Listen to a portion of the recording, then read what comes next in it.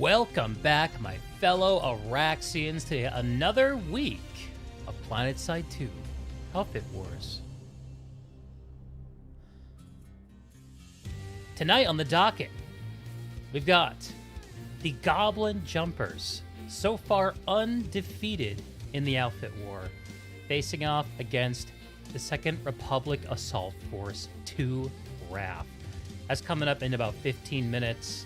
And about an hour after that match ends, 30 minutes to an hour, we'll be seeing the Vanu Sovereignty Cats face off against Recursion.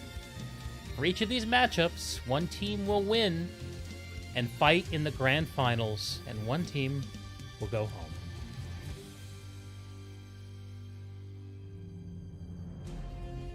I'm Deeg. We're here on the Nexus Glacier subcontinent of PlanetSide 2.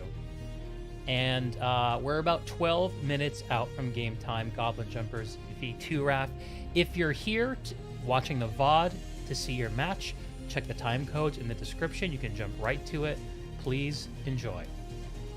For everyone else, we've got a little bit of time to hang out. What's up? Tell me your predictions. What's on your mind? What you're watching out for?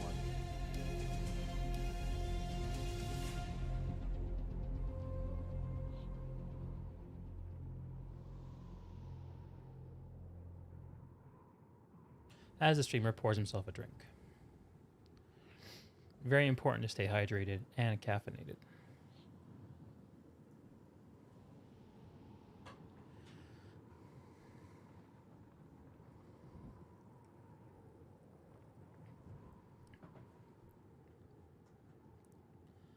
All right. I think everything's all set here. Yeah. Great. So for anyone who hasn't seen it, let's do a brief recap of the Nexus. What it is, why we're here, and what all the fuss is about. Here is the Nexus. As you can see, there are warp gates diametrically opposed in the northeast and southwest. And each of these teams facing off 1v1s, bringing a platoon strength 48 players to try to control this continent first, or to be in position of most of the territory when the match ends after 45 minutes. Each team begins with 3 home territories. For Alpha, it's Argent Pass, Nexus Alpha, and Nexus Secure Substation. For Omega, it's Slate Canyon, Nexus Omega, and Hydroponics Compound. The home sides of the continent are mirrors of each other. Slate Canyon mirrors Argent, Nexus Secure mirrors Hydroponics, and the Nexus's Alpha and Omega mirror each other. Any team capturing the enemy's Nexus base automatically wins the match and receives the remainder of points. Points, as of this point in the tournament, serve no purpose. They're just for bragging rights. Up till now, they've helped us determine matchups and seeding. This being the quarterfinals, if you win, you fight in the championship match, and if you lose, you don't. So that's pretty simple. It's pretty simple. What is the win condition? Well, either warp gate your enemy by capturing their Nexus, or finish the match with the majority of territory. There being 9 bases, that means 5 or more will get you the W. Now, PlanetSide 2 is a territory game. But one of the things you hear people constantly reference is the lattice. What is the lattice? Well, the lattice is an invisible force that binds all living things, at least on our axis. And it connects Nexus Secure Substation to Arazek Satcom Hub. How is that? Well, if you own Nexus Secure Substation, if it is your base, and the enemy is not currently trying to capture it, then you can try to capture Arazek Satcom Hub, and so on. Lattices establish a line of battle between these two teams, and they're going to determine a tremendous amount about how this match unfolds. At Slate Canyon, as an example, it connects to Bitter Gorge Garrison. Bitter Gorge connects to both Granite Head and Argent Pass. These middle bases are pretty interesting, and if I tell you about them, it'll explain a little bit about why the Nexus Season of Outfit Wars has been a little more snowbally than perhaps many of us might have hoped. These bases in the middle of the continent, I'm flying over Granite Head as we speak. You can see there's a point here in the powerhouse, one in the triple stack, and one underground. These bases take about a minute and a half to capture if you have all 3 points. They're very fast. That means any team with an advantage can turn that advantage into territory very quickly. Now, whoever gets the advantage at the start will gain lattice connections to their enemy's home bases. Argent Pass is one of these. Bye-bye, Bitter Gorge. We hardly knew you. Argent Pass, as you can see, is a single-point base. All of the bases on the home row are single-point bases. Argent Pass and, what's on the other side here? Nexus Secure are single-point bases that take about 4.5 minutes to capture. So what that means is once the attacking force gets established here, even if you as a defender manage to push someone out of Nexus Secure or Argent Pass, you've got to sit on your thumbs for 1, 2, 3, maybe 4 minutes before you can even make a move and turn your success into forward momentum. So it's much easier to create forward momentum by capturing the middle bases in the opener than by recapturing your home bases after losing the opener. So the opener becomes very, very important. Of course, Nexus base is the exception to all the rules. It is a single point base like the others. And in the initial iterations of Nexus, it looked slightly different. But this is what it looks like now. You can see this is an infantry-only point with doors on all of the corners where you're going to see people trying to get in, either defenders trying to push out an attacking force or attackers trying to push out a defending force, and a very exposed spawn room to the air. Interesting thing about this base is, of course, if you capture it, you win the match. And if you defend it, because it's a 7-minute capture timer, again, this is just continuing a theme from Argent Pass and Nexus Secure. You could be sitting on your thumbs for more than 5 minutes before you can turn a successful defense of the Nexus into an attack on Argent Pass or Nexus Secure Substation.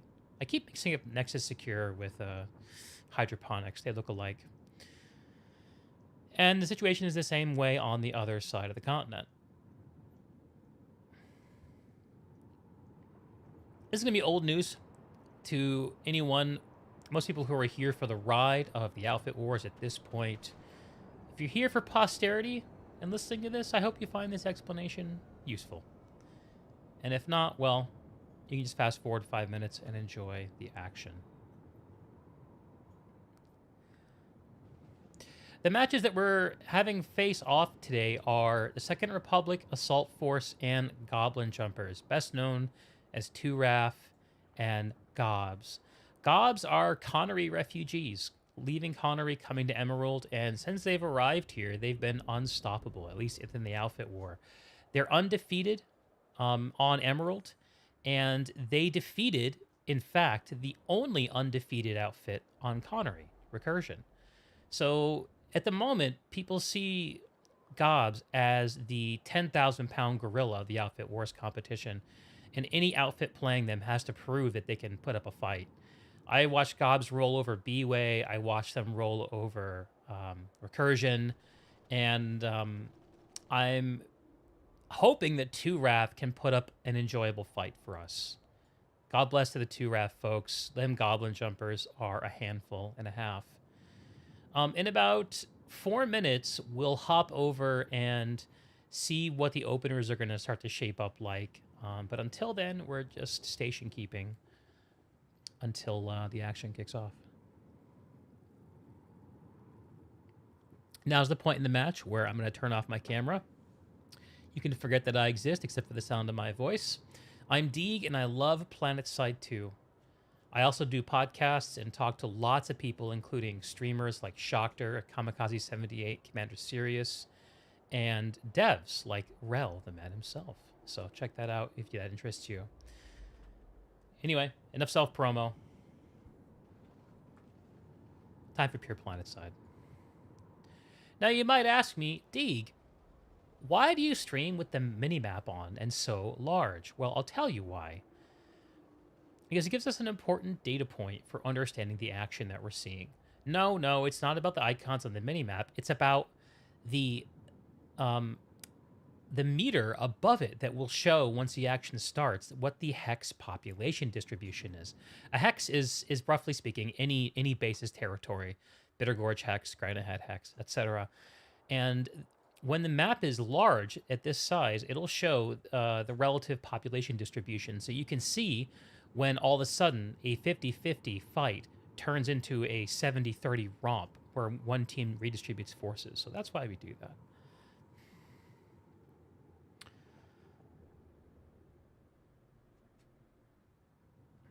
If you love Outfit Wars, then there's more Planetside to come after this match. After 2RAF and GOBS, if the match wraps quickly, we'll be doing interviews with leaders from both teams.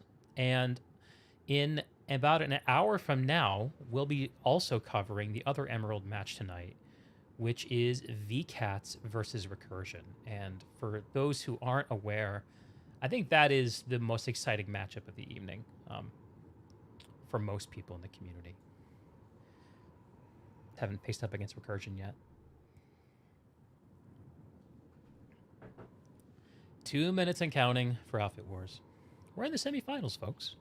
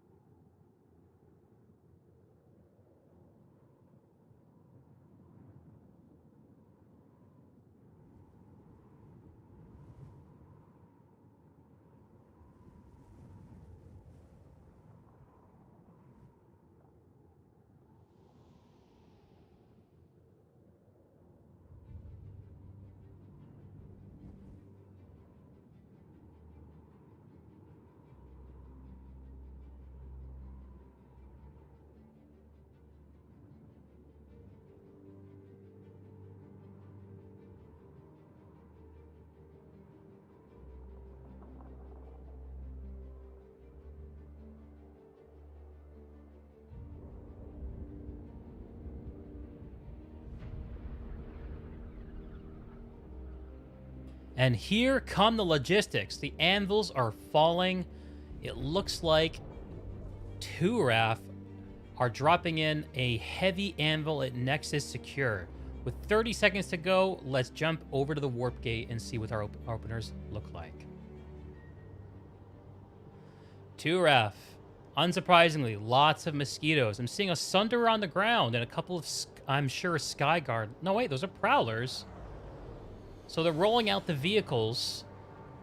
Galaxy's on the back line. And let's go over to GOBS as the match begins. Oh, look at all that heavy air. And we're off. Goblin Jumpers versus 2nd Republic Assault Force. Emerald semifinals. Planetside 2 Outfit Wars.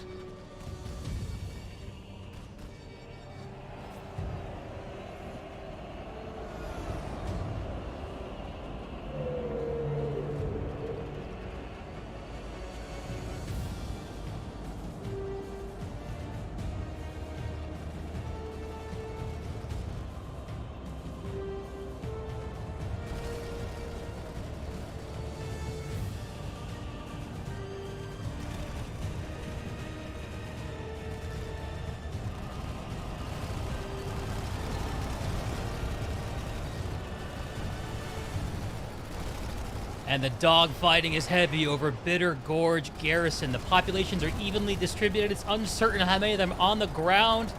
This air fight is intense. 2RAF making a bid for aerial superiority on the Nexus.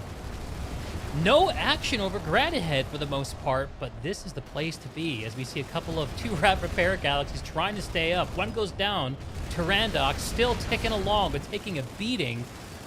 The GOBS repair galaxy waiting in the wings to keep its air force up, and the 2RAF gal goes down.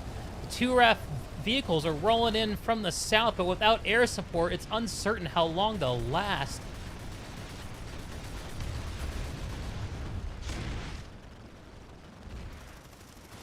And the fight is starting on the actual the ground of Bitterforge here.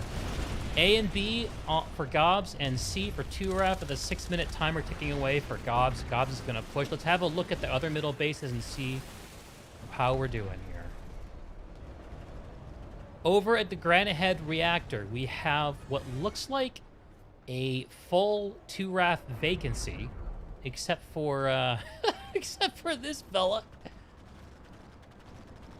Slap 144 hertz. Good luck, bro. GOBS are basically ghost capping at. And having a look at Arizek, where we're also seeing 0 action. Arizek, the mini-tech plant of the Nexus, being totally ignored by both teams in the opener, as the action remains thick over Bitter Gorge. Oh, 2RAF with the Skyguard up in the mountains. Oh, that's beautiful. But GOBS playing conservatively with their air.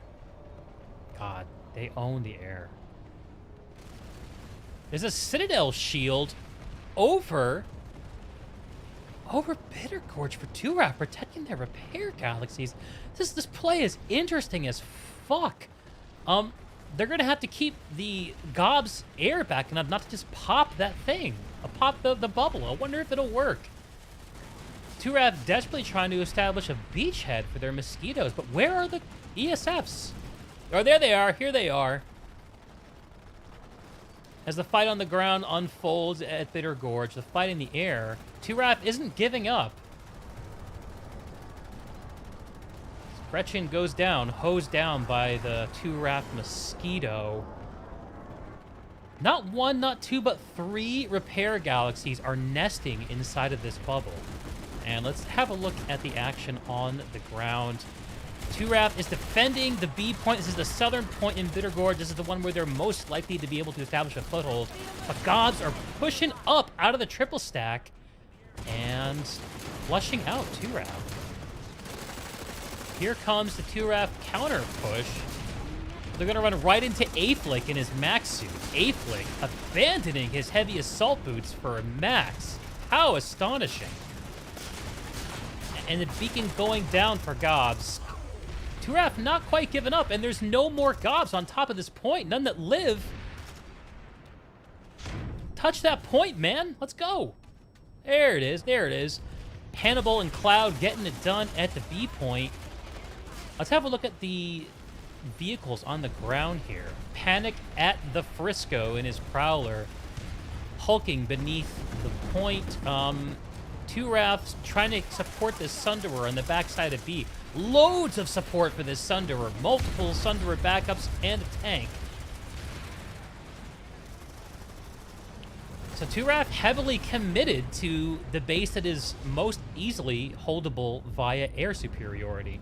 The 2RAF orbital strike going off to make way for a push onto the A point. B point is faltering in the meantime. It's a brawl here at the B point.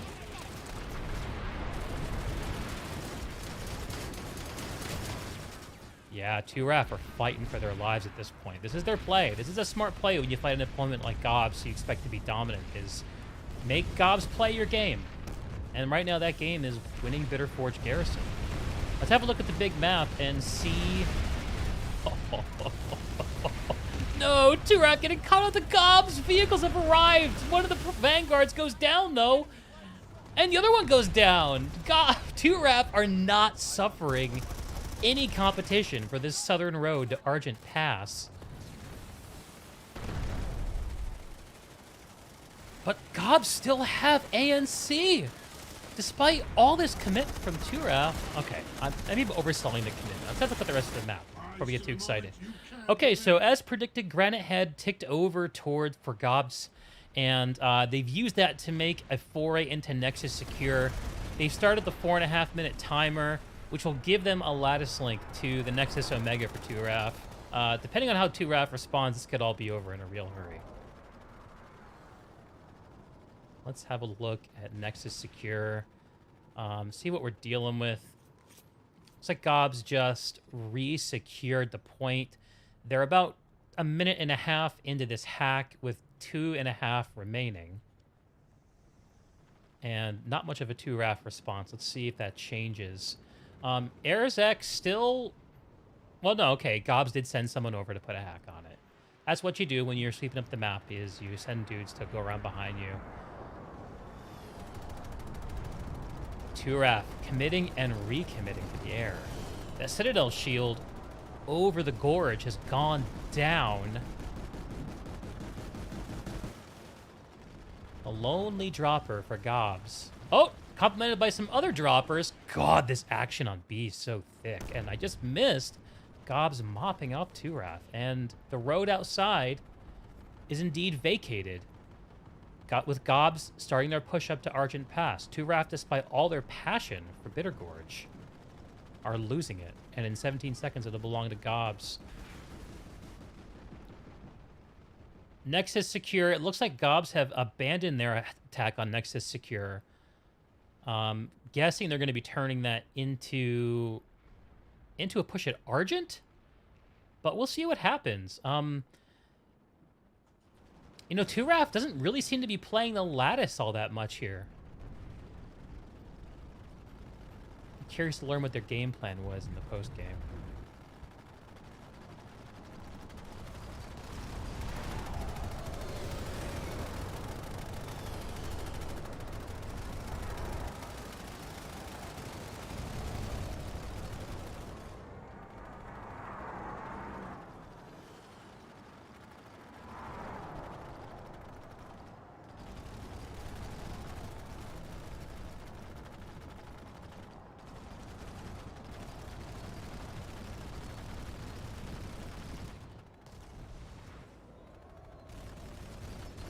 GOBS winning the air game over Bitter Gorge once again. Nexus, we're seeing GOBS population swell again. The hack goes on at Argent as anticipated. And Argent is a double stack, which is quite holdable by the defending force. 2-RAF has armor on the road, but no infantry on the ground near the point. If you can control the road here, it's a lot easier to get established with a close spawn point. 2-RAF trying to deny that, or perhaps just fragging out. And I'm seeing some 2-RAF names below the point. They might have a spawn point down there. I'd be contesting 2-RAFs. Sorry, GOBS. Nope, GOBS are the ones with the spawn point and in control of the base and double stacked as well. Seeing some 2-RAF spawners. Spawning in this base is usually a bad time because of the dominance of air to ground, and GOBS are winning this air game, despite everything 2-RAF can do to stop it. So, not expecting too much out of the spawn room spawners here at Argent. Let's go over to Nexus Secure and see how GOBS takeover of the Nexus is proceeding. 2-RAF are defending this point proactively. GOBS don't have any time on a hack, which means 2-RAF is retaining a lattice connection to both Arizek Satcom Hub and the Granite Head Reactor. GOBS falling back. They must have lost the lattice. Oh! Why can't they hack it? They have Granite Head. What's going on? Let's check it out. So Arizek. We have 2-RAF making a counter hack, 2-RAF playing the lattice. Let's go. Granite Head Reactor. The map told us there's nothing going on here, but the map lied to us. 2-RAF does have a presence here. They're worrying away at this. They have the A point, underground point. They also have established a Sunderer over here next to the triple stack. And Slap, once again, making himself a problem at Granite Head. GOBS re-flipping it at A, and as soon as they can mop up here at Granite Head, they can push on to Nexus Secure. They only need either Arizek or Granite Head unmolested in order to go to Nexus Secure. 2-RAF with a Sunderer at the B point. Completely abandoned. Aerodoth, I'm guessing, is the one who pulled it. Fight harder. With 33 minutes left in this match, we seem to be rolling our way towards a GOBS warp gate as I think 100% of GOBS matches have proceeded so far. A minute and a half. GOBS can just totally ignore this top point and let 2RAF worry at it.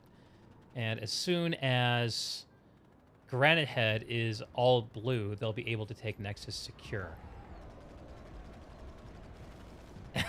But they're not letting that happen.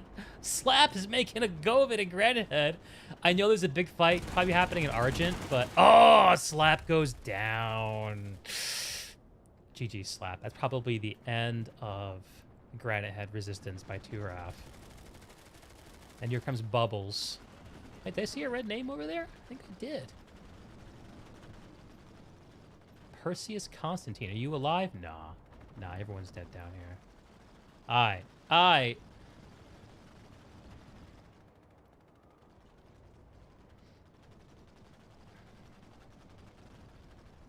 And in seconds, we should start seeing a hack for GOBS on Nexus Secure. And there it is. Right on time.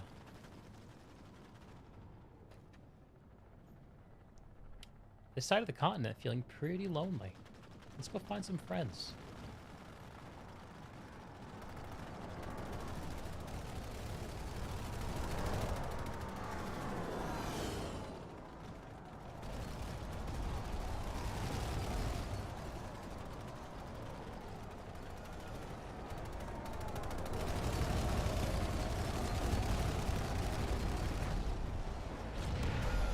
Reavers. Taking control of the skies. All right, an Argent hold. 30 seconds for GOBS, and it looks like 2RAF are just harassing out of the spawn room. That means it's 30 seconds until GOBS has a clear lattice path towards the Nexus Omega. Let's see what 2RAF are going to do to prevent that from happening. Forgotten Mistakes with his lightning south of Argent. Turrets manned by Spazic in the north. On the top of the base. Don't imagine it'll be enough. Let's see what else 2RAF has going on here at Nexus. They've got about half a squad set up here inside the point room, and a Sunderer, it looks like, deployed on the warp gate side on top of the base. 1, 2, count 2 maxes. Getting those maxes back in is going to be very easy with this Sunderer where it is. Where is it? Here it is. Very exposed, though. 2RAF going to be very careful to keep that out of GOBS' wherewithal.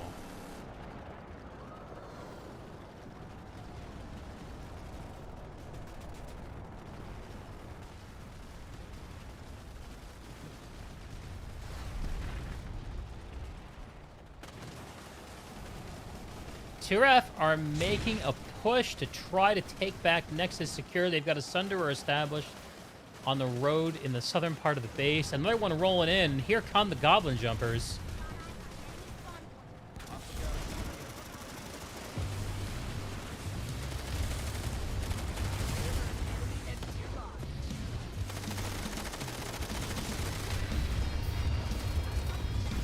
And there goes the spawn point. Here comes a 2RAF push. C4's going off. Oh, they got both maxes. The GOBS orbital not even necessary. Here comes the res grenade for 2RAF. No, not before the orbital. You're supposed to wait. And they all go boom.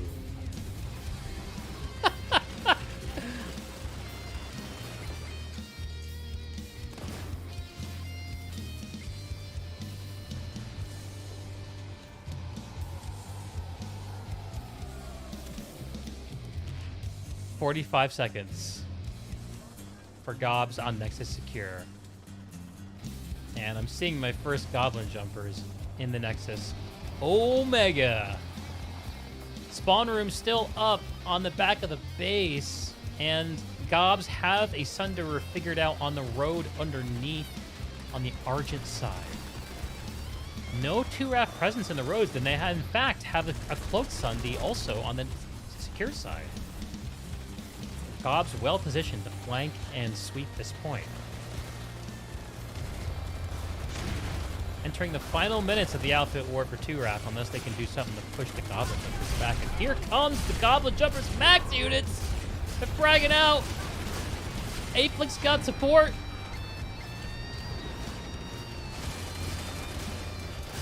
Here comes the C4! It's not gonna go off! Insane Mave, you tried!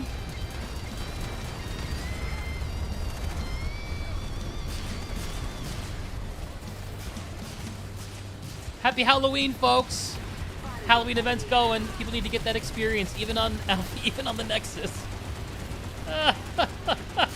GOBS, so still no contact on the Nexus Omega Point. Plenty of time to figure it out, though, with 27 minutes left. And this baby gate is getting hopped over by the GOBS. Here they come.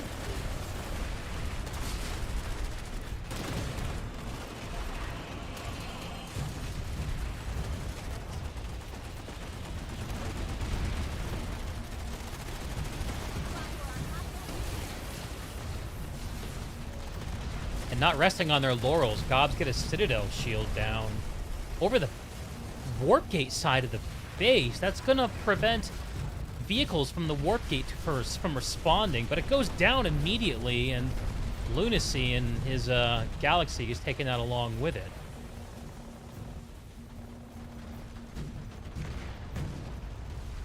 And the 2RAF are responding, flooding out of the spawn room and pushing up on this door. This is typically a death sentence. Let's see if they can make it work. There's a lot of red on this screen. Not as many maxes as you might hope for. I see 1, 2, only 2, one at each door. And GOBS are hanging back, trying to win outnumbered here at these doorways.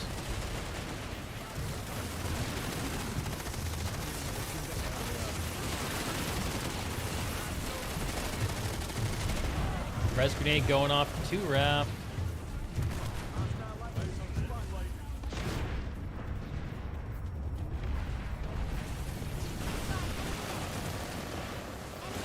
GOBS with the with the tank up on the point. Because why not? Why not? All right, let's see how 2RAF are responding. So we see some people still struggling out of the spawn room. It's really no way to take the base. You've got to figure out another spawn point, another way in, if you're really going to make a serious counter push here. That might not be what their goal is. But here we see a Sunderer, as wished for, rolling into the bottom of the base, the road underneath. That Sunderer is going to get taken out by tank mines and followed up by It's Just Delta and his Vanguard, who is also going to take out these other Sunderer in just a moment, I'm sure. They're both smoking. And all that armor not successful in getting a spawn point up or in taking out any of the GOBS spawn points. It's Tom is the last shot. Here's Kaya, who we'll be talking to in the post-game interview. If he's up for it, of course. Stay tuned for that, if you like hearing the breakdown from the people who made it all happen.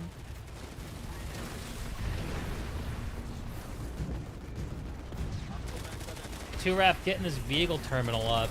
To what effect is the real question. If GOBS keep a few dudes below this base, there's not much hope for any vehicle getting pulled to actually live long enough to do much. 4 minutes left on the cap for Nexus Omega. Goblin Jumpers. All right, 2RAF, what have you got for us? Show us something. Another spawn point is rolling in from the warp gate. Purple Tentacle getting his bus up and proactively going after Delta and his Vanguard. Gotta protect that spawn point. Look at the size of that cannon, man. We compensating for something? Holy shit. And Delta's Vanguard is on fire, but 2RAF, oh, here they come. They understand that the only way to keep this is to take control of the road. They're trying to do it on their feet, which is a little bit of a David and Goliath situation. Let's see if Goliath can take out all the little Davids coming for him. Valhalla giving Delta a little bit of support. And there's a Goblin Jumper's orbital, which is going to destroy the spawn point. Ugh, 3 minutes left for 2Raf. You gotta figure something else out.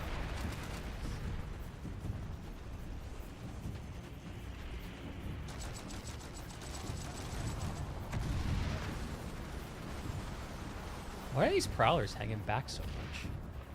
Must be a good reason. And GOBS are taking their control of the base to shout to the perimeter. We have a couple of 2Raf Valkyries trying to cause trouble and dropping some dudes between the point and the spawn room. I'm not sure what they're trying to do there. They do have a bunch of dead bodies here under this mini shield. That's not going to do them very good. No res grenade green.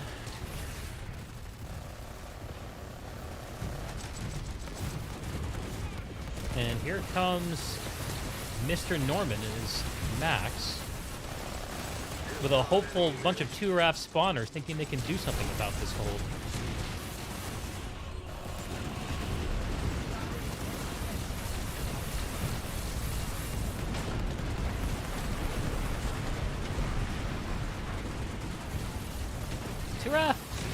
Staying in the skies, recommitting these resources to getting people in the air. A couple of Valkyries hanging back here. Guessing ready for people to load up at them. Minute 30 on the hack. And the win condition for Goblin Jumpers. They're swarming over the top of this base.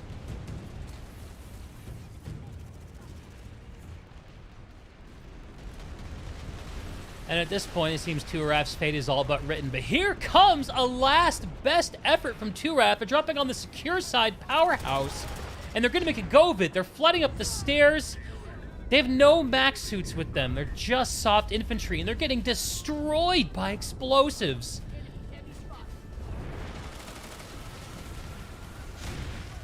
Oh, the res grenades are going up. They're trying to stay up, hoping they can catch GOBS unaware.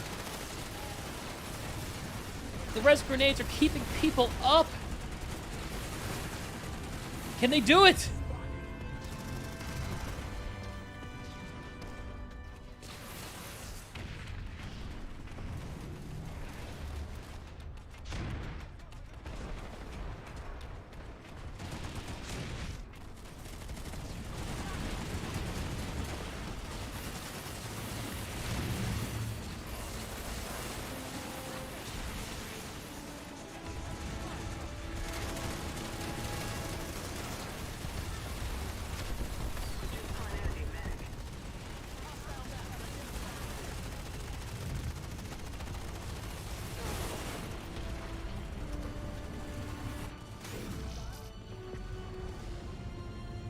Goblin Jumpers are victorious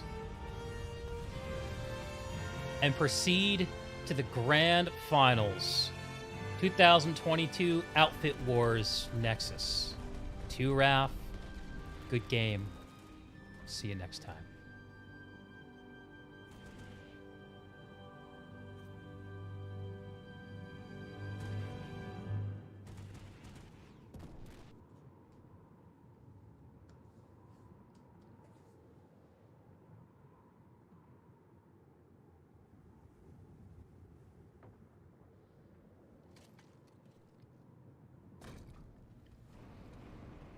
Well, well.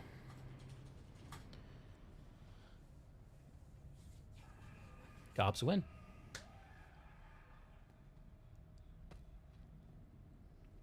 And it's no great surprise.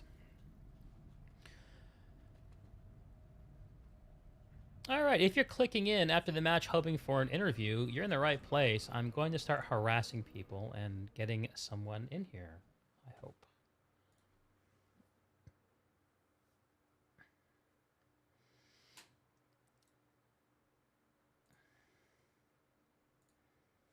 We've got still almost 45 minutes until the next match. So, yeah, we can get these interviews done now.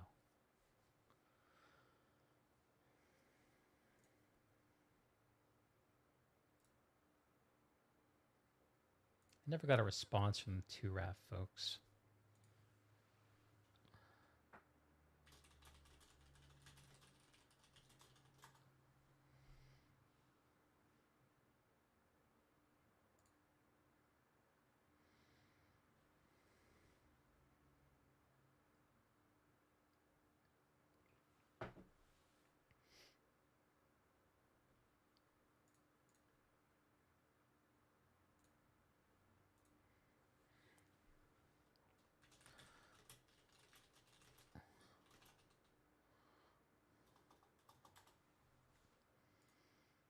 Oh, and Jim from GOBS is here already. Let's just pull him in. Let's pull him in. Jim, you're live on the cast. Hey, What's up, brother? Congrats. hey, I'm Jim. I'm Frog Mike. I'm the leader of GOB. Nice to meet you. Fancy meeting you Yeah, here. thank you. yeah, yeah. What's up? What do you want to talk about with the badge? Hang on. Sorry. I'm also okay. I was seeing if someone from 2RAF could jump in, but it looks like they have other engagements. But yeah, so another warp gate for GOBS. Any surprises from this match? They did a pretty good job of backcapping us for a while. That Yeah, I was saw something that. that kind of impressed me. I wasn't sure how they were doing it because we couldn't find any of their spawns. And there was no random beacons we could find. So I'm not sure how they did that, but that was pretty cool. That was pretty effective. That actually probably delayed us from warp gating them for a couple minutes. Mm-hmm. Yeah, I noticed that they were harassing y'all at first Airzek and then Granite Head to prevent you from getting Yeah, the they were Nexus pretty good hack. at that. I Yeah. mean, they definitely did better than I like. Um, I'd say, obviously besides like B-Way and Recursion, they're probably the toughest team yet. Cool. That's high praise. Good GG 2RAF. What else stood out to you about the 2RAF folks today? Any fun plays or kudos to give? Well, I mean, I thought we were supposed to knife fight Eh. if it became evident, so I charged their spawn room a few times with my knife out, but they just kept shooting me. So I guess just we weren't on the same page. I see. I see. The social contract was not clear, it seems. Yeah, which is kind of weird because they're the ones who reached out about it. Huh, interesting. Maybe it was all Yeah, part of a deceit, a you know? Maybe it plan. was trying to Yeah, gain an deception. advantage. Maybe the thought Yeah, is if we can just get GOBS to only use knives, then maybe we have a chance. maybe. I mean, that could have worked, but I tried getting my group to do the knife only thing, and they just called me stupid. So I was the only one who did Fucking owned. it. That's hilarious. Okay, so what about on the GOBS side? Who kicked ass today? uh, I mean, it's hard to do any like individual shoutouts Yeah, because yeah. it was kind of a short match. Mm. Well, how about this? What worked for y'all? We pretty much did the exact same thing we've been doing. Like literally the exact same strategy we've done every game so far. Uh huh. So I'm pretty sure 2RAF had a pretty good idea what we are gonna do. But I mean, there's only so much knowing what your enemy is gonna do that can help you. You know, like Yeah. I mean, we'll probably do it again. I mean, it just seems like the best strategy is like prioritize one base, slow cap the other one for the opener, back Yeah. cap. Like it's pretty much just how you play planet side. Yeah, it's a little Uh, unsurprising in some ways, right? yeah, I mean, you do the same thing. You back cap, set up spawns, set up logistics, rotate when it best suits you. Uh, call out their drops, push them. A lot of people, for some reason, on Emerald, I noticed, don't really expect you to push their drops. Hmm. They kind of expect you just to point hold and let their drop, kind of collect and group up, and then they push you.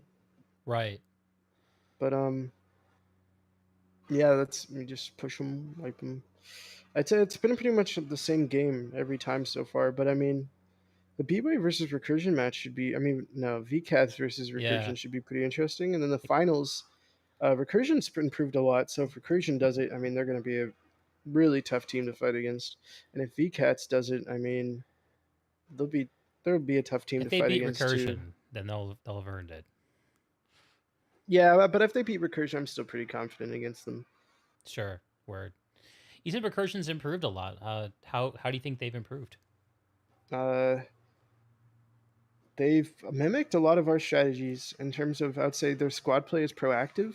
I'm Hmm. not sure if it has anything to do with return of Therum to their Mm-hmm. squad Mm-hmm. play, but they went from playing a more conservative style to a more like aggressive, pressure heavy style where you don't really give the enemy a chance to do what they want to do. You're kind of in their Mm-hmm. face for as long as possible, Mm-hmm. and the idea being that you're buying as much time as possible before you actually have to deal with the the point competitive planet side resonate battle.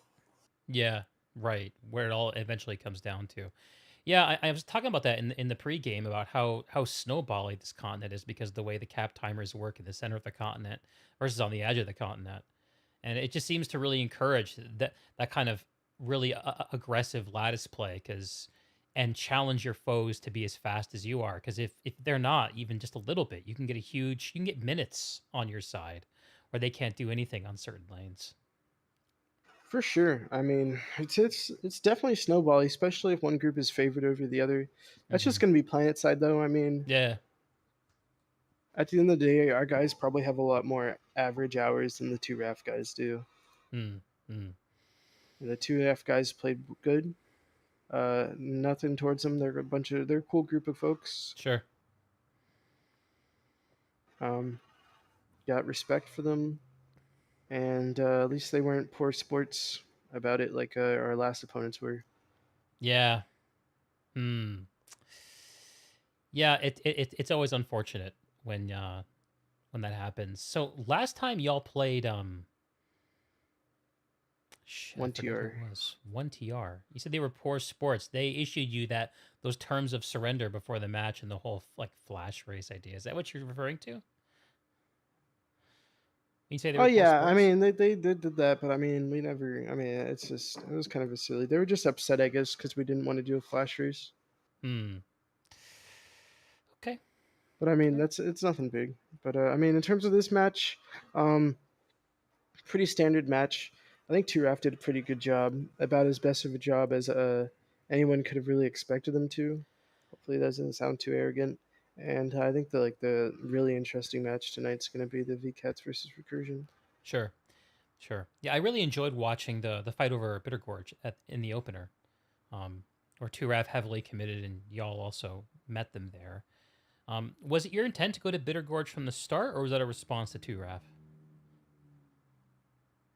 Uh, I mean, I guess the idea is if they want to give us a base for free, we'll take it. But Yeah. if they want to contest the base, we'll send more of our forces there and then just take the other base for free. It's just taken for granted that like two squads of our infantry can probably, if not like hold back, just delay their Mm-hmm. squads. Mm-hmm. You know, uh, like three or four of their squads, Mm-hmm. and that's something we can't really do against like B-Way. I mean recursion or VCats. Uh, because So the, I the guess we'll the have to switch it Imbricio up. gap is a little more narrow there. Is that why? Yeah, yeah. I mean B-Way. I keep saying that VCats and recursion Uh. definitely higher skill level. Mm, A lot of recursion has a ton of experience fighting us. I mean, mm-hmm. we used to go back and forth all the time on Connery, so we're not going to be able to abuse that as much. Got it. Got it. Yeah. Well, you have an advantage. You use it. So totally understood there. What did you think of the? Did you see the Citadel Shield play that Turaf made at Bitter Gorge, where they protected some of their repair galaxies on the western side of the gorge? No, I didn't. It was interesting. I'd be curious if you watch the replay to hear what you think. I think that they were trying to establish a sort of a forward beachhead over Bitter Gorge for their mosquitoes. I don't think the bubble lasted very long, but it was the first time I'd seen a play like that. That was I interesting. mean, a play like that. I mean, the most it's going to do is keep your air alive a little bit longer, but then you lose. There's no point in doing something like that because then what's the utility of your air Hmm. if it's not helping your ground play at all, right? So Sure, if the effect is, if your air is still alive and like your infantry is getting ground pounded, what's the difference between your air being alive and your air being dead? sure, yeah, Like, You have to be able to turn success in one domain into success in the other domains and yeah. So I interfere and mean, captures you points. might be keeping your air alive, but it doesn't really matter. Yeah, yeah, interesting. Okay, okay, man. Well, we're all excited for the Recursion VCats match, like you mentioned. Jim, I'm sure we'll talk again next week. Any other thoughts? Winning the semifinals for Emerald. Nope. I mean, in terms of the Recursion VCats match, I think Recursion is favored. Um, just with how ringer focused VCats is, I expect to see 75 to like 90% of the roster being ringers. Um, I don't imagine they're going to have the infantry cohesion to compete against the level of recursion we've seen in the last match. Yeah, interesting, interesting. Well, we'll find out, and I'm excited to watch. And that match starts in about 20 some odd minutes. So, Jim, I'm gonna let you go. Enjoy the rest of this weekend and your win. And GG, man. GG, thanks for having me. Everyone. Take care, brother. Good game to the Goblin Jumpers, and GG to 2RAF. If you're in 2RAF and you want to say hello to me, drop me a line. Join my Discord, jump into call-in channel. We got a few minutes. I'd love to hear your take on it, even if you're not a platoon lead. If not, let's see. We actually have just under 2 minutes before we can get into before the Nexus opens for VCAT's recursion. I think I may use that time to take a little streamer bathroom break. In the meanwhile, enjoy this beautiful view of the Halloween sanctuary.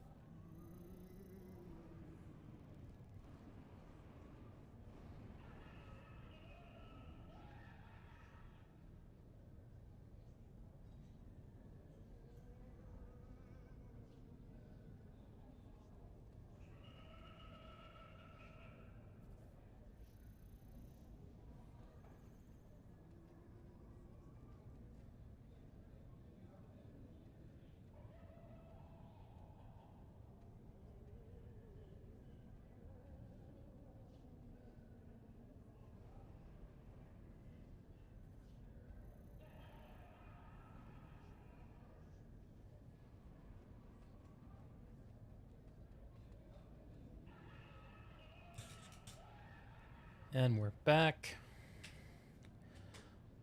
The match for Recursion VCAT should be getting into warm-up. Let's go ahead and hop in.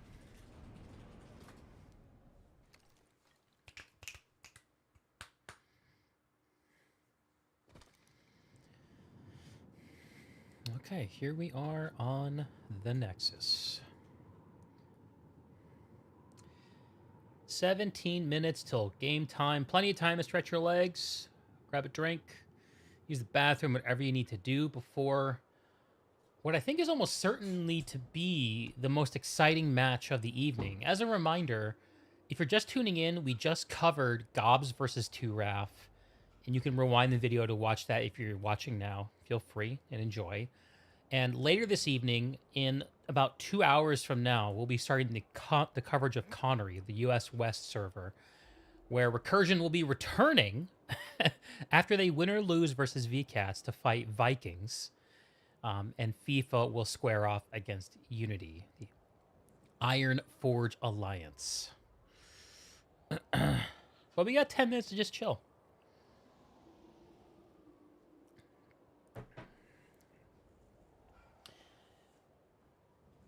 I got 10 minutes to just chill.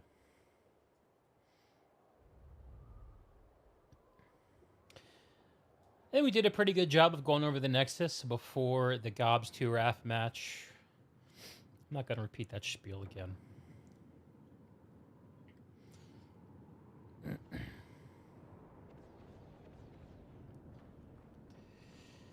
So VCATs 2RAF, I mean, not 2RAF, VCATs and Recursion. Recursion are sort of a planet-side institution, you know? They've been around forever.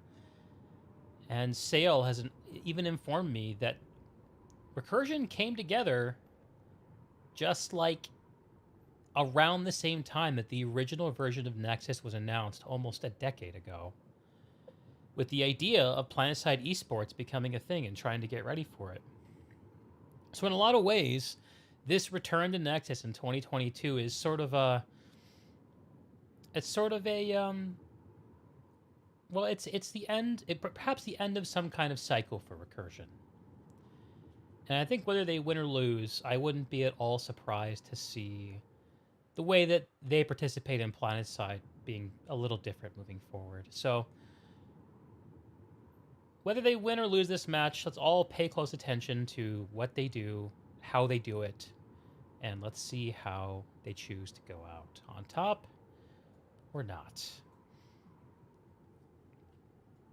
I personally would love to see a Recursion GOBS rematch because, as a reminder to folks, Recursion will only have one loss in the preseason qualifiers for the next season of Outfit Wars, and that was to GOBS. And GOBS, I cast that match. It was one-sided.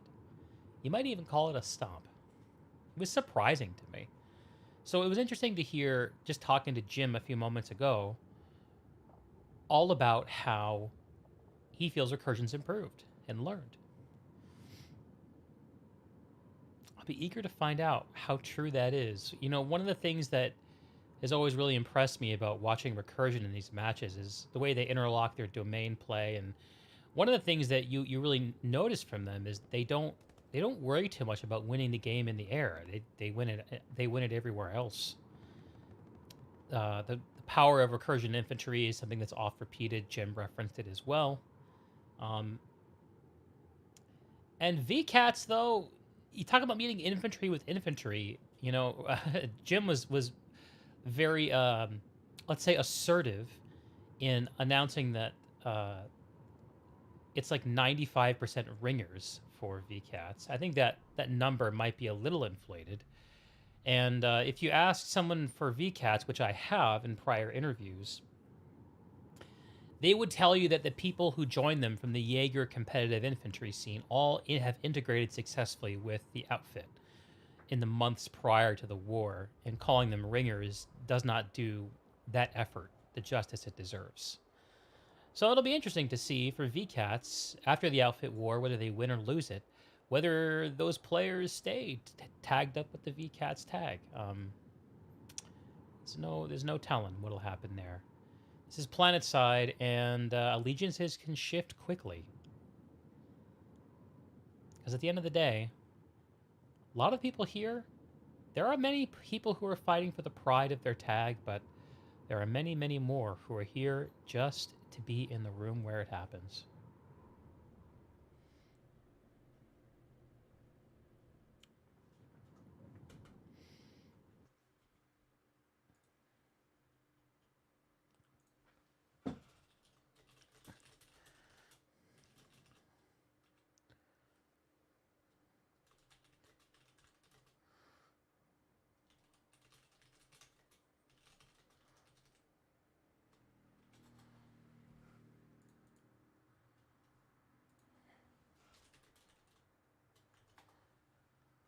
How much time do we have left?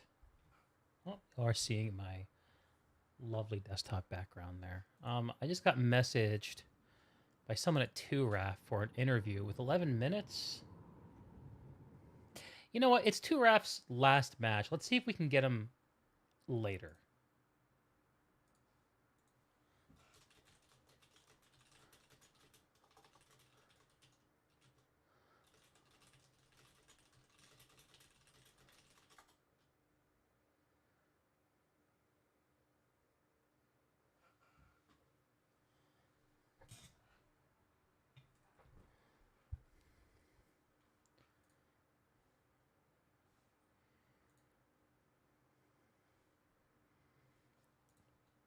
Let's see if that works. If not, we can squeeze in a quick word, potentially. Cool. Looks like that'll work. I don't like to rush interviews. Someone like Jim, man, a few words. He's easy to squeeze in. God bless him. But ain't all God's children created the same.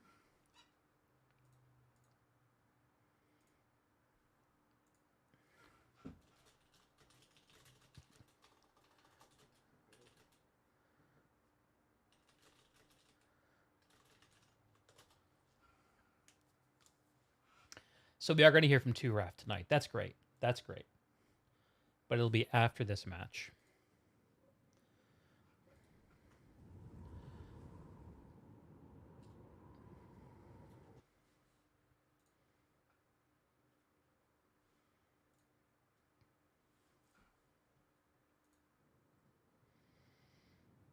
And I still have Discord overlay on. Turn that thing off. You know, I've heard from more than one outfit that they were really, you know, I had this funny interaction last weekend where I was going around, you know, in order to get interviews lined up, you really have to coordinate them ahead of time. So I was proactively reaching out to these outfits and saying, hey, I'm going to cast your match. I'd love to interview one of your leaders afterwards. Can you help me set something up? So I was doing that, and I accidentally DM'd the wrong person. I think I DM'd someone from, I think, RCN6. I can't remember exactly who it was or what their allegiance was. That feels right to me, though. In any case, I DM'd someone who actually had been knocked out of the outfit war during the qualifiers and didn't make it into the playoffs. And he told me that I freaked him the hell out. He told me that when I asked him for an interview, he almost had a heart attack and was like, did I forget about having an Outfit Wars match tonight? Anyway. I feel bad for him. So I think a lot of people are very much looking forward to the Outfit War being done. I wonder what people will think of this competition after it's concluded. You know, I really have enjoyed casting it so much. I didn't have the privilege of casting on Desolation. I hope that privilege comes around again at some point. I've been chatting with all the different people playing in this outfit war. You know, almost everyone has said that they appreciate the one-on-one nature of it and how it's nice to know who won. Nice to know who won at the end of the day.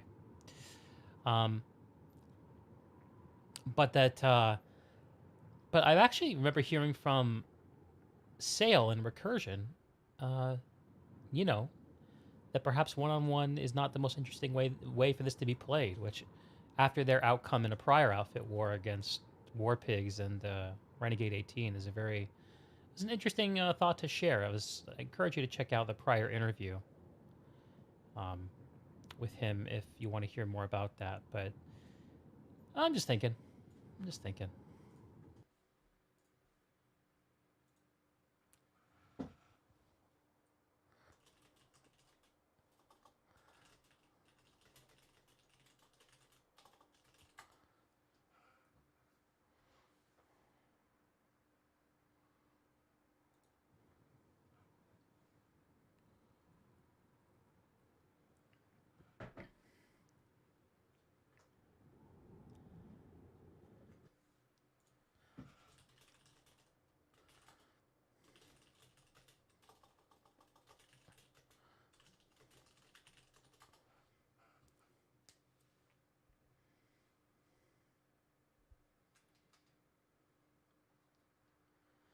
And the streamer's going to take a call from his wife in the moments leading up to this match. So permit me just a moment, folks.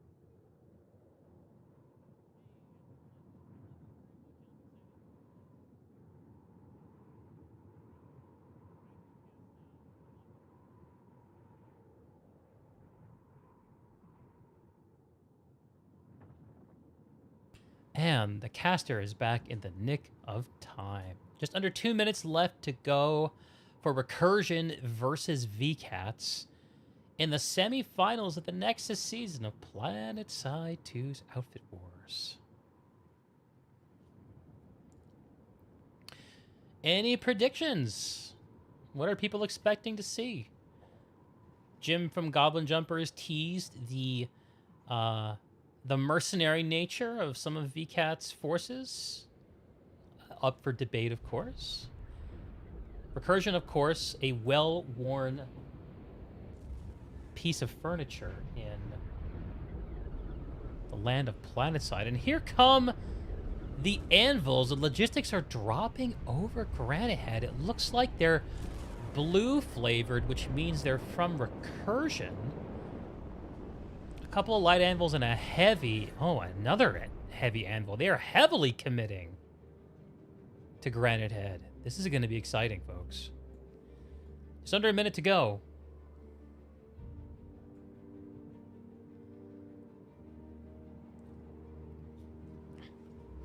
I think the anvil play before the matches is very cool. Okay, 30 seconds to game time. Let's peek at these warp gates. For VKats, I'm seeing 3 galaxies and a squad and a half of scythes milling around. Maybe 2 squads. Let's go to blue and enjoy the opener. A steel rain is falling, and the match has begun. Recursion versus VKats. Emerald, PlanetSide 2 Outfit Wars semifinals. Recursion is following up their anvils over Granite Head with a steel rain. And here come VKat's sides to do something about it.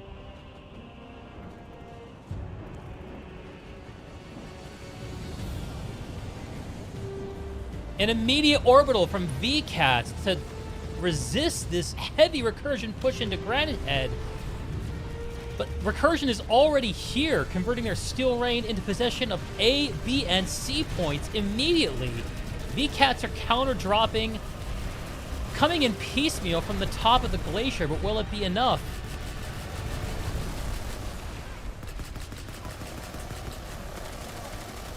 Recursion with the maxes on point, 3 of them peeking out of the top of this triple stack and resisting the VKats max.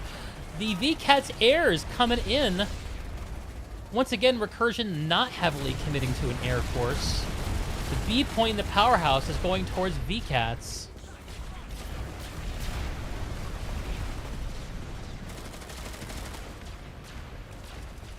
But quickly reclaimed by Recursion.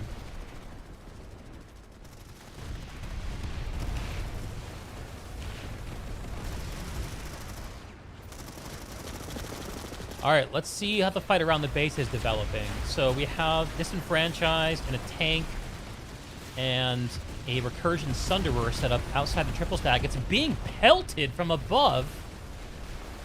VKats own the skies above Granite Head, but can they convert that into something? A minute left for Recursion to take what many see as the most important base on the Nexus, as the air for VKats just chills. Let's have a look at Bitter Gorge, where Recursion is... Oh, I saw a Recursion name. Huh. Well, there's a Recursion Infiltrator just chilling at the A point, but not touching it. There must be some good reason why they're not just getting this going, hoping to get the VKats to commit everything to Granite Head. Here come the Mag Riders. Voland and P-Funk Power. Oh my god, it's an entire fucking half squad of Mag Riders. They're gonna destroy the Recursion Sunderer. I don't know if these Mags are gonna have enough to do here. They're gonna take out the Sunderer and then what? VKat's heavily committing to armor here in the opener. And Recursion sitting on this point. Here comes a VKTZ push on the powerhouse.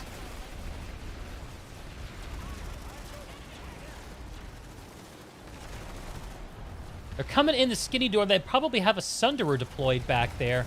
As it goes towards Recursion, they capture the first base, going up 4-3. As a reminder, you have to finish this match with 5 bases or more to win a simple majority. The VKTZ Sunderer on fire as Recursion pushes out of the powerhouse and destroys the spawn point. VKTZ are still here. Their Mag Riders are pushing up towards the triple stack, but they don't have a spawn.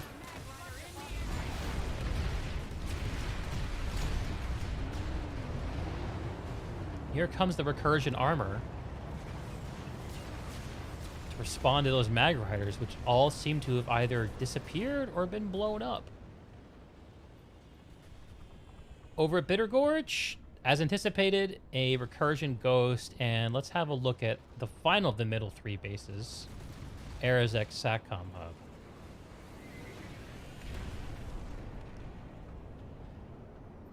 It's like Arazek is confidently in control of the VKTZ. They've taken what's left. So losing Granite Head, not making a play for Bitter Gorge. Arazek leaves them with lattice connections only to Nexus Secure and Hydroponics, whereas Granite Head offers connections both to Arazek Satcom Hub, Bitter Gorge Garrison, and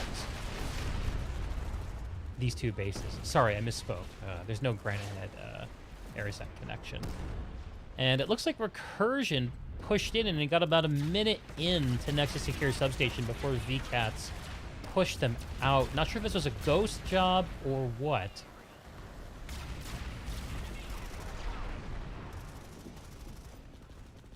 Recursion has a spawn point here on the Nexus side of the substation, and the VKTZ sides are onto it, but a couple of anti-air maxes just chilling outside the Sunderer, defending it from the VKTZ air.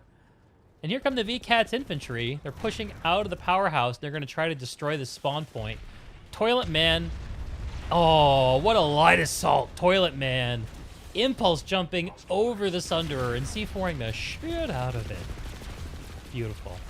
Beautiful. All right, so VKTZ re-secure Nexus Secure Substation. Let's see if Recursion can parlay that commitment to their backline in their favor. Looking over at Arazek, where there's a small skirmish going on at the top of the point. Looks like yeah, and here comes Leandra, looking a little outnumbered for Recursion.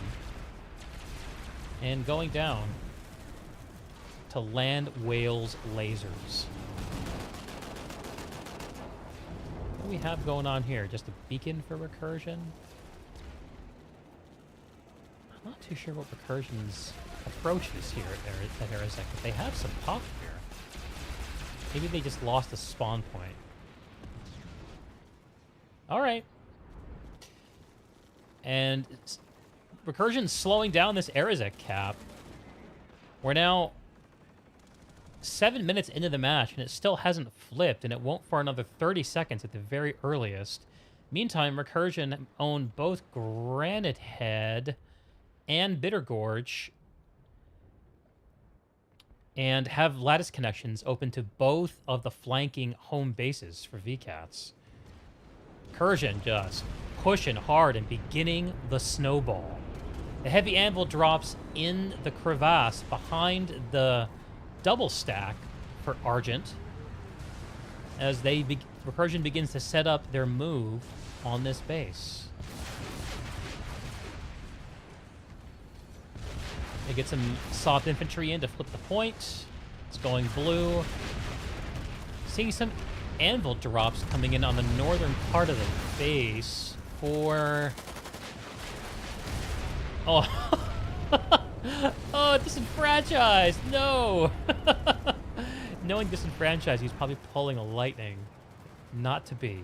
Not to be.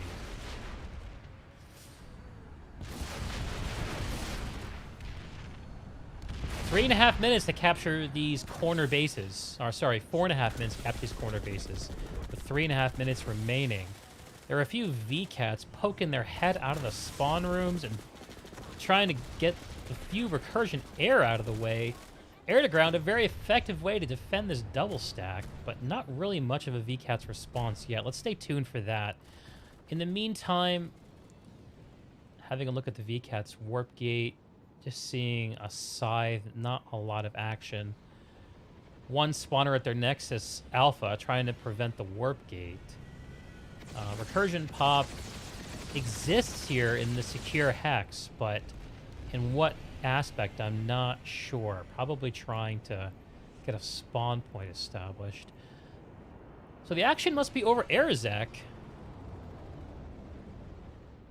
which is now under the control of the VCATs, which gives them access to Hydroponics compound where they're making a play.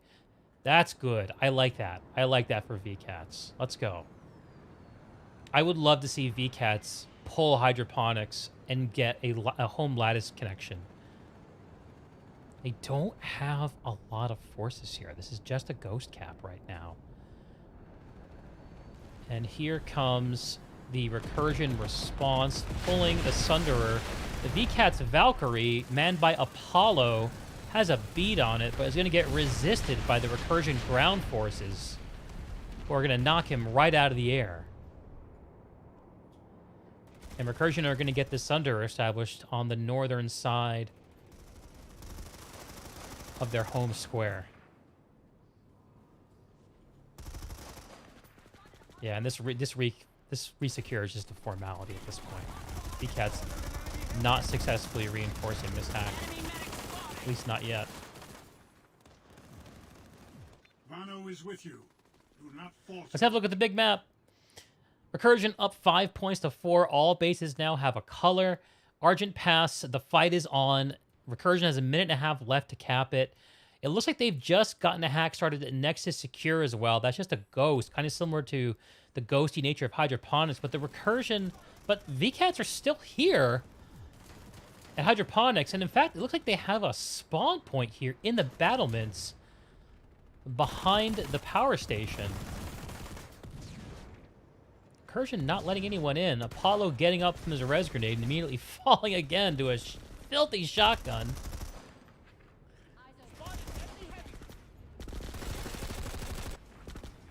Okay. All right. All right, what's the next play? So 10 seconds for Recursion to resecure next to Hydroponics.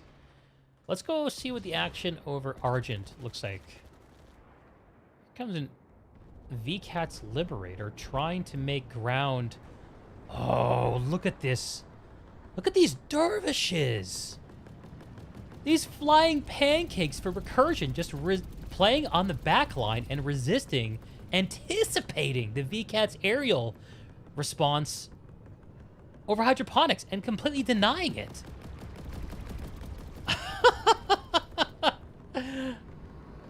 Shout out to my fellow robot men.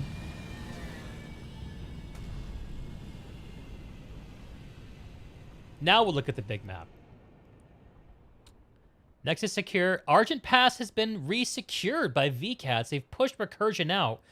Missed a pretty good point retake, I'm sure, on that. Let's have a look at Nexus secure, where VCATs' Liberators have retreated. Recursion currently have the point, but VCATs have everything else. You are better than this. See if the VCATs can push him off. Once again.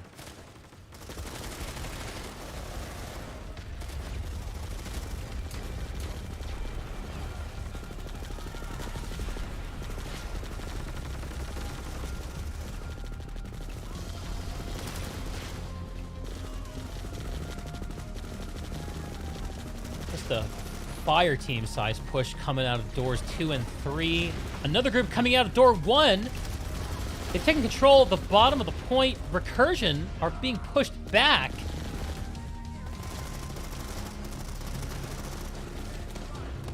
Still a few Recursion up. The res grenade goes off for Recursion.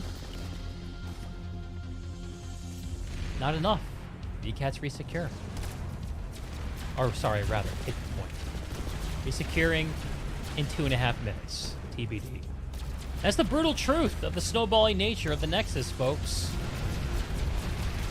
Even if you retake these points, you can't use the lattice connection for another 2+ minutes. And Recursion is not letting this sit. They're counter-dropping. They're gonna get pelted by the size of the VCATs. But the res grenade goes off, and they're getting into the server room. A small half-squad size force of Recursion. Let's see if they can use this to build something. VCATs are counter-flanking, pushing in from the back. This is a rough spot for these folks.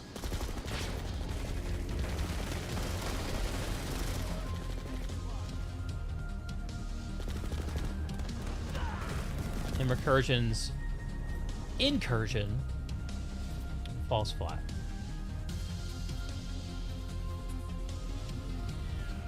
VCAT's holding the back line, and the action over Argent Pass is recommitting after the VCATs resecure. VCATs own the air. Their sides are flying high, suppressing the outside of this point, but Recursion is about 2 minutes. Oh, and VCATs are pushing in and pushing Recursion out. MedievalWelder and his max goes down to the VCAT's elite infantry. Not sure what other Recursion folks were here. I don't see a lot of blue dead bodies. Oh, and here they come, boiling up out of the bellows of the base. Trying to defend this spawn point. The VCAT's tank poking its head in and saying, hey guys, I heard there was a spawn point down here. Actually, I think the spawn point's gone. Or mopping up the infantry at this point. So Recursion just being a distraction here. I briefly saw the point start to flip. VCAT's quickly resecuring. There must be more Recursion reinforcements on the way to justify this holding action they're doing down here. Recursion has hacked the vehicle terminal. Let's see how they got their spawn point out, but they're out of spawn options right now. 2 seconds for a resecure for VCATs, and Recursion has taken their beat, and they're putting a hack on at Arizek. Meanwhile, an anvil begins to fall over Bitter Gorge. Let's see who it's for. And that'll be a VCAT's heavy anvil. VCAT's getting a spawn point established here. As soon as Argent Pass goes through, they'll make their play for Bitter Gorge to try to get back into the middle of this continent. VCAT's not going quietly into the night. God, I love it.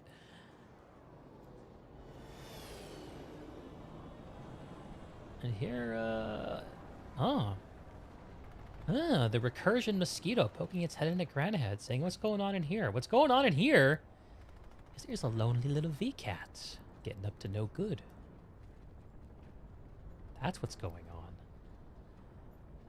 And while you have the lattice link, make it happen, man. So they got Nexus resecured back. Recursion looks like they're going to roll over Arizek, and they have some time to respond to Granahead if indeed it becomes a thing. But this base goes quick. Minute and a half if they manage to get all 3 of the points. So Recursion's going to have to respond here to prevent trading Arizek for Granahead, which would not be a great trade.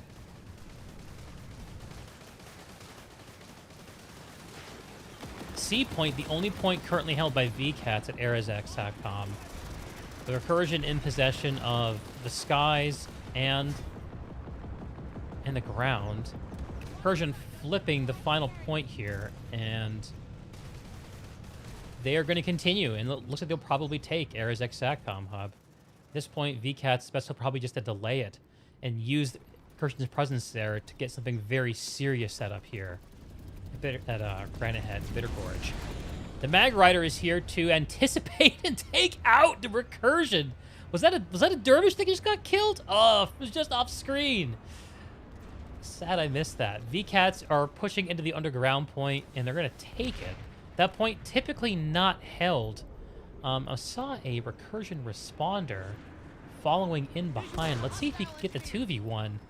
We have Torm the Bolter.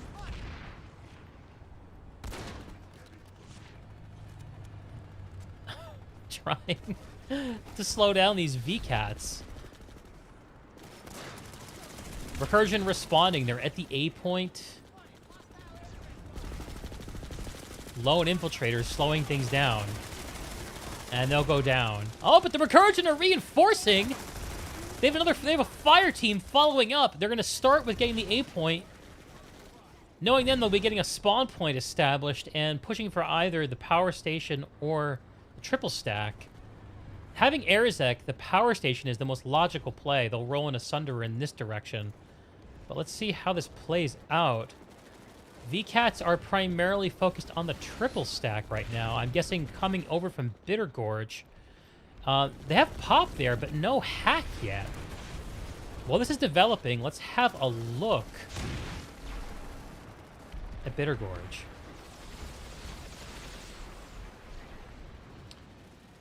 At Bitter Gorge Garrison, A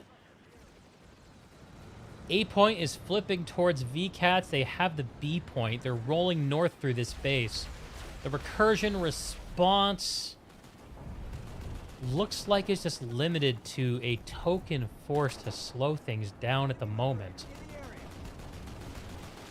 Again, recursion having infantry superiority over most of the outfits in this game, but VCAT's one of the few outfits that can match them. They're coming out of the spawn room, and no, correction, they tried to come out of the spawn room. It didn't work out for them. A lot of the spawns here on the Nexus are a bit rough. They're a bit rough. Anyway, C point still held by recursion. VCAT's taking their time. I don't know what else they have going here. Let's see if they have a spawn point here at B. Yeah, they got their spawn point, but that's it. It's not really protected. There's no other vehicle presence from VCATs. I guess they have this Liberator in the sky, and I'm seeing droppers on C. That'll be VCATs trying to soften things up for the follow-up. And Arizek is now blue, giving recursion a link to Nexus Secure regardless of what goes on at Granite Head. They've also mopped up at Granite Head. So recursion just eliminating this VCAT's counterplay to the middle of the continent. Let's see if that continues to be the case. And here come the VCATs.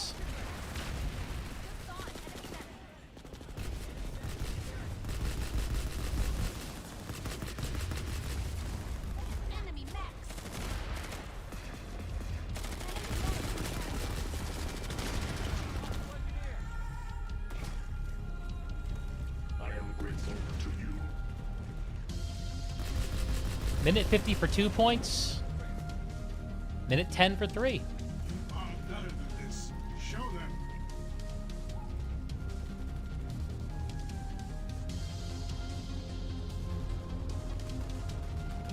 Recursion have a beacon up at B, and it looks like they're trying to deal with the spawn point. MedievalWelder, Dr. Clubbins, a few other folks here dealing with the spawn for VCATs. Once it goes down, I don't know if VCATs have any other spawns here, and down it indeed goes. Recursion putting the horse before the cart by dealing with spawn points before they make a move on the point. Yoda and the VCATs are responding. St. Celestine goes down, and the recursion attempt is pushed off, but they got this spawn point. VCAT's lib is at large. And this might just be a slowdown play for recursion. If they can slow this down, what does that get them? Okay, it gets them potentially Nexus Secure Substation.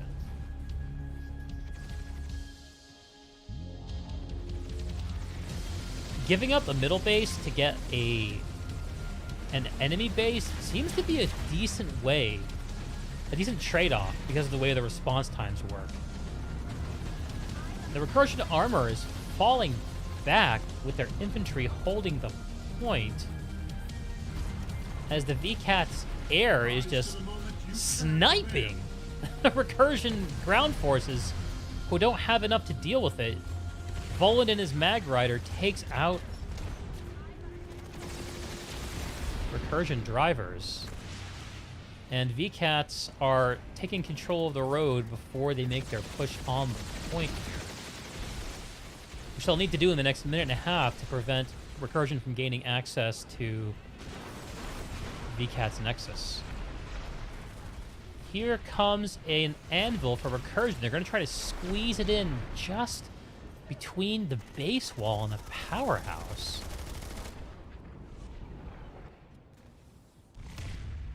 About a serious Recursion commitment here. No maxes so far as I can see, but a couple of squads from what I can tell. They want this to go through. This is not a buy for time. And I don't believe that Sunderer made landfall. I mean, the heavy anvil would be a Sunderer made landfall. Recursion cleaning up the air. I don't know, there's still VCATs owning the air. So where's their infantry? Scythes and Mag Riders aren't going to flip this point. Any second, my minimap's going to light up with a bunch of red dots. I'm just waiting for it.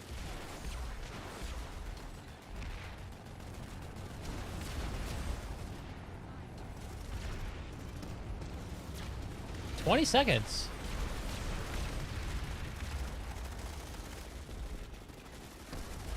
And if I'm VCATs, I'm all calling for this base at this point.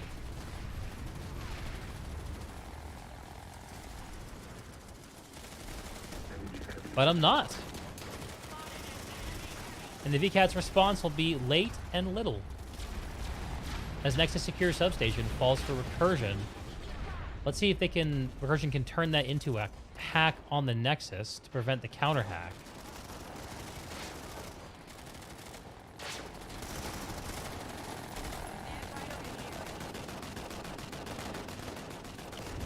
Interesting. Okay. Recursion now up 6 bases to 3, but they've let go of Bitter Gorge, and Slate Canyon looks like it's a fight.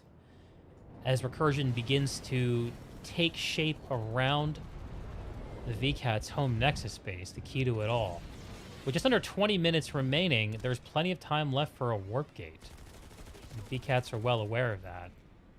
Let's have a look at Slate Canyon. The VCAT's finally taking the fight. And it looks like the B point is getting flipped by Recursion at the Bitter Gorge. They retain the link from Granite Head, which means that even if they lose Slate Canyon, which they're not going to do, they've resecured Slate Canyon.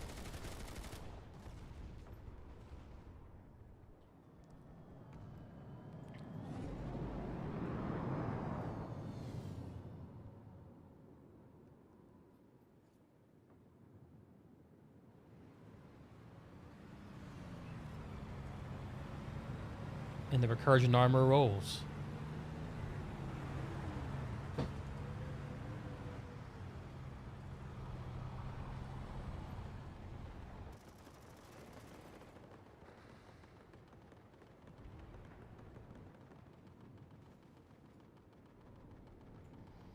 Fighting's died down here in Argent Pass. Bitter Gorge is getting heated up again. Recursion holds the center point. Looks like they might have a spawn point established down here. Yep, they do.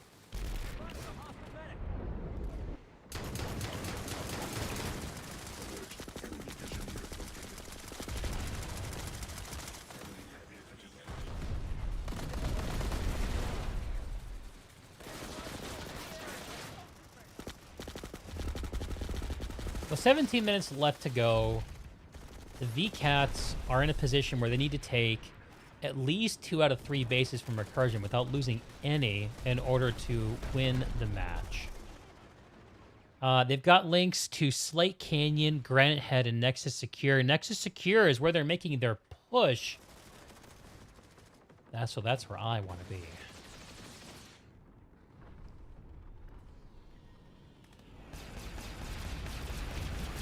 We're in possession of the point. Recursion is in possession of the spawn room. Mono is with you. Do not falter.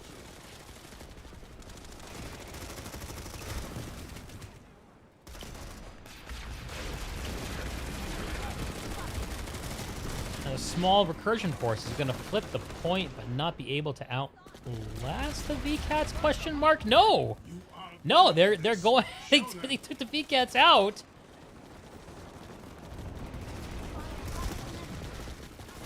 And the point is flipping back again.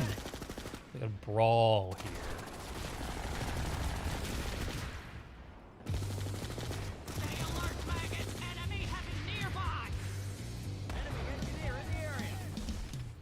Wrong faction theme. Victory has not eluded us. Fight harder.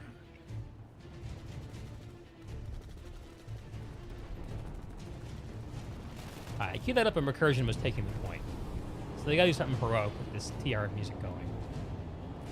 Recursion, of course, playing TR on Emerald and NC on Connor.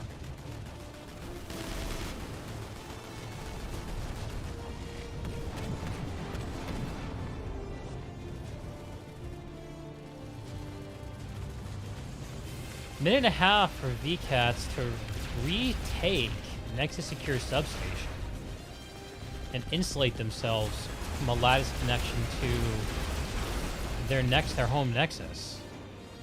In the meantime, Bitter Gorge is going towards Recursion. That prevents the VCATs from making any kind of a play at Slate Canyon or Granite Head. Once they take Nexus secure, if they do, they'll open up connections at both Arizek and Granite Head, though. Looks like Recursion are committing to Bitter Gorge. VCATs have a spawn point up here on the battlements. And the Recursion tank is going to attempt to deal with it. Can it last long enough? It cannot.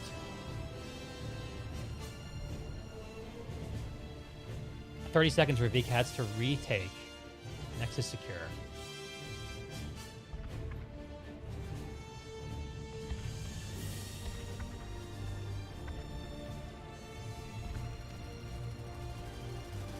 Over Bitter Gorge, C's in possession of Recursion, A just flipped towards them, and B also flipping towards them. Recursion just bringing more dudes to the Gorge.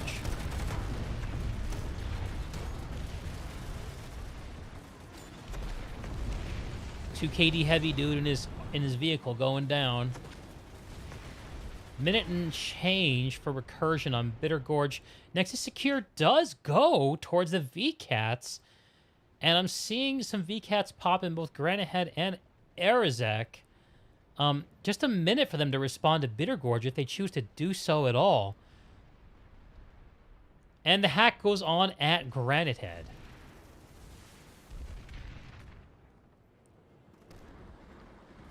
$13 minutes to go in this match, and with Recursion falling back from 6 to 5, VCATs are within striking distance of taking this away from Recursion still. Hacks on at Granite Head, 2 minutes for VCATs. And Arizek as well. So VCATs putting it to Recursion, saying, show us what you're made of.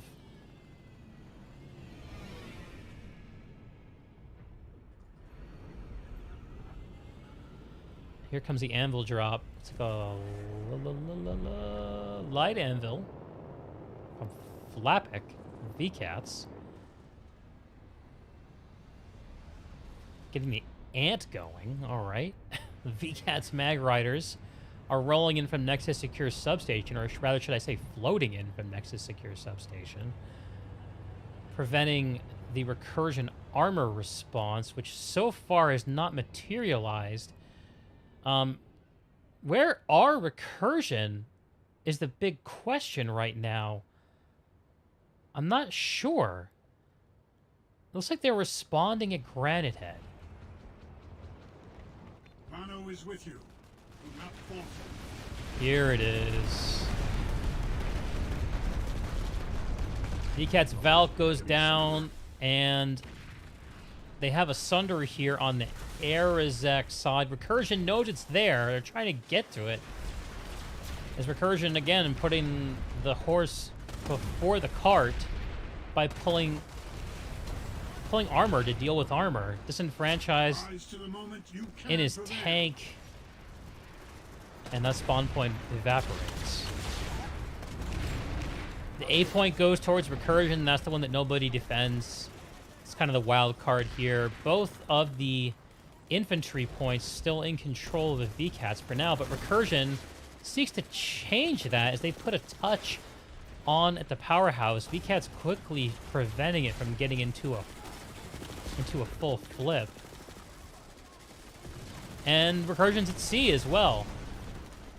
And if my guess is correct, they'll have Sunderer, as they do, making that happen. Victory has not eluded us.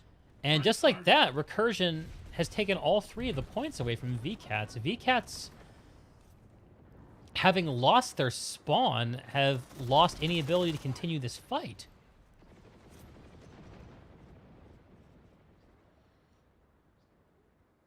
And Recursion is not just taking their win and being satisfied with it, they're making a push on Argent Pass. But while Granite Head was happening, VCATs made a play for Hydroponics.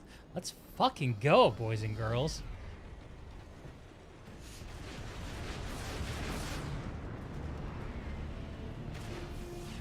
Ten minutes remaining in the outfit war. Recursion hanging on to a 5-4 lead. The VCATs mega drop over Hydroponics. They're reinforcing the shit out of this base. 3 minutes for a Recursion response. They may be keeping these halls warm for a little bit. As a reminder, Recursion doesn't need this base. They don't need this base to win, but it would be a real steal for VCATs. All right, let's see how things shape up. Apollo and his Valk looking for trouble, as it looks like a Recursion armor push is being squelched by the VCAT's Air Force coming out of Nexus secure.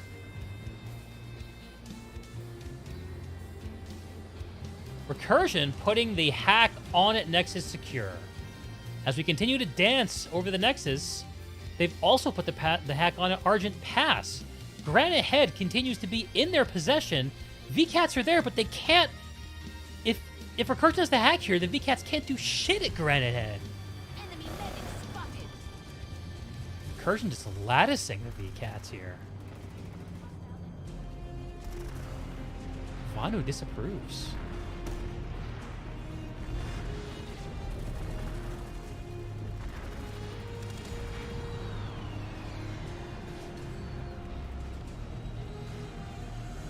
Waiting to see what the VCAT's response here is at Nexus secure. They have a link here from their home Nexus, so really, it might be no rush for them to get here. They've already got Arizek Satcom, which gives them a link to Hydroponics. The lattice plays out interestingly on the east side of this continent because of the lack of a connection between Arizek and Granite Head. You are better than this. Show them.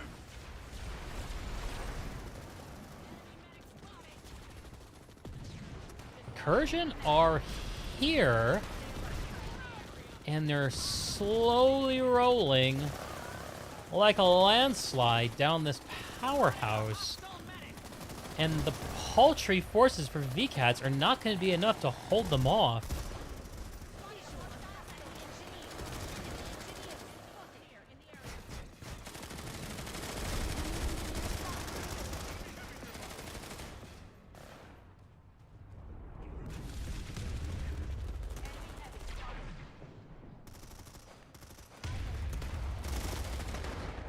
Okay, Recursion hanging on to this hack. 3 minutes to go. Just 7.5 minutes left in the match. This is the point where the lattice math gets very important. Look at all these mag riders out here, totally abandoned by VCATs. They've recommitted elsewhere. Recursion are just under a minute out from taking the Argent Pass. I think it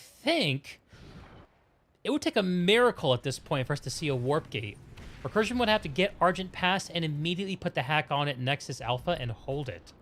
And that might go through before the match ends. Although, fun fact, the PlanetSide 2 alert timer runs faster than base cap timers, so Might not happen. And Recursion looks like they've re-secured hydroponics, so VCAT's not going to threaten here. Where are the VCATs? Okay, so they're preventing Argent Pass from going through. If they do that, then... And they keep the re-secured Nexus secured, they retain lattice links to both Bitter Gorge and Granite Head. And if they take either, in the next 6.5 minutes, they win the match. Very, very effectively played by VCATs if they can hang on to Argent Pass.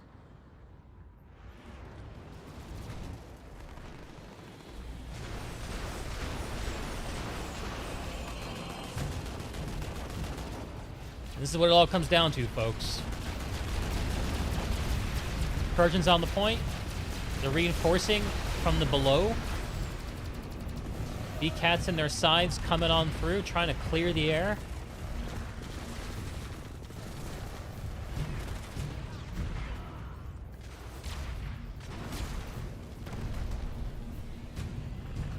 Don't see any Sunder in the crevasse for Recursion. They've made their spawn point underneath.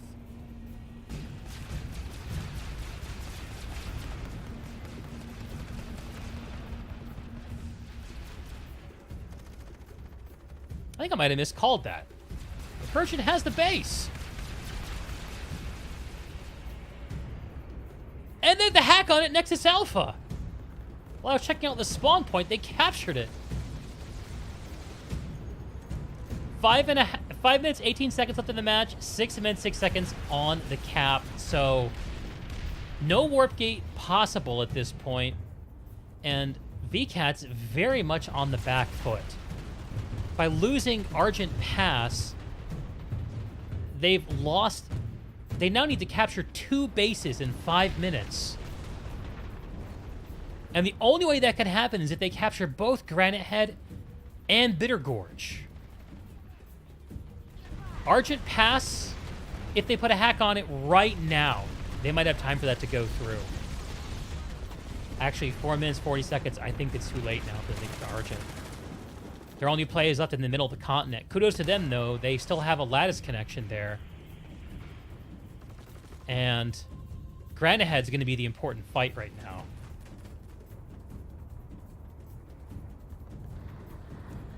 If Recursion can resist the push, the cap here at least by holding a single point, then there's no chance for VCATs to win this match. As important as this base is, at least according to me, not as many people here as you might expect. Recursion taking back Powerhouse and the B point along with it. C point still held by VCATs. They're milling around the top of this triple stack. And they reflip the Powerhouse and the underneath point. They know how serious this is. If they take this, they'll have 2 minutes left to make a play on Bitter Gorge for their only chance at a win.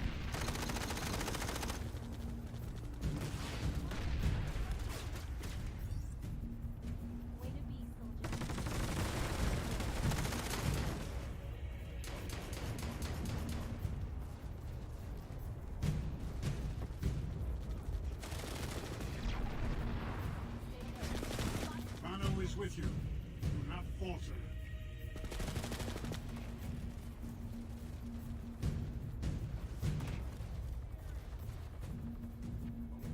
Recursion foot soldiers fall. I see them pouring out of the spawn room. All they need to do is slow this down to prevent the VCATs win. VCATs need to keep someone on the A point, because if Recursion someone just touches it, then their chances are gone. The Recursion fire team here, at least one of the VCATs understands how important this is. There's 2. They take down St. Celestine. Sangvir and Torm still brawling. Skullslayer falls, flanked by a Recursion. And they have the A and the B point. And VCATs might be done. They might be done.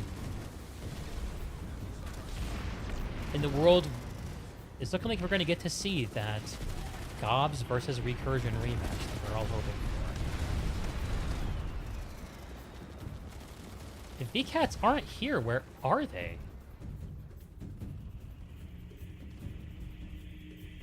Oh, they have a play at hydroponics. How did I miss that? Can prevail. 50 seconds here. So I'm wrong. If they take hydroponics... 38 seconds, man. I still don't know if the math works. 53 seconds left for the resecure at Granite Head. If you subtract that from... VKTZ has to make a rehack on Granite Head right now without losing this. And they are losing this.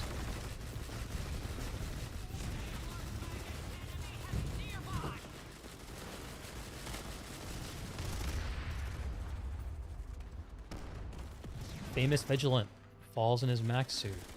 And alongside him, VKTZ's hope of victory. Here on the Nexus. With a minute remaining, they've been mathematically eliminated. They cannot win. And we all pour out one for our friends at VKTZ and for the amazing match they've given us. You hate to cast a warp gate, and that's not what we got tonight. We got a real match. But it's not enough. It's not for the VKTZ. What a great, great game this was to watch.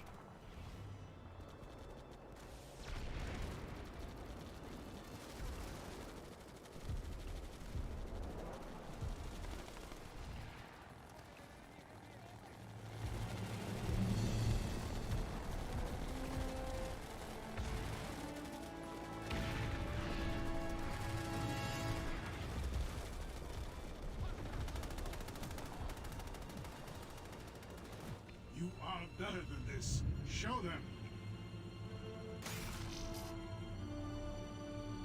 Recursion wins the semifinals. Outfit Wars. They continue to the grand finals for Emerald. VKTZ, after putting up a valiant fight, are eliminated. Great game to both teams.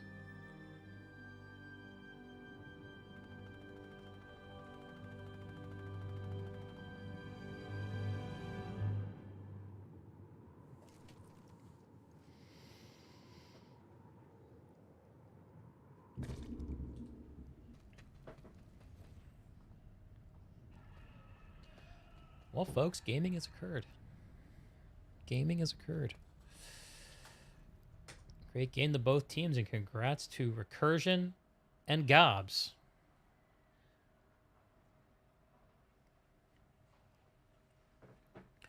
Let's get some DMs going for some interviews, shall we?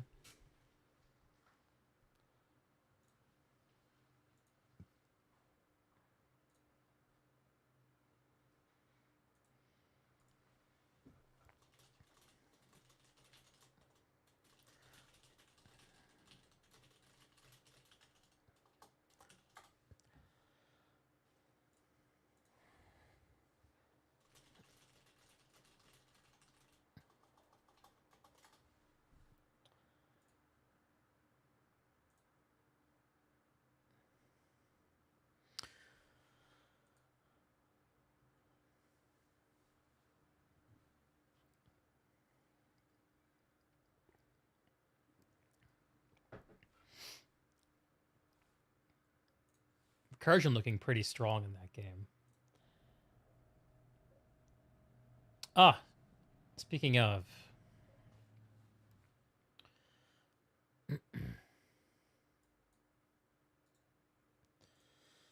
Hey, Sayl, you're live on the cast. Oh, looks like he's muted.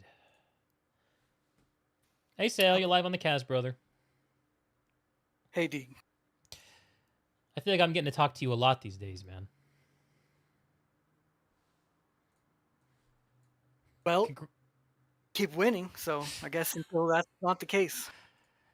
Yeah, so tell me about that. How did the match go, man?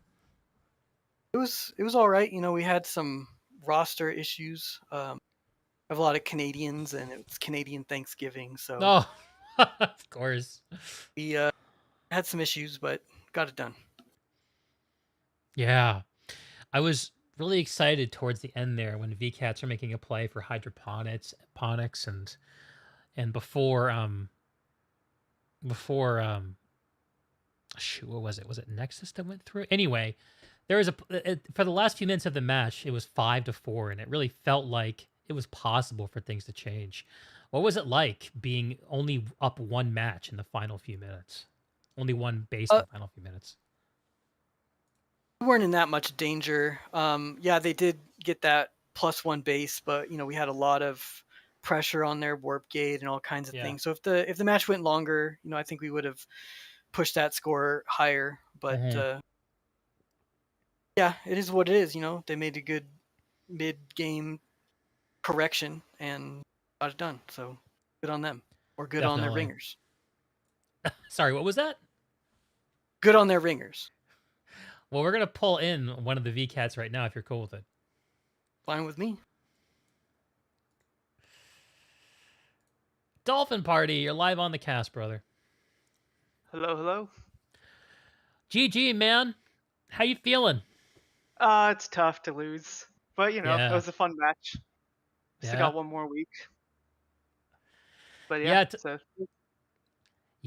So how did the match go? It was such a. I was so pumped for y'all. I was just telling Sayl in the final minutes when it felt like things were going towards Recursion's way, but y'all were still only down by a base. It felt like something really could still happen up to the last few minutes. So, tell us about the match.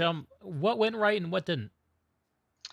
Yeah, I think our well, I mean, losing the center base and the opening play, that's always tough. And so since then, we were kind of on our back foot for that. And Recursion just kept up the pace, and we had our own offensive plays, but I think overall we were mostly on the defense.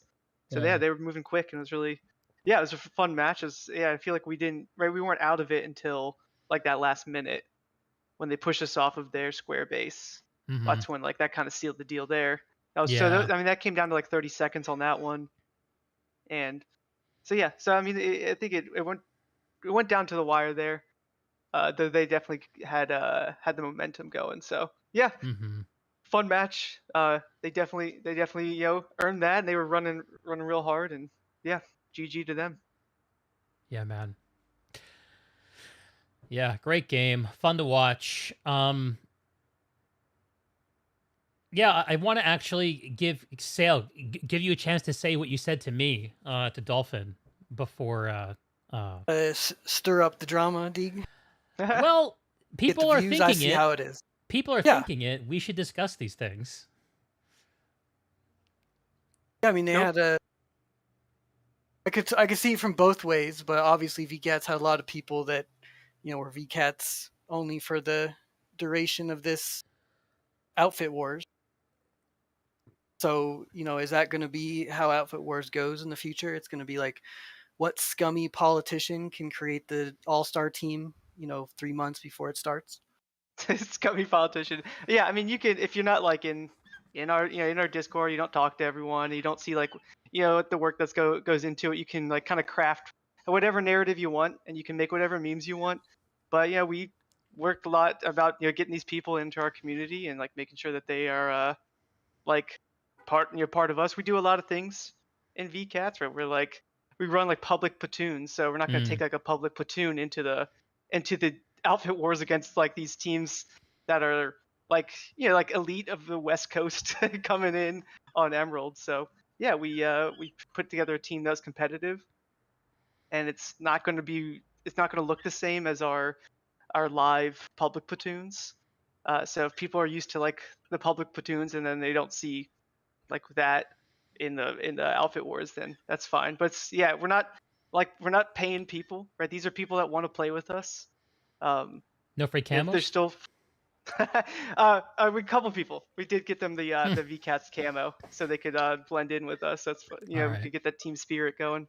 But I mean, you can you can say whatever you want on your Discord channel or Reddit and about ringers or whatever. But I mean, we put in the work for these, so these people want to play with us, and it's our top level VCats people, and then our top level ringers that we're bringing in, and people that we've been friends with.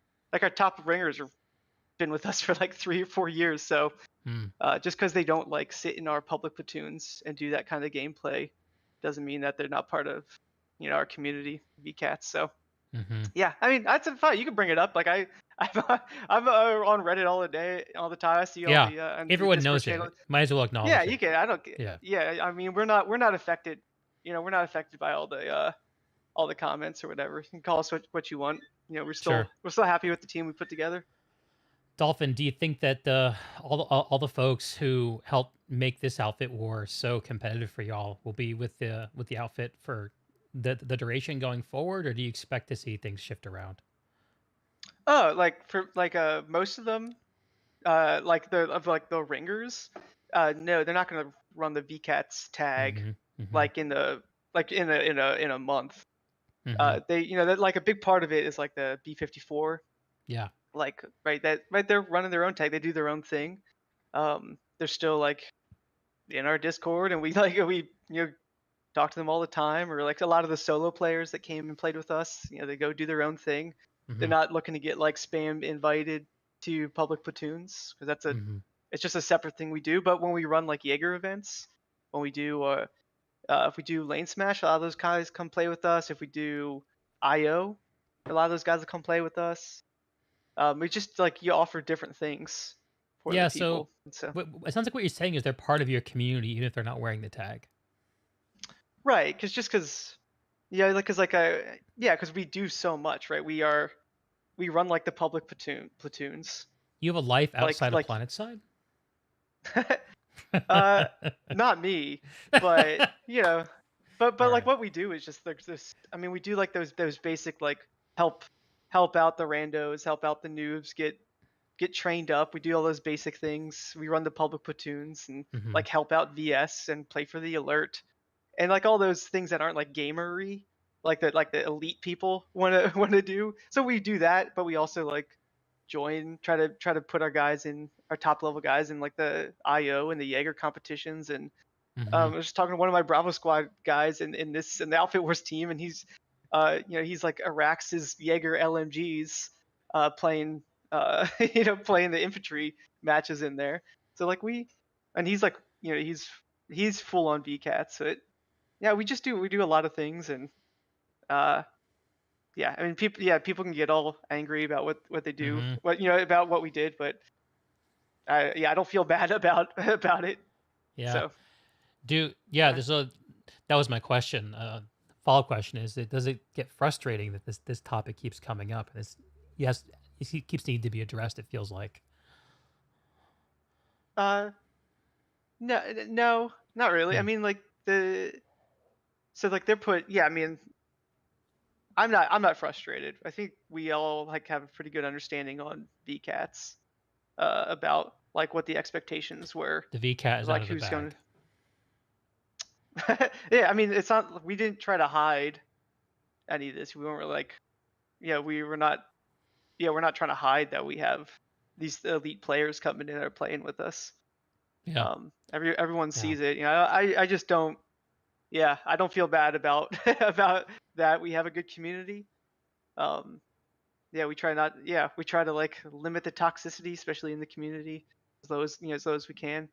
I don't think you see a lot of VCats out there like memeing.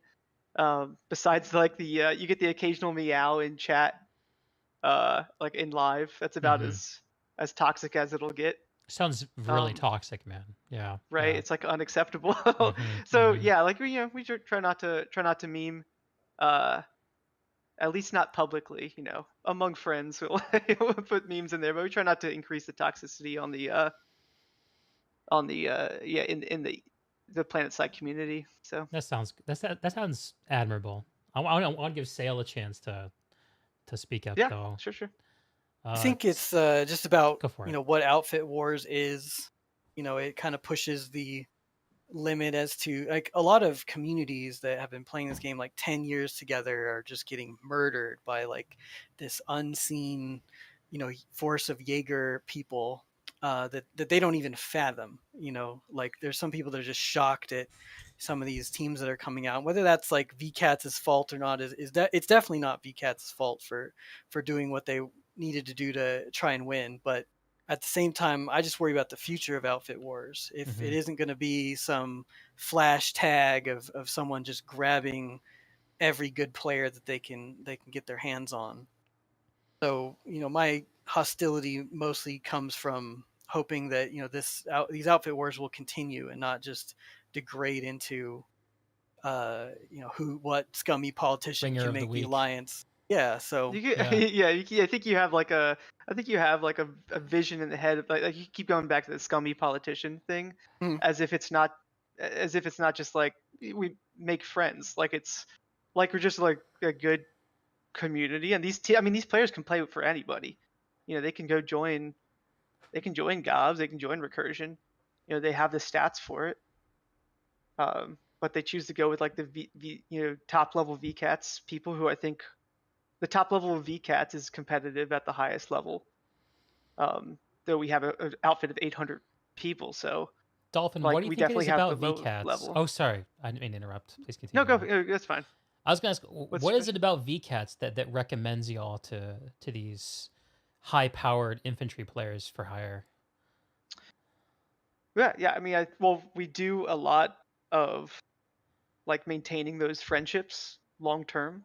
Okay. Like you say, you make it sound like we just like scrambled together like in the last like 2 months who we could. I mean, these are the expectations and like alliances and all this stuff has been going on for years.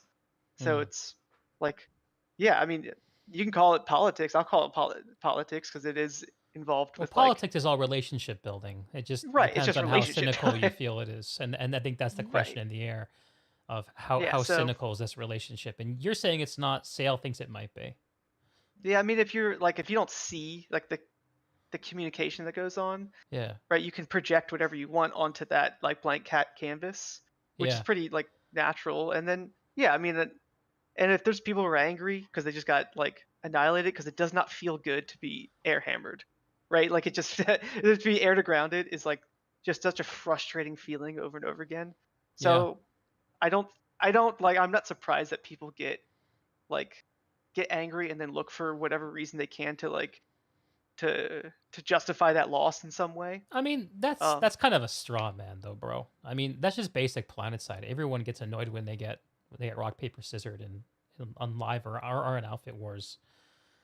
yeah, and then then you look for whatever like at least the anger Yeah. that's coming at. I feel like that's where we're looking at it. But yeah, we put together a team for like years that we like pulling people in and like creating these alliances and like our Cool. Cool. yeah. So that's right. That's where it comes down to. So um, I don't. Yeah, I think it's because you have outfits like bringing people in the last Yeah. minute and stuff like that. I think that's like, do you want to put a time limit on when you can join people? I think I'd be comfortable with that because again, our team is put together like a year ago about like what we're doing. So, but yeah, I Sure. mean, so even we did all that, we put together our top people we can. Yeah, I mean, we still are not able to beat the like right the top level teams we just got beat right now. So The yeah, comment that Sayl made I don't. earlier. Sorry, what was that? No, yeah, that's fine. We can move. I can answer your next question. Yeah. The comment Sayl made earlier about how, I mean, Recursion won this match, but y'all have beat a lot of other outfits on the way to the semifinals. And the comment that Sayl made about these other outfits who have perhaps retained some more of their live identity in the outfit wars, maybe by comparison, getting whacked by this outfit they're used to seeing on live with a bunch of players they're not used to wearing that tag, and how disorienting that must feel. I haven't really talked to any of these outfits that shared that, but I can imagine that people might feel that way. Are you at all sympathetic with that? With that feeling? I mean, yeah, I mean, I can understand being like upset at a loss. Whether it's It's not what I said. yeah, just like well, yeah, I'm thinking of the Yeah, answer. it's all good, Yeah, man. yeah. I'm not trying to push you or be hostile, by the No, way. it's I it's see fine. You both can sides of ask the it. I questions. see It's both fun. It's sides of it. fun. Yeah. Okay. I guess I don't. Yeah, I guess I don't. I don't agree with that anger because our intentions and our roster are pretty clear and like out there from the beginning. Like what's yeah, you know what kind of team you're looking at. Like all those all the I mean, or so we have people, people streaming and stuff. Like we know we're When you not say trying from to the hide beginning, who we you are. mean from when? I mean, from like July Yeah, when we were like initially we were starting Outfit Wars, right? We had sure. like our roster set, and we haven't really made any additions to it Yeah. Sayl, how long since. has Recursion been prepping for Outfit Wars? Like 7 months, and our guys were able to get like past BR40 and stuff. So I Yeah. think the whole like if you're prepping for a year and you're playing BR30s, I just wonder how much prep really was there. Yeah, I mean, it's a lot, right? So once we realized that there wasn't going to be a gate for that, then we stopped pushing for those, pushing for those gates. So if there's going to be like a merit gate or something like level gate, then we would have hit that. But yeah, I mean, we've been making the alliances. Just because the alliance is made Yeah. doesn't mean they're going to be playing on that like Outfit Wars character for like a year. Yeah. But yeah, I mean, yeah, you could. I mean, yeah. I mean, you still beat us, so like it's, yeah. I think I feel pretty healthy about like our team, and I don't think this is like hurting the community.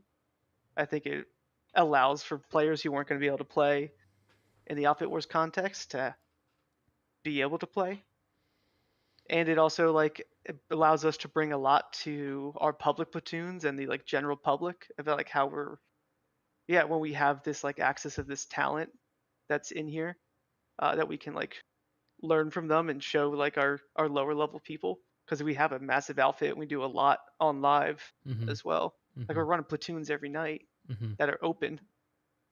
So yeah, we're able to like bring a lot of that to like the lower level people, and because we don't have any what's it called? We don't have any like stat requirements for joining the outfit. Mm-hmm. So New yeah, player I think friendly. we do our Mhm. we do our part for the community, and we like keep pretty non-toxic community. And I don't think that bringing in these top level players and giving them a place to play in a competitive way I gotta in agree with Outfit him, Wars. D. Feeding Saiyan and keeping these euros and green cards is definitely something that's helping our community out. Sure, man. You can be as yeah, you can be as salty as you want about it, but like, yeah, I think I consider like Saiyan and Liddy and Landwell like part of our community, so Sounds like you don't that's pass fine. sales purity test. Right. Yeah, sure. You could. Yeah, I Yeah. mean, it's like, yeah, you guys are like super good, and you guys put in a lot of work on your team, and we put in a lot of work as well, and we put a lot of Let me. time into it. Yeah, I hear you, Dolphin. Let me ask you a couple more follow-ups if I can. Um, Nexus Outfit Wars Season 2. Will VCats be back? Yeah. I mean, we're here to be in the try to be as competitive as we can, Uh-huh. and I mean all these.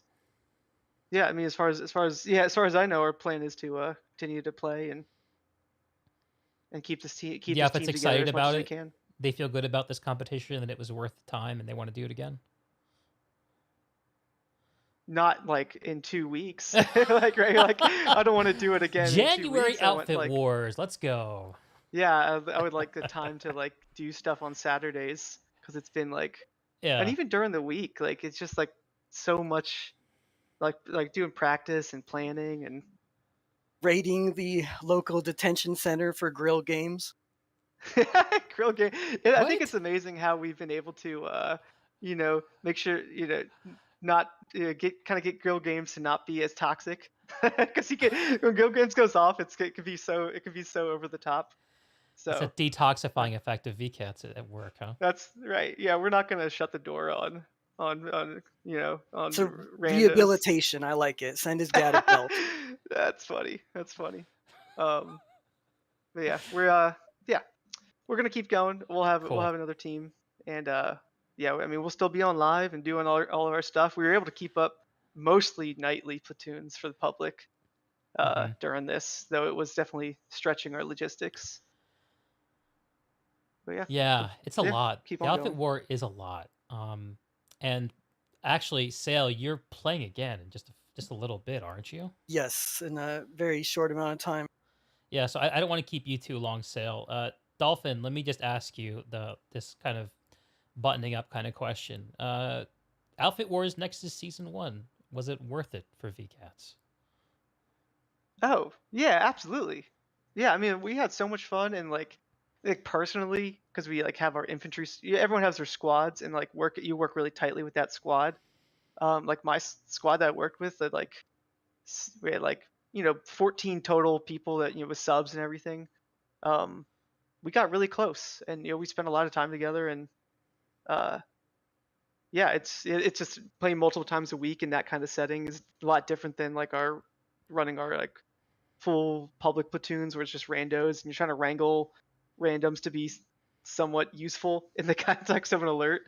So it's nice. Yeah, this kind of forced me to just work with the same people over and over again, and not even and like just the same squad. Where usually people are pretty interchangeable in the like the platoon.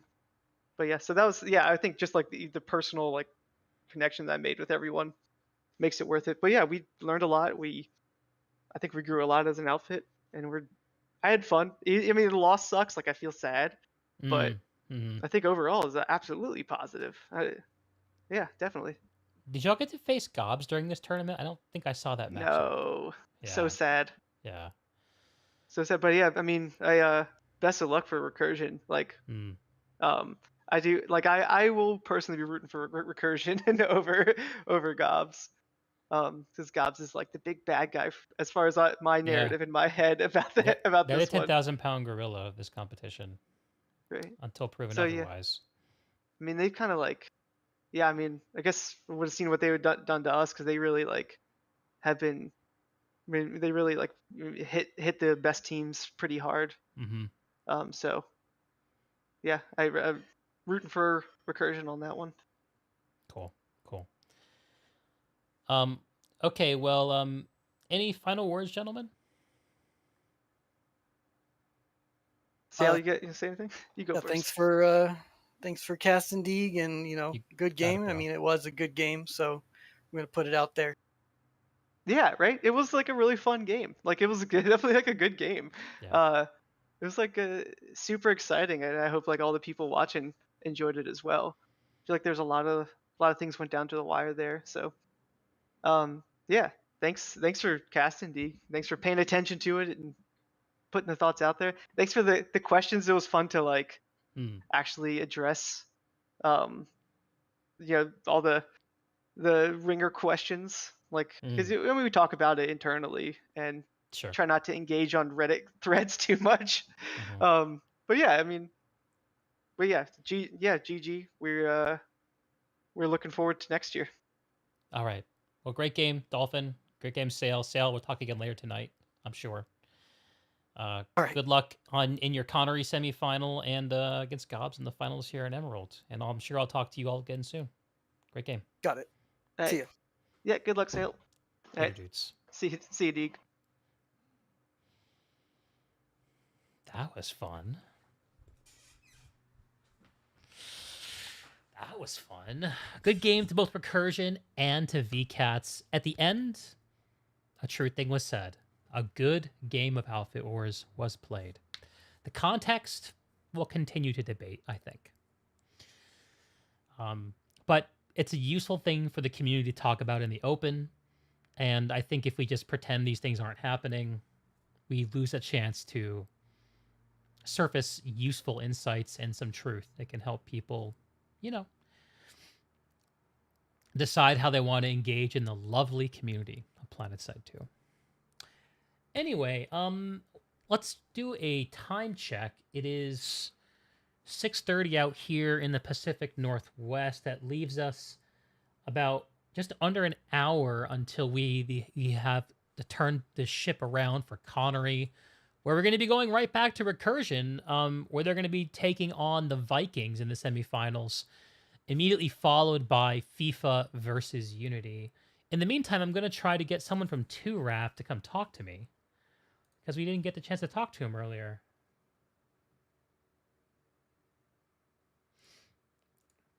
So let me see if I can get that going.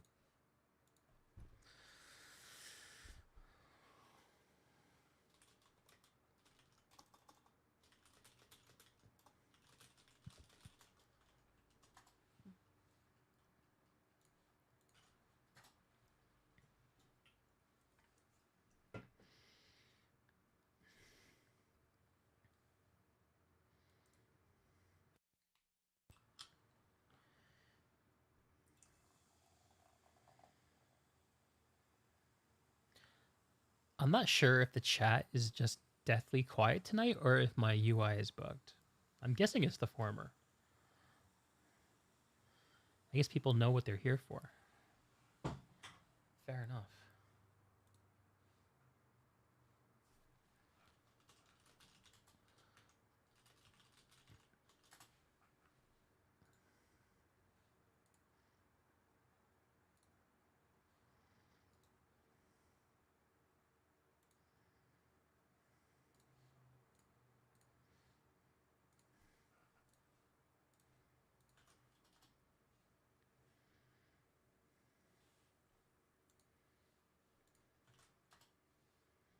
All right. I think we might be hearing from the 2RAF folks in about 5 minutes or so. My chat is very active. Why am I not seeing anything? That's wild. Unless Kang is fooling with me. Let me see if I can pull it up on my phone. Yeah, I haven't seen a single chat message this entire time.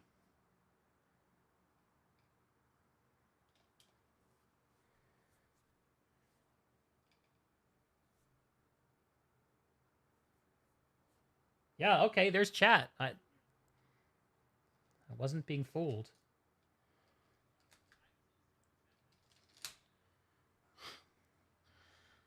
GG YouTube for hiding my chat from me. Jeez. Disenfranchised, looking for the shout out. I called you out during the match, Dis. Check it out, bro. Caught you a couple times. Friendship over.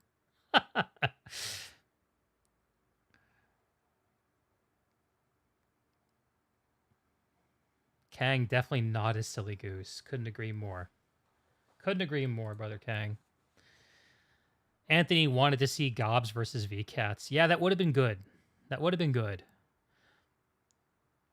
Who knows? Maybe we'll get Nexus as an exhibition continent, and we can get a grudge match. I think that'd be really cool.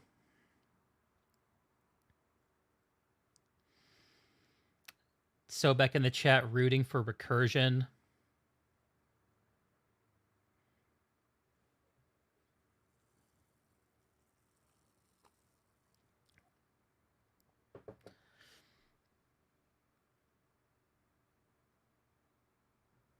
A lot of gamers in the chat tonight. I'm so sorry, y'all.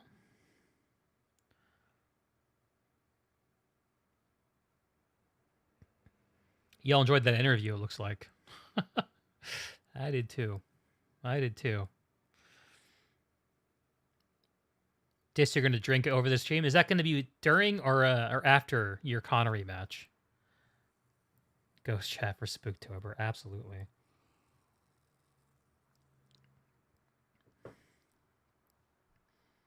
Yeah, man. This, I will say, like, the timing of these matches tonight is, like, perfect for me. I really hope that if we see another season of Outfit Wars, we get the match pacing like it is tonight, with the matches on each server being an hour apart instead of half an hour apart. And as a US person with a 3-hour difference between Connery and Emerald, it leaves me just enough time between Connery and Emerald matches to do an interview and just like go take a piss. You know, it's perfect. Very much after, says Dis.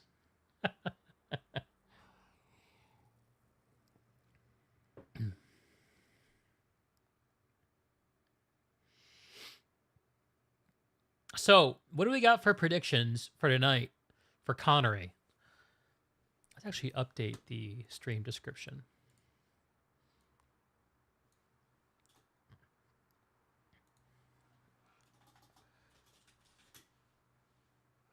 Yeah.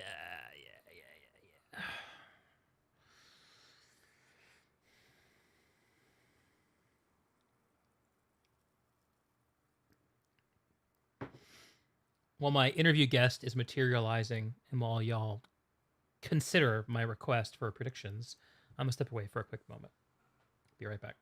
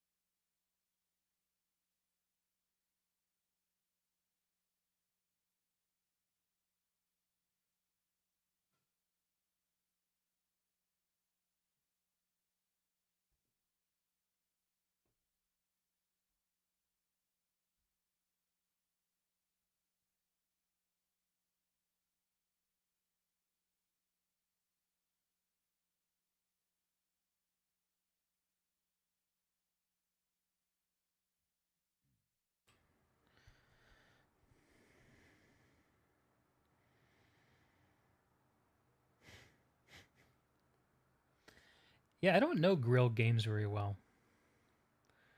I'm not sure what he puts up or out there. Apparently it ruffles some feathers, huh?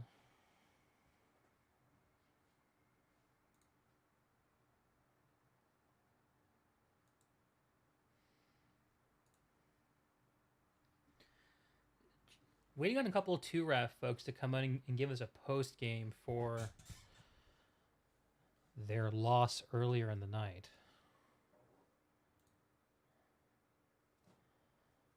Versus GOBS. We had a very quick interview with Jim from GOBS after the match.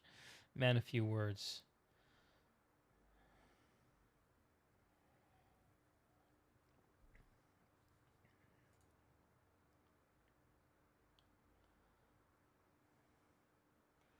Y'all are sending me some content to consider.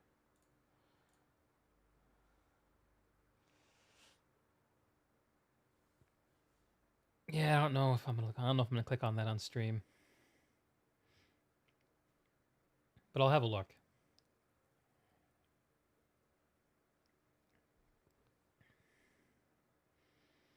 You and Jim are acquainted, huh, Dis?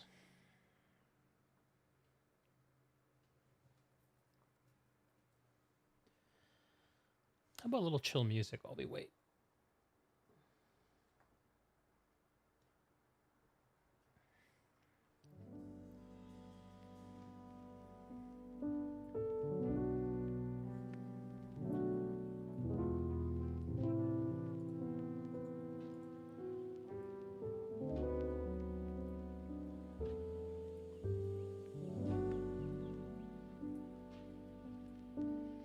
Yeah, don't put on stream.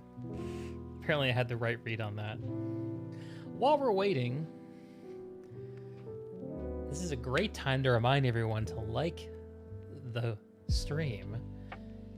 And if you want to catch me cast the finals next weekend, throw me a sub. Hit that little bell thingamajigger. If you want to, no pressure.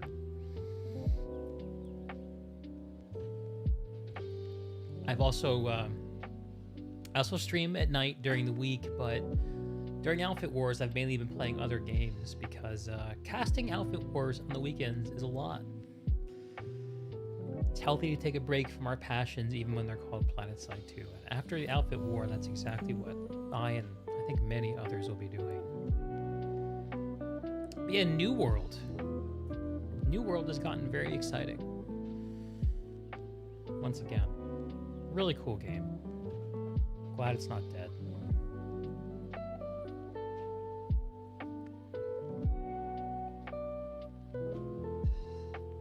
Jim was your second in command in Hell's Angels for a couple years.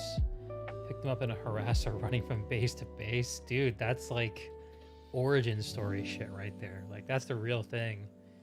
You pick up someone, you pick up an infantry foot circuit, and you're like, hey man, I need a gunner. He's like, hey man, I need a friend. Am I gonna line up some interviews post Outfit Wars? You mean like the post-match interviews, or do you mean like some podcast interviews?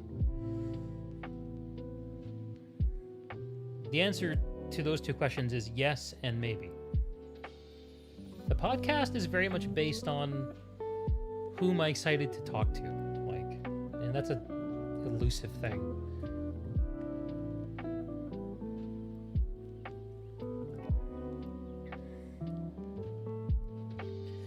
I feel like that whole discussion with Sayl and Dolphin could be a podcast, though, man. That's some real PlanetSide lore going on.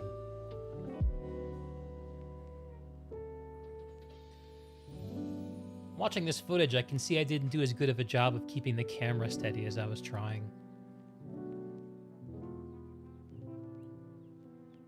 Always things to improve with the cast.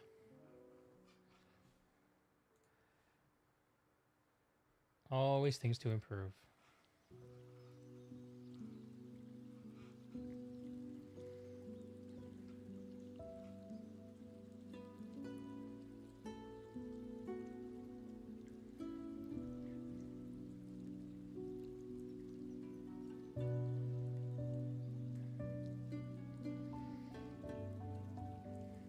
Yeah, maybe like an Outfit Wars roundtable or something. That might be fun to do.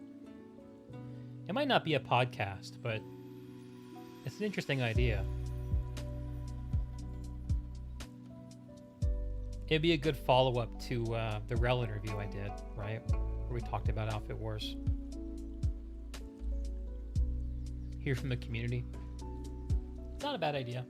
I'm not sure if I'll do it.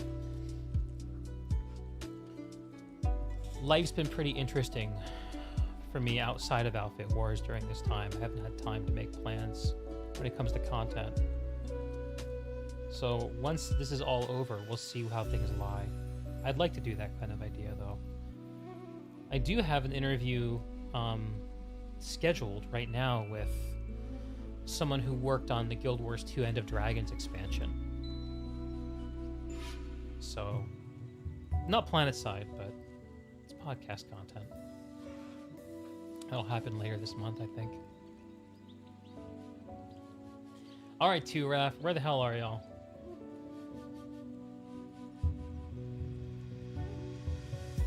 It's been 14 minutes since 5 minutes.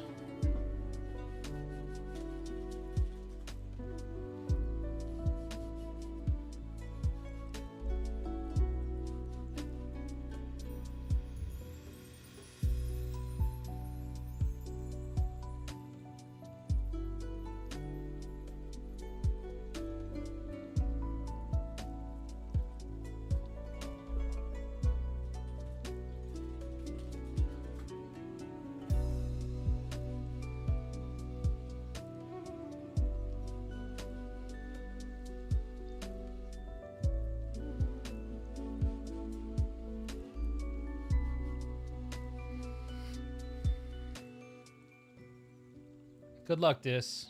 GG, brother.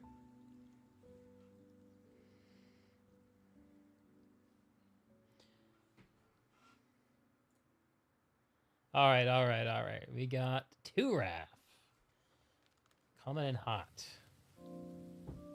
Let's go get him.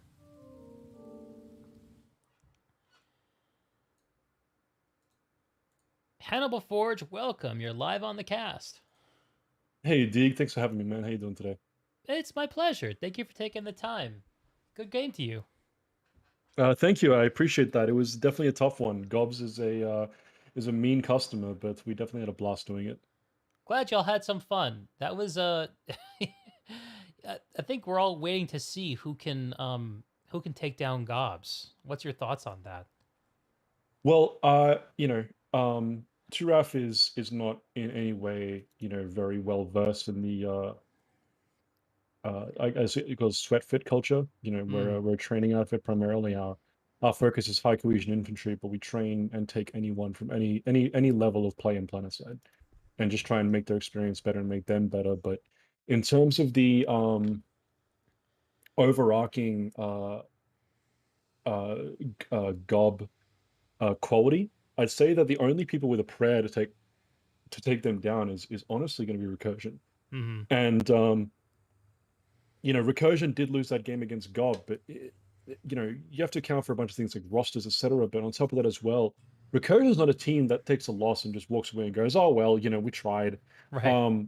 Those guys are next level, just like GOB is, and they're going to be, working to correct their mistakes, to analyze their game from 26 different dimensions, and Mm-hmm. they're going to improve their weaknesses. And GOB is the exact same way. So, I'm not gonna commit to any necessary assumption. I do think GOB is the favorite in that match, and I do think that they Mm-hmm. have the advantage in terms of the expectation of victory, especially with their power boys and those vanguards and the prey pilots they have flying for them. Mm-hmm. But if Recursion can find a way to even the field in terms of the infantry slugfest and kind of mitigate GOB's air and tank power, I actually think this could become a very brutal back and forth match between Recursion and GOB. And if any team has the wherewithal and the preparation to kind of, assess where they fell short and come up with a solution and execute that solution, it's going to be Recursion. I mean, they're all veteran players, so I think Mm-hmm. Recursion is the only team that's really going to potentially take down GOB, and I think next week's going to be a really, really good match because of it. Probably the best match in all of Alpha Wars, in all Well said. servers. Well said. Yeah, I agree. I've heard very similar sentiments from a lot of people. Um, GOBS, I think a lot of people, myself included, were surprised at how quickly Recursion lost their first matchup against GOBS, and we're all pretty excited to see what they've learned and how it's going to shape up in round two. I think nobody expects exactly what you said, Recursion to not have done something, and it's going to be good, man. But tell me a little bit more about Turaf and tonight. Tell us about this match. So, going up against the big boys in the room, how did y'all approach this match? So I can't give away too much, obviously, but for us, we obviously understood that going up against a team like GOB, you can't really go into it with a mentality of defeatism. You have to go into it believing you can win. Sure. And the first thing for us is that we were determined that we would try and really really punish GOB for any kind of presumptive victory. Now I want to say this openly that GOB's been nothing but gracious. Frog Mike, Eternal Rebel, to name a few. TJ. Mm-hmm. These guys have been really humble, very respectful. Same for Recursion as well. Just genuinely good sports about everything. And we went into this match with a lot of excitement in Turaf because we get to fight the best. Like that's awesome. Like why would you want to do that? Mm-hmm. And we kind of went into it the belief that if we could find a way to shut down the GOBS air power, like I said, and get our, because I would actually argue Turaf has the second best, if not the best, aerial force in Alfred Wars' tournament. Okay. I know people are saying VCATs do, but I actually think that our Airboys and Orax, we merged with Orax. We had an alliance with Orax for the duration of Alfred Wars, another Emerald outfit. I think that Orax's air is probably the strongest air outside of Prey. And we thought that if we could find a way to shut down the Goblin air and kind of even give our guys air control, we could kind of take away an advantage from Gob. Obviously, that didn't really work out for us. We ended up having more of a duel the entire match between our two air wings. Right. And obviously, on the infantry side of things, Gob is definitely a tier above most of the people we can field. But at the same time, look, I came out of that with a positive KD, which is crazy because I'm a laggy Australian who doesn't know how to play this game at all. 30-year-old man Congrats, with no man. friggin' reflexes left. Hang on to that victory. That might have been a sneaky orbital though. Don't tell anyone. But look, I had a great time, man. It was honestly a really cool match. God put a lot of pressure on us. They were really good at their rotations. We did have a lot of backcapping going on, so they were obviously. I know they got frustrated by that a little bit. They did I drop a love squad that. on one of our backcappers to take care of him. Mhm. But yeah, like in terms of the infantry play, when they got to our Nexus, the kind of game plan there was just let's just hold them. Let's just Alamo, wall up and just see if we can push this match to the end. Obviously, we couldn't in the end push it all the way through, but I'm pretty proud of my guys. I'm pretty proud of the effort we showed because no one expected us to do anything. It's very kind of streamers like yourself to to take the time to interview me and stuff like that. But no one expected 2RAF to make anything of themselves this tournament. We were the joke coming in. Like we were the Outfit Wars 2021 winners, but everyone saw that as we were carried by the format. Like the 1v1v1 gave us the victory, etc. Right. And it's been pretty fun shutting these people up. I'm not going to lie. It's been fun stepping on some necks. Especially that Miku match when there was just mad amounts of shit talking. And we, just stomped on their necks a little bit. That was pretty fun. I mean, look, GG to Miku, amazing match, and they played their hearts out. If I see Memento Mori on live again, I'm probably going to have an aneurysm from PTSD.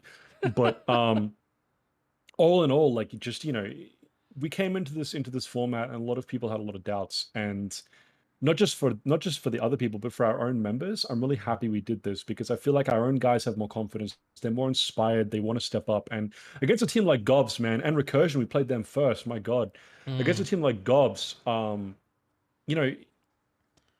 not satisfied because I wanted the win, but I am content knowing that I think we put up more of a fight than anyone expected us to. I think people expected us to roll over. And people conflate 2RAF with pigs a lot, and I don't understand people's perspective on our outfit. It doesn't make any sense to me, but I guess a lemming drop. But that was, by the way, the lemming drop. I'm sure you've heard this meme before. That was me. I was that guy. I was the guy who said to my Alpha Squad, "All right, boys, we got a lodestar. Now jump off the mountain." They even said, like, "Hannibal, are you sure about this?" And I'm like, "Just do it. Just do it. Just jump off the mountain." And then, they all died. And that's one of the greatest memes of 2022. So I'm quite proud of that, to be honest. I got roasted. I got roasted in 2RAF for that. Our outfit lead. I'm one of the second in commands for the outfit. Okay. And our outfit leaders, Jordy and Kaya, just demolished me for that one. My own Alpha Squaddies demolished me for that one. In fact, sounds like but you no, got man, look, some well-deserved back talk on that. Oh, dude, yeah, I got roasted. But it's it's just a normal day in 2RAF, right? Hannibal talks, Hannibal gets roasted. It's a 1-to-1 equation. But honestly, Deeg, your coverage as well has been phenomenal, man. You and Archie both kind of a little bit less traditional streamers, not really part of the PSB team in terms of like their streaming channels. But love seeing your coverage, dude. Your Archie's coverage as well. Your co-caster in the Miku match. A little bit, I was a little bit, listening to that playback a little bit, like this guy's no idea who he's talking about, but I will give him some who that was. I don't remember either, but I will give him some slack and fairness. People don't really know much about 2RAF, but when he was like, "Oh yeah, look, or SKL has the infantry advantage," like, did you see the kills? Excuse me. But no, like, and SKL, for the record, we love SKL. Kaztar, his entire team over there, those guys are amazing. They do amazing things for VS. And they surprised people in this tournament too. Yeah, they did. And dude, you know what? They deserve all the success they get. Those guys have been grinding hard. I know some of the Praetorians went back to rejoin them. They're originally from SKL, in fact. And look, man, those guys, they really put up an amazing fight. It was a really good time against SKL. We had a lot of fun. And that's what this tournament's all about, man. Like, we get to fight VCats next week. That's like the ultimate grudge match for us because VCats and 2RAF are like each other's mirrors on each faction. We're both high cohesion training outfits, a heavy focus on combined arms. VCats is basically our mirror, and we are very excited to fight them. I've got a good relationship with Apollo and some of the other VCats leaders. Like, it's a good time. And sorry, I went on a huge rant. I'm so sorry for talking so much. Don't be. GOB, a force of nature. That's what I can describe. GOB and Recursion, it's like two tidal waves, and I can't wait to see which one comes out on top. It's going to be good, man. It's going to be good. No, you know what? Recursion's like a wildfire and GOB is a tidal wave. There you go. That's a better way of putting it. Unstoppable force, meet a movable object. Exactly, dude. It's going to be real because I think that Gob is actually better at pushing, and I think Recursion is better at holding. I could see that. And it's, I mean, the difference is very minute. And I'm not Mhm. taking anything away from either outfit; they're both amazing. But I think Gob is better at offensive pressure, and I think that Recursion is better at static positioning. And it's going to be really interesting to see how that meshes up, because I think Yeah. Gob has the advantage with their vehicle players, man. I think honestly their air and armor is really dangerous, and people need to be aware of it. Yeah, one of the things I kept finding myself saying in the cast when I was watching Recursion versus VCats was Recursion's putting the horse in front of the cart. They get their their spawn points, they control the roads, and then they move in with their infantry. They have a very methodical approach towards responding. Not slow, but you don't see a lot of like heroic infantry drops that aren't supported by the other domains. So very impressive. The comment you made about the co-caster was sort of interesting to me. I'll be curious if you DM me who that was, or maybe I'll just go back and check. Yeah, like Oh look, it's all fun, man. Like I like to meme. I like to throw some salt in the pile. Like I'm a bit of a shit talker. It's that's part of PlanetSide. It's my Australian nature, man. I'm a dingoes, crikey. Like it is what it is. I like to I like to rustle some jimmies and make some people mad. But it's it's all in a good spirit. It's all in the spirit of a good competition. There's no malice behind it. Yeah, speaking of the spirit of good competition, I had a really hot conversation just before I talked to you between Sayl from Recursion and Dolphin from VCats. Really? Where we talked out whether VCats, let's say elite infantry team, ringers you can call them, whether like how that played out, whether it was good for Outfit Wars and good for PlanetSide. Sayl had a pretty strong negative opinion about it. Of course, Dolphin Really? was pretty. I mean, his perspective was that those players are part of the VCats community, whether or not they're wearing the tag, and it made sense for them all to play together. I'm still sitting in the middle of it. I'm curious because you mentioned that VCats are sort of like your Vonu mirror, if you have a perspective on it. So, look, man. I've got to be careful what I say, because there is a lot of sensitivity around this topic. But I will say this, and I want to put this out there, that I'm speaking for myself, not for Turaf. I do think to some degree that it's a little bit disingenuous for VCats to have those ringers. Like I know for a fact that it's I don't really mind that they did it. It doesn't really affect me in any major capacity. Like I'm not going to be like, oh fucking, sorry. I'm not going to be like, oh, to heck with VCats. They're a bunch of ringer simps. $700 a match, whatever. But I think that there is one thing to be said, and that's VCats won the kills in their match against Recursion. They won by I think 112, 113 kills, because I was casting that one just now. And yet Recursion beat them by 3 bases. Now, if you're that high on the kill advantage, if you have the advantage in the air, the advantage on the ground in terms of tanks, and you have the infantry advantage, and again, this is taking nothing away from VCats. I'm not trying to shit talk here. They're a good outfit. Probably one of the best strategic outfits in the game. But you have to wonder then, how did they not convert that advantage to a win? Right. And there's a lot of factors that go into that. There's door holds. There's the fact that people could be charging into mines or C4, like we did against Gob. There's a lot of things that go into that. And again, I'm not taking anything away from VCats, because they played their hearts out, and they almost got the Hail Mary. They were very close to getting that win. Actually, they were only down by a base in the last few minutes. It could have. Reactor and hydroponics, man. If they'd taken Reactor, they would have won the match. That was it. Any number of things would have gone differently, but Sayl, he's a man of opinions for sure.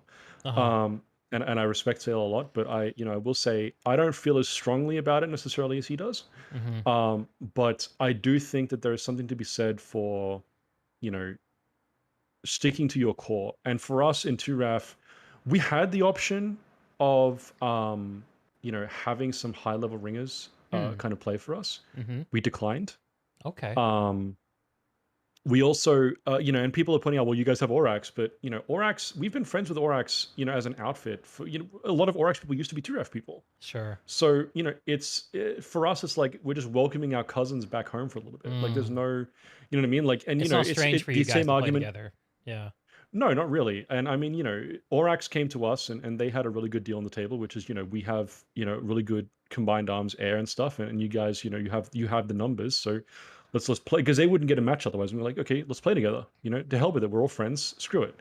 Mm. And the argument is there for VCats in the same light. Their friends came to them and said, hey, let's play with you. Let us play with you. And VCats said yes. And that's the argument that they can make and they have every Yeah. right to make. Yeah. But the difference is that when you look at the kills, and the vast majority of your kills are being carried by people who are those individuals that have come to play for you during the Yeah. season, and you don't normally see those individuals wearing the tag on live, that's where it gets a little bit gray, where it's like, these are members of your community, they are your friends, and you can justify that because they are, people you play with and hang out with on a regular basis, but are they VCats Mm. or are they ringers?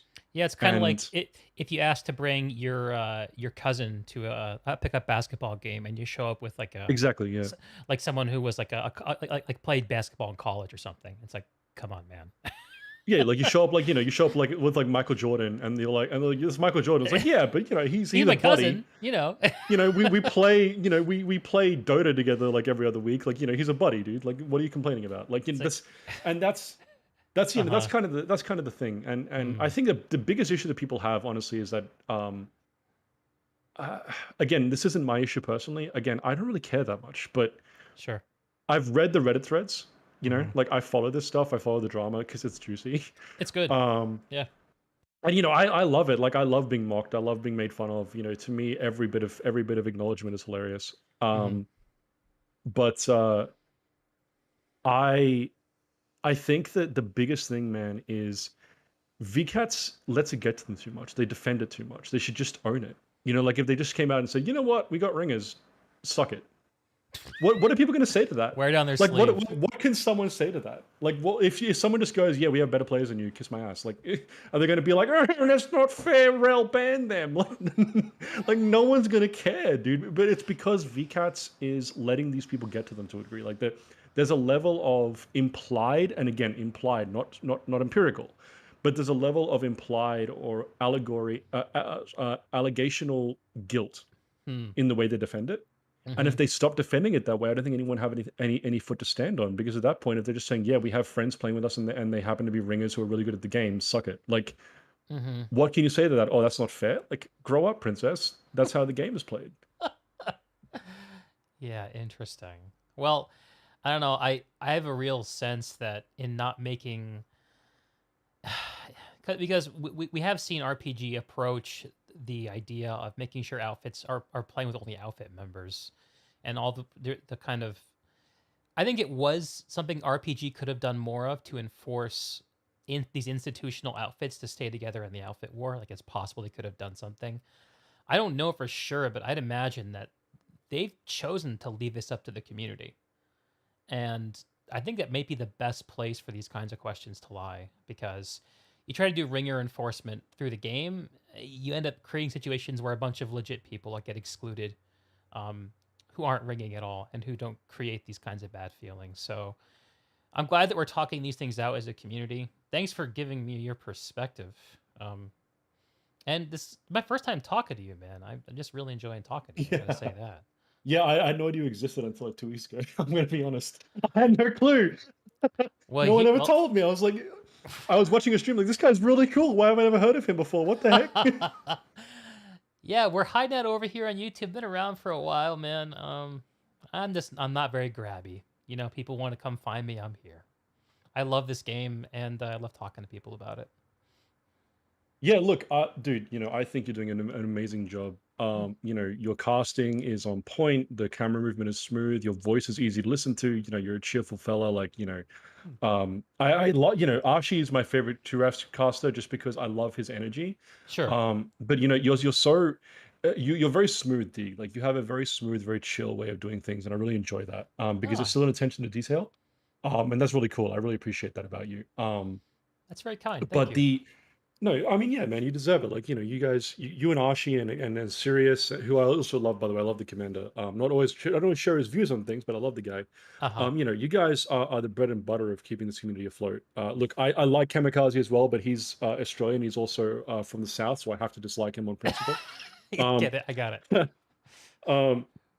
But the reality is, man, I think Turaf has kind of shown people that, you know, we're not any kind of like hyper sweat fit. We're never gonna be any kind of hyper sweat fit.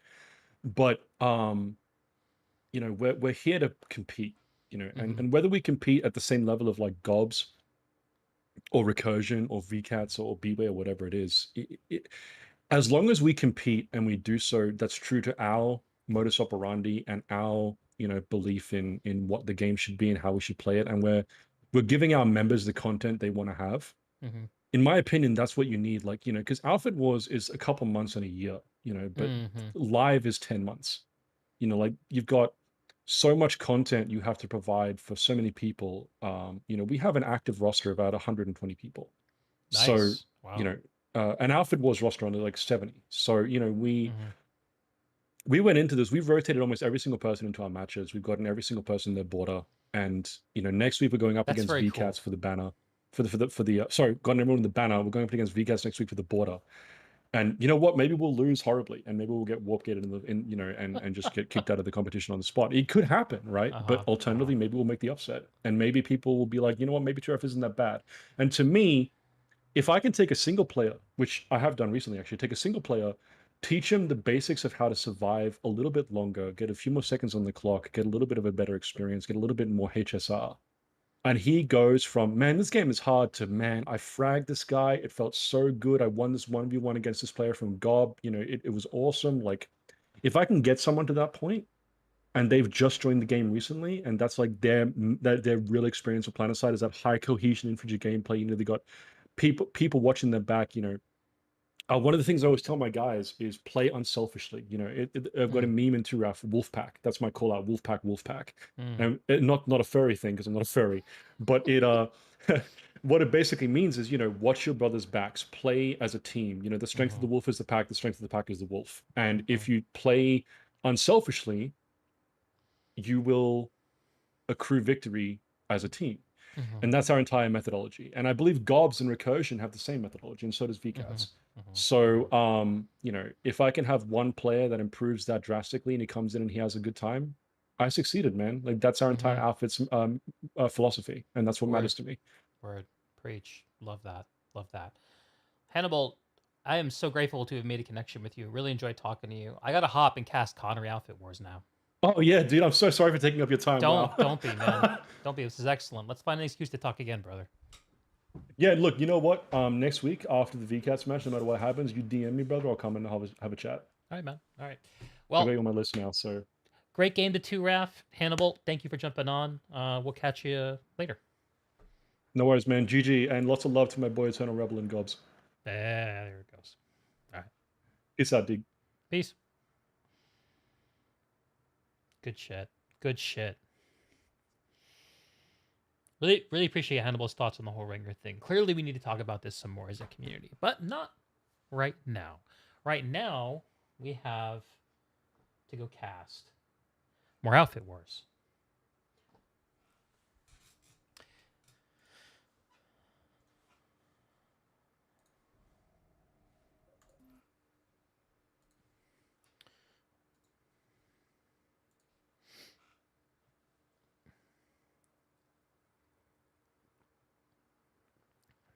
We're going to get to see Recursion again, going up against the Vikings, who, if I'm not mistaken, heavily overlap with, is it 1TR? I think it was 1TR.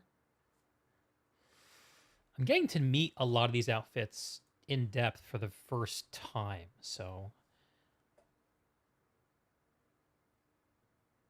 2Raf is good, everyone is good. Yeah, Anthony. Yeah, man. A lot of anyone playing in this competition is contributing a huge amount to this game and to this community. Anyone playing in it, whatever the context is. So I got nothing but good things to say about everyone. And the fact that people will come talk to me about it is still a tiny miracle in my mind.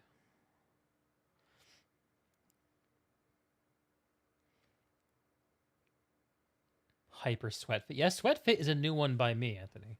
I don't think I've heard that classification before, but I can dig it. I can dig it. All right. Who's ready for more recursion? Maybe another spicy conversation from Sayl after the fact. One can only hope. It is Halloween on Connery as well. Where is our match?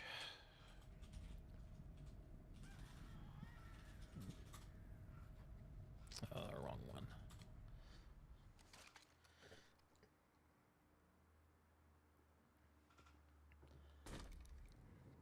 Right then, here we are. Recursion blue and Vikings red. Back in my favorite place on Araxis. The Nexus. I gotta turn this directive display off. Where is this stuff again? Directives. Why is it showing me this? If I do that, will it go away? I hope it does. We'll see. Okay, we have just under 6 minutes until Recursion v Vikings. I'm going to give you all a scenic view over the Granite Head and step away for just a moment. And we'll come back and watch some more Planetside.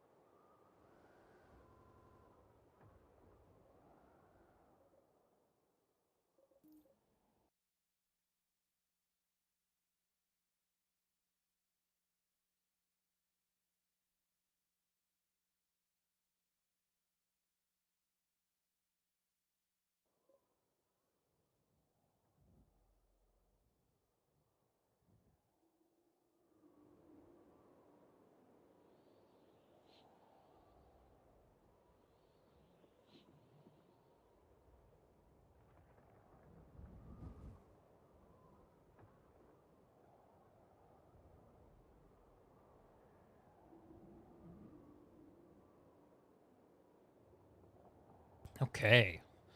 Who's ready for some more Outfit Wars? Just under 3 minutes to go for the beginning of the Connery semifinals of PlanetSide 2's Outfit Wars in the Nexus season. We have Recursion versus Vikings. Recursion for the second time tonight. They're entering the grand finals of Emerald. We'll find out whether they'll also enter the grand finals of Connery. At this point, a well-oiled war machine.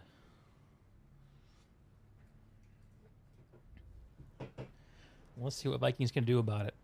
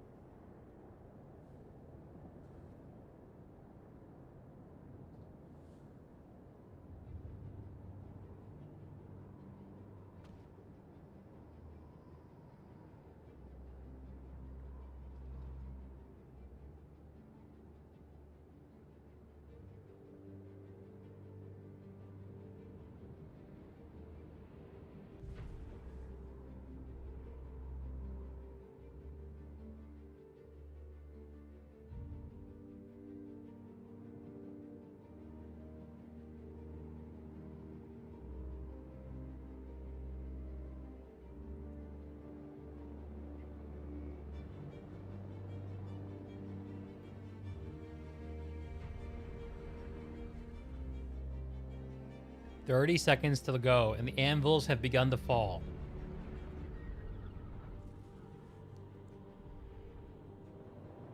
Recursion with a couple of light anvils in the mountains between Granite Head and Hydroponics. 10 seconds to go. Let's get ready, folks. Aircraft, the tires are lit. They're ready to roll. The rumblings of steel rain can be heard over Granite Head reactor, and the match has begun.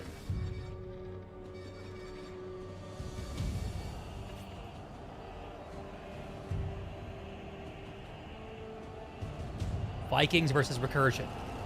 Culinary semifinals.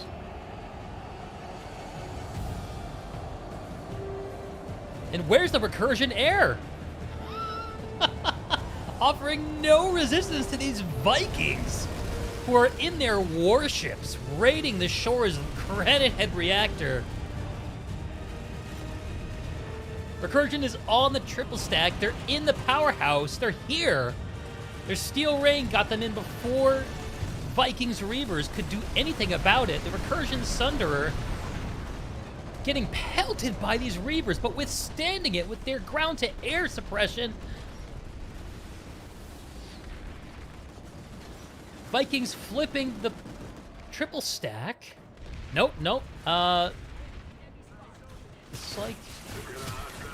Ooh, and the last Viking falls here at the C point. Granite Head now ticking along for Recursion. That'll take just... Oh, and here comes some more Vikings.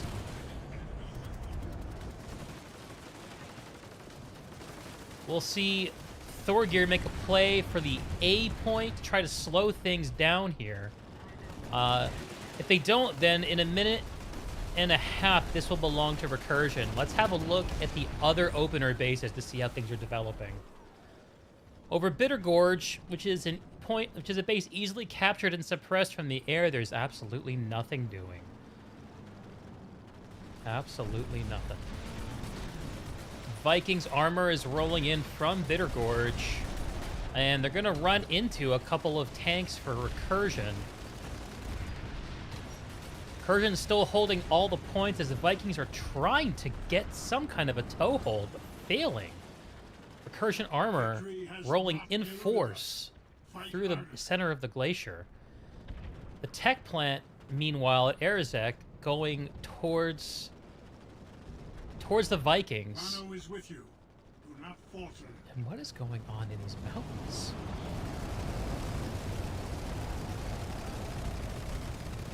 It's Reaver on Reaver action. Here comes the Recursion Dervis. There was just a Recursion orbital strike on the road here between Bitter Gorge and Granite Head. Looks like it trying to deal with an armor push from the Vikings. What? Why was that orbitaled? Oh, it's the start of a big armor push from the Vikings. It looks like they have something going at Bitter Gorge.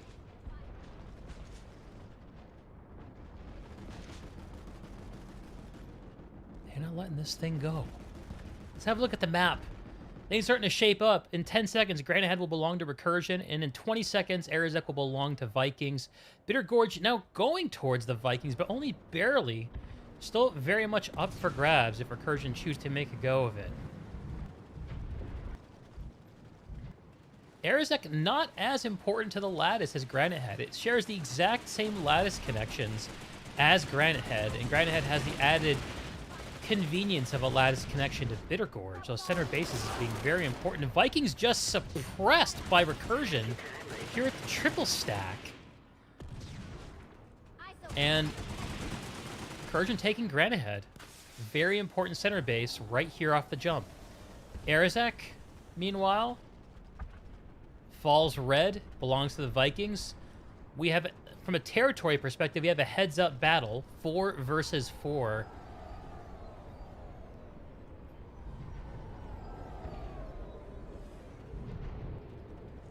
Heavy anvil from Recursion. It's landing on top of Granite Head. I wonder if that was intended to go down below to reinforce the hold.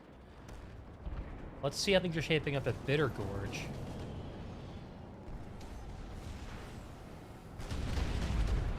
Vikings are making an armor hold here to prevent the recursion armor. This is a real choke here.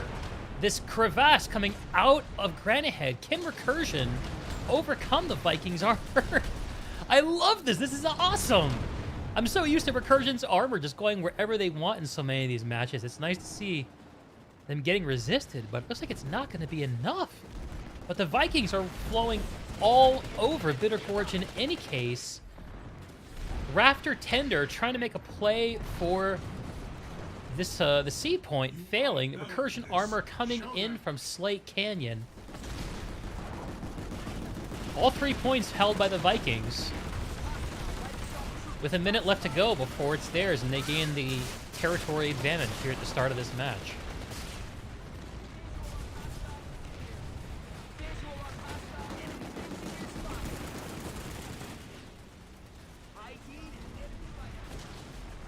Gotta love a little bit of NC on NC action, folks.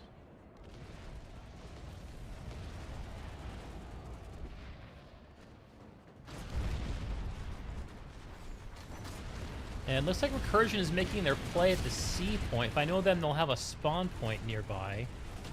Although maybe this is just a drop for them. Vikings are dropping on top of the C point. They're going to try to take Recursion's toy away from them.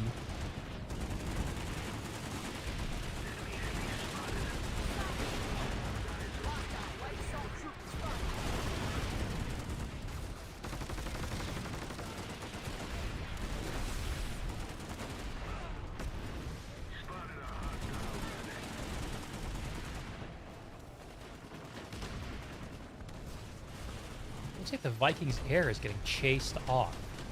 Here's Transgressor in his tank doing work as Recursion retains the C point. That massively slows this down. Vikings have been committed here for minutes and minutes, and they still don't have it. They're flipping C as we speak. Now, let's see what Recursion's doing with this. So, yeah, as I expected, they're making a play on Nexus Secure Substation. Interestingly enough, Vikings are using their Cap of Arzak to make a play on Hydroponics. Not sure what their forces are like there. Let's have a look at these two bases, starting with Hydroponics. It takes over 4 minutes to capture both of these bases, so you don't expect them to go through very quickly. It's a subtle thing, but that actually slightly prefers the attackers, because any sort of first mover advantage you gain, your enemies pay double. If you get 3 minutes in, it takes the enemy 3 minutes to get it back before they can even do anything with that lattice link. Recursion is established here at Nexus Secure. They dropped an anvil in the tree. Wonder what that will happen to that. Vikings are responding from the spawn point. Just a few infantrymans relying on stealth rather than valor to make this push. Let's see if that works for them. Vikings Air is trying to make trouble for the Recursion ground forces here at Nexus. The Valkyrie, 2 Valks, and a Liberator, and here come the Vikings dropping in 30 seconds before this goes to Recursion.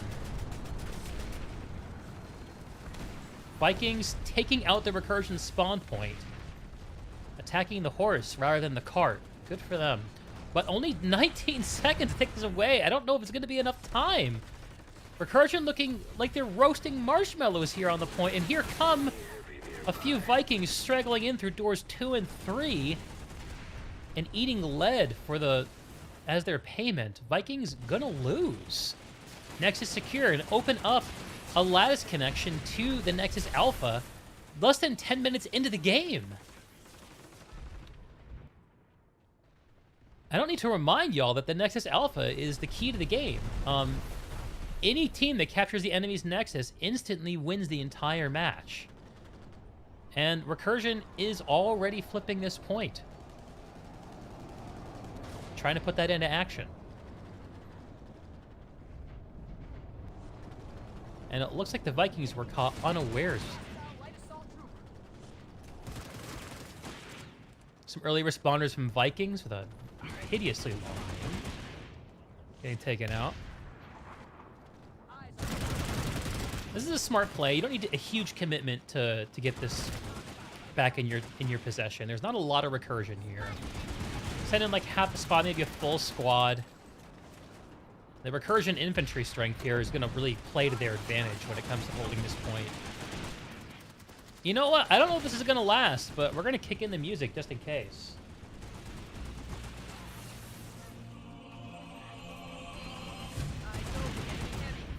Baby gate goes up.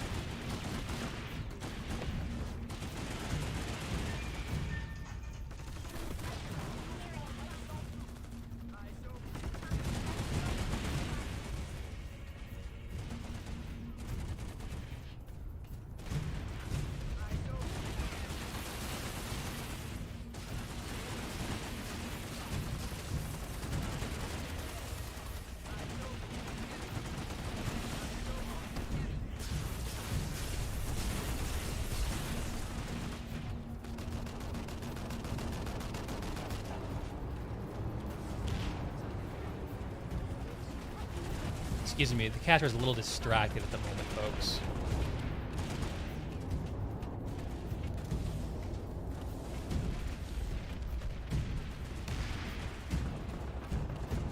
As when you might expect, there are complaints about my being too loud. Can you imagine that? Enjoy this view over the point room at Nexus Alpha while I close some doors.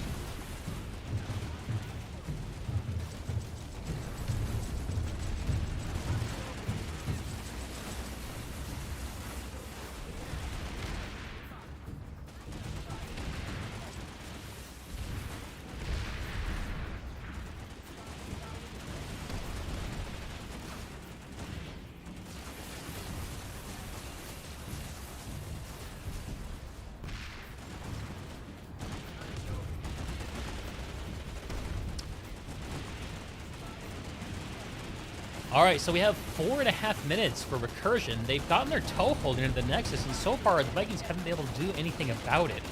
There's still a lot of runtime in this match. Vikings know that retaking this is only going to give them access to Nexus Secure back, which they already have via Airzac. There's no lattice advantage for them to make an early push on the Nexus Alpha.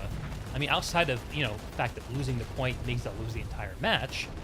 But, saving that, it looks like at Bitter Gorge we might be seeing some action. There's no hotspots. Hydroponics is lighting up with recursion 30 seconds away from making the resecure.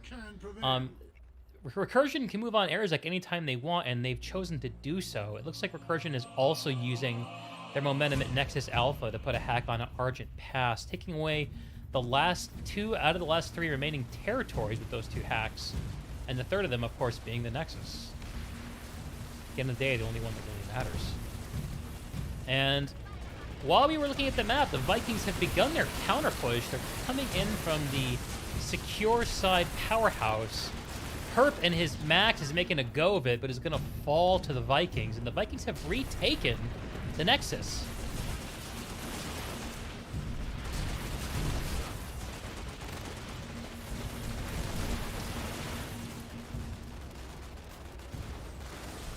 And it'll be theirs in about 2 minutes. Vikings remaining in the air. This is consistent with what we saw from them last week. They're taking it to the ground forces of Recursion, trying to billow up out of the road beneath Nexus, and this. It looks like the Sunderer is going to get dunked on.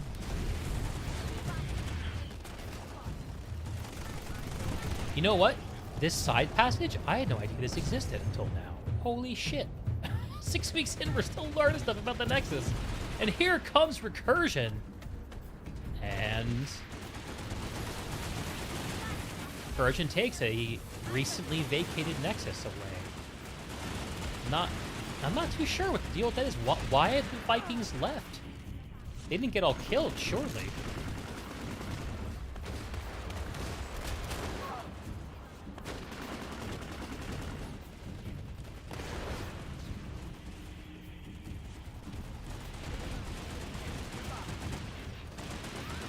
Here comes some Vikings. They're on fire, getting that medic juice. Some dead Recursion folks on the point. Vikings have countered the counter push to the counter push. And they're now grabbing the Nexus once again. Feels like Recursion is just keeping the Nexus warm, almost. In the meantime, they've taken Arzek, and Argent Pass is 1 minute and 40 seconds out from theirs, strangling their hold on this continent. Let's go over to Argent.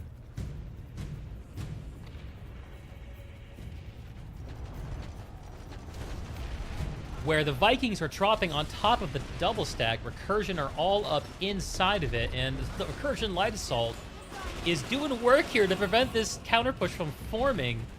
Oh, Light Assaults are just the best, aren't they?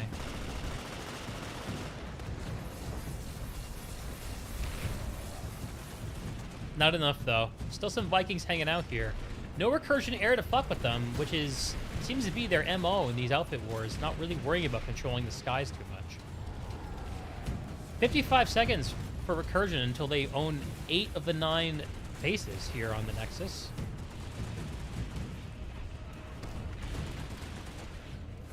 They've got about a squad's worth inside the double stack.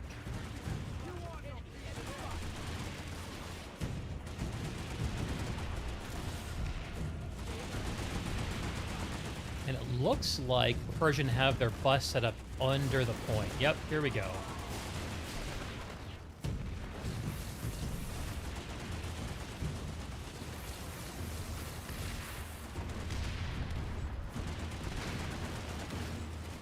$16 seconds for Recursion. It's time for Vikings to make their play if they're going to make one.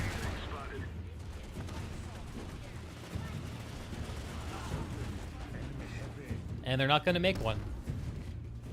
Vikings forces here are just going to tickle Recursion as they capture Argent Pass. Only one base left for Recursion.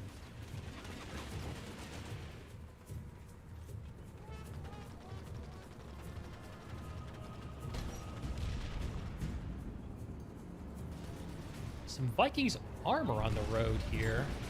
Oh, and this Recursion man and his tank getting caught unawares. Theobald retreating, disenfranchises in the mix, gets ganked by the Vikings armor column rolling in. But Recursion is absolutely ready for them. It's all on out tank chaos. Oh, come on, push, boys, push. Sayl bot taking it to the Vikings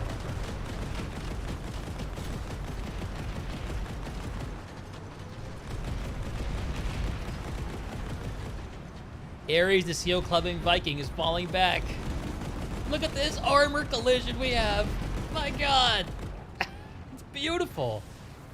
No, they're going to come around and get ganked. Watch out, Recursion. They're right there.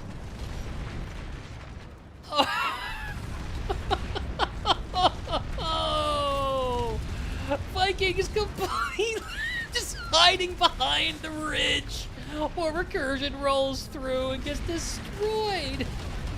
Oh, but it looks like Recursion might be getting the last lap anyway. All right. I was so excited for that moment. And the Recursion had to totally spoil it by getting through anyway. All right.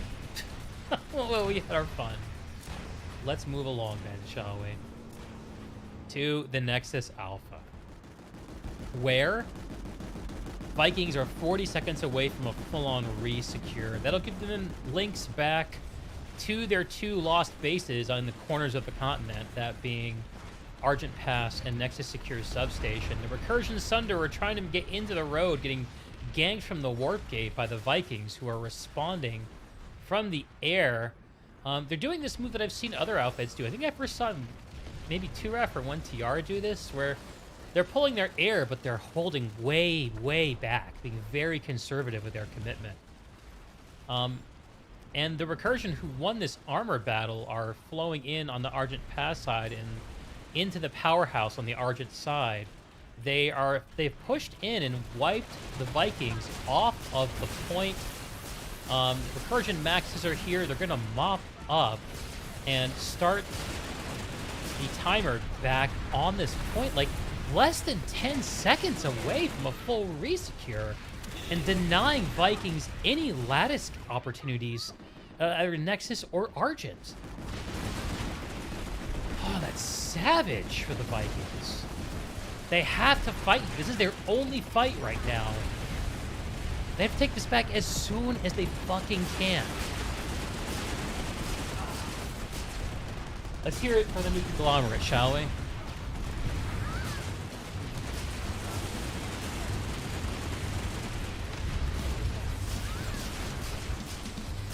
Get some shotgun on shotgun action going.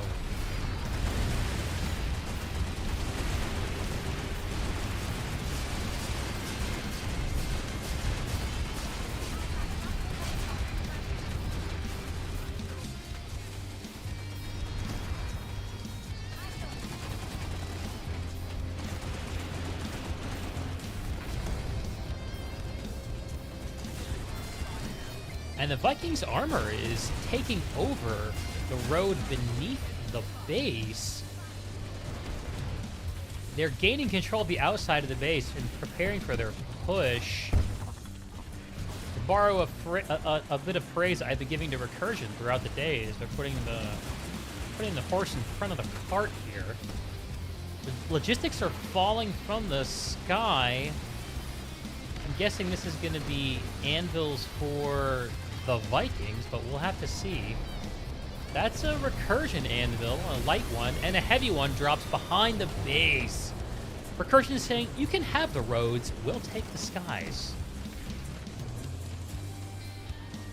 Oh man, that Reaver not even seeing this anvil. They could have totally torched it. Ah, it did go down.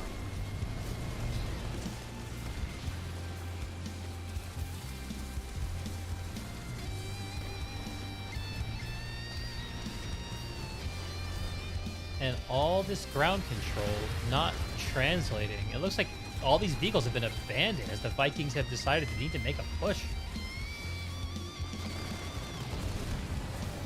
Those anvil plays not amounting to much. I wonder if they were just Recursion distractions. I don't think Recursion has any spawn points here.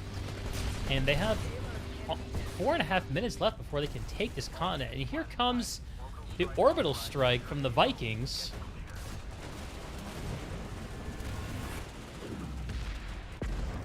Hot fire falls from the sky. Let's see if the Vikings can follow it up with a cool rain. Following a very well-named planet man, falls to the blue hail of gunfire. 3 minutes and 54 seconds for Recursion to warp gate the Vikings.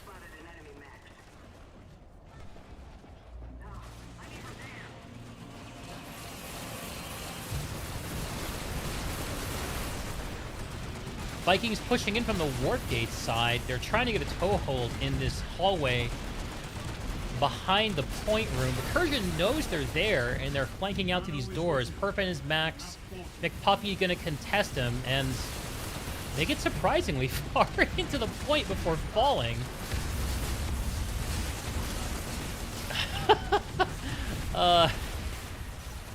Vikings air trying to poke in and prevent the Recursion Maxes from taking up an angle here on this forming push. It's an interesting play. These two corners are actually surprisingly susceptible to air to ground, although the one on the west side has no direct angle on the point room, unlike the east side point, which does. And there's no Vikings on this side of the base. Let's have a look at things outside. Vikings in their armor. They have their Sunderer locked down just outside the stairway. They're rolling another one out of the base itself. Goat Cheese Long Lips. He's going to be getting, I think, an Argent side Sunderer going for Vikings. That's going to give them access to another angle that they don't currently have. They have only 2 minutes to do something with it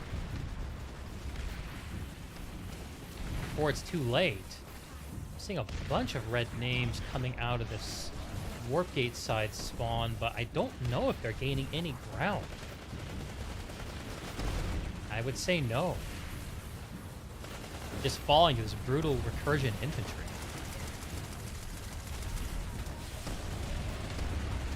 I'm waiting for the Vikings push coming out of the Sunder here. Recursion's ready for it. They're on top of the fat stairs.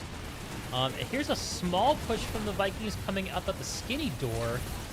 Res grenade's going off. Recursion's gonna reload. And the Vikings are gonna fall again. These Vikings coming up from this Sunderer that we saw roll into the Underroad.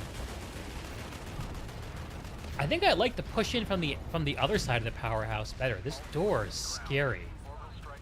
But oh, and the recursion orbital is going off between the spawn room and the point, and a counter orbital from the Vikings right on the point. Oh my god, the reason you do that is to get rid of the maxes of a point, but I don't think the Vikings are ready for a push.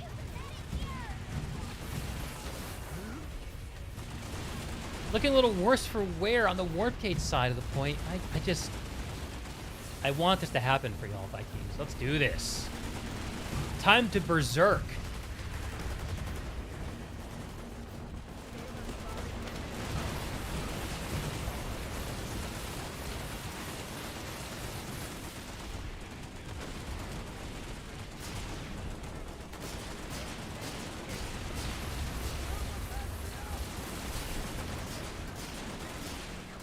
Recursion mopping up the push in the powerhouse.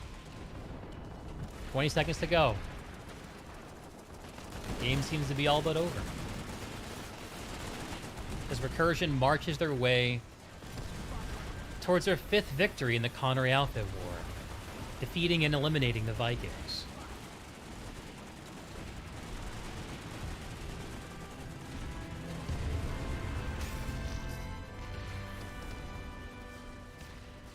Recursion takes it home, successfully warp gating the Vikings.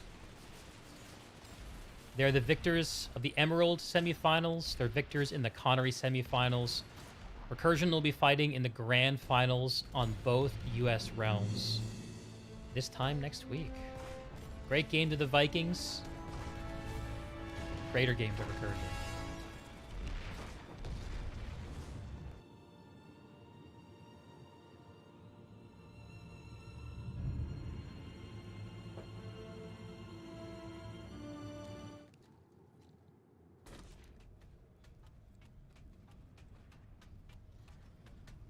Good shit, folks. Good shit. And what time is it?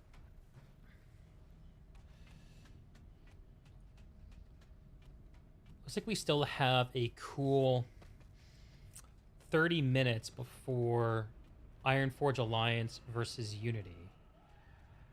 So let's try to squeeze in an interview with the Recursion and Vikings folks.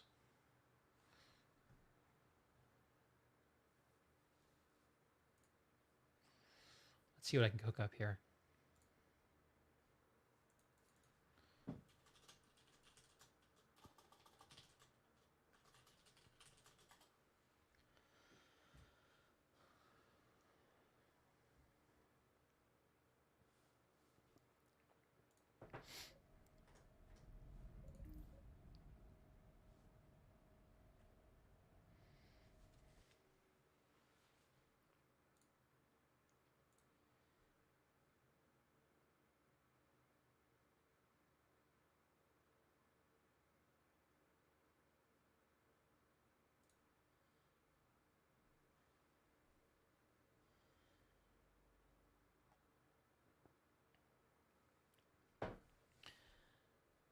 While I'm waiting for interviews and materials, let me check in with my totally still blank chat.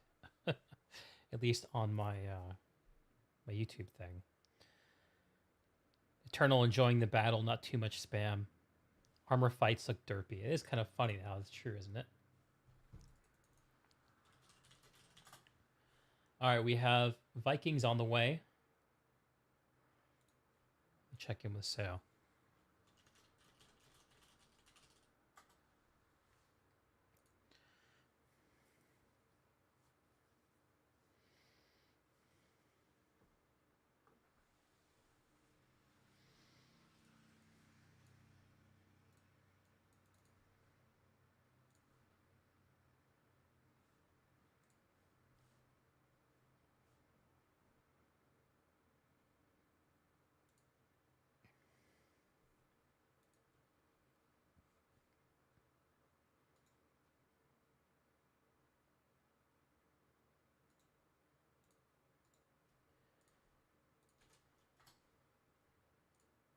All right, we have some folks joining us.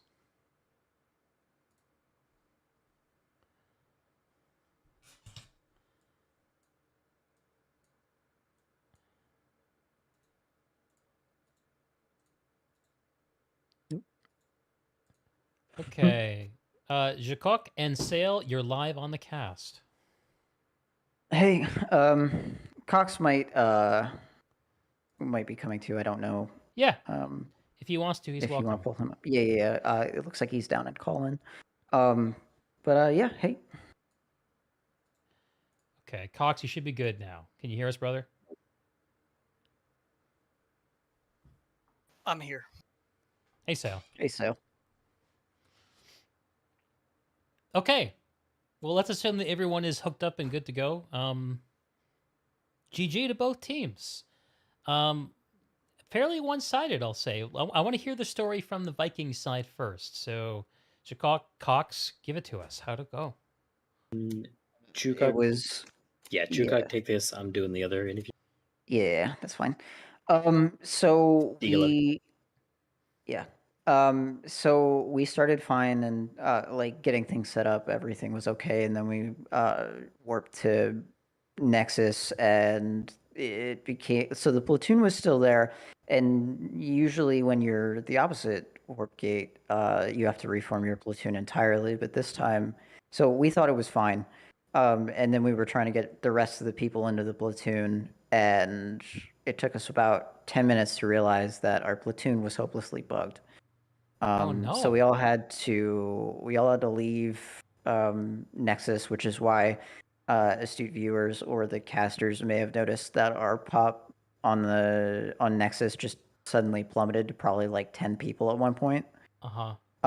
As everyone left, and we swapped out. So we got the platoon finally set up again, maybe with five minutes left until match start. God, what a scramble. So it was me just like frantically looking through the list of all the strange Viking names to try to get everybody invited. And people rejoining with 5 minutes means that they have to pull NESF or whatever, and wind up being nanite screwed.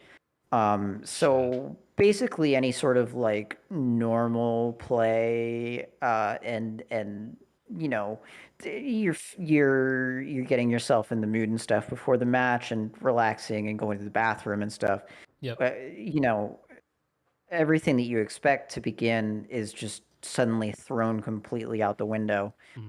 We were just completely wrong-footed from the beginning, and so things started off okay though.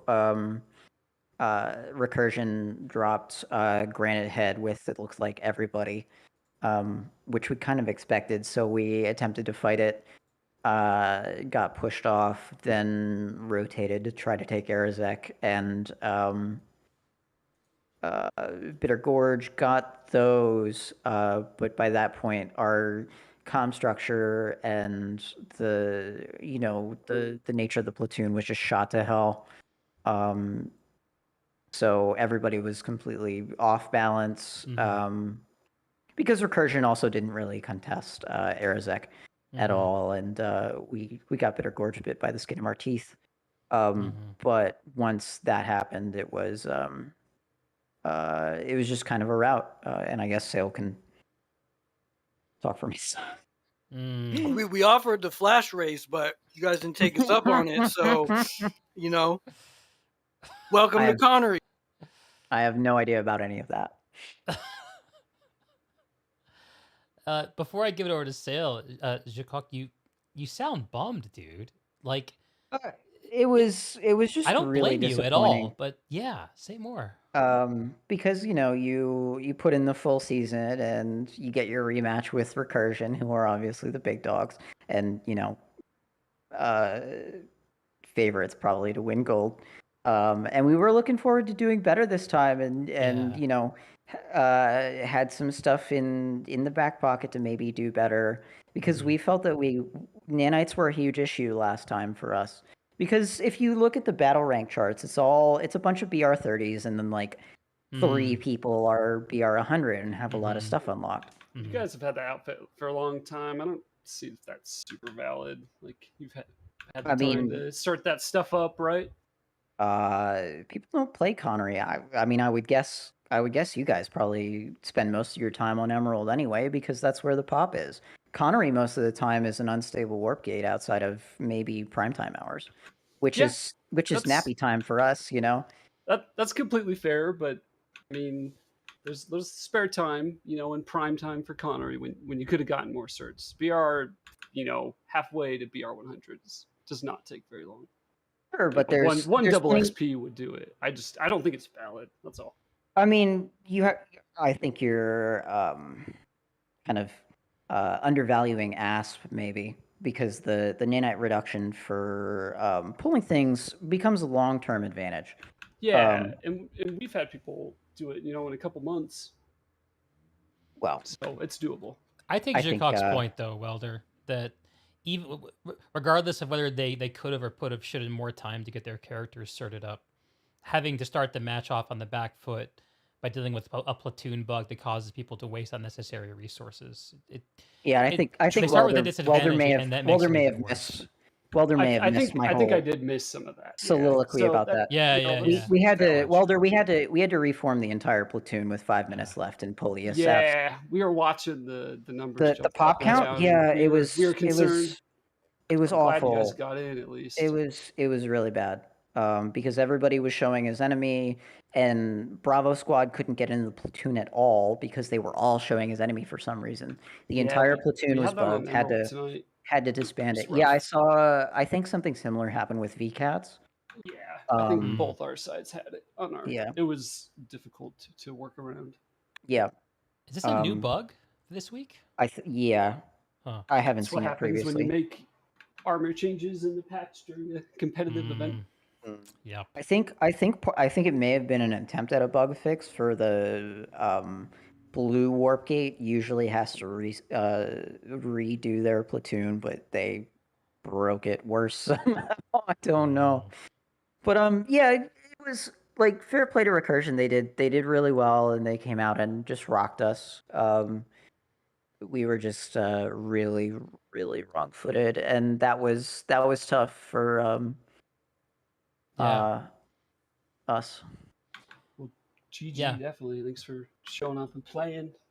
Yeah, absolutely. It was, we've been looking forward to playing against you guys again. And I don't envy FIFA.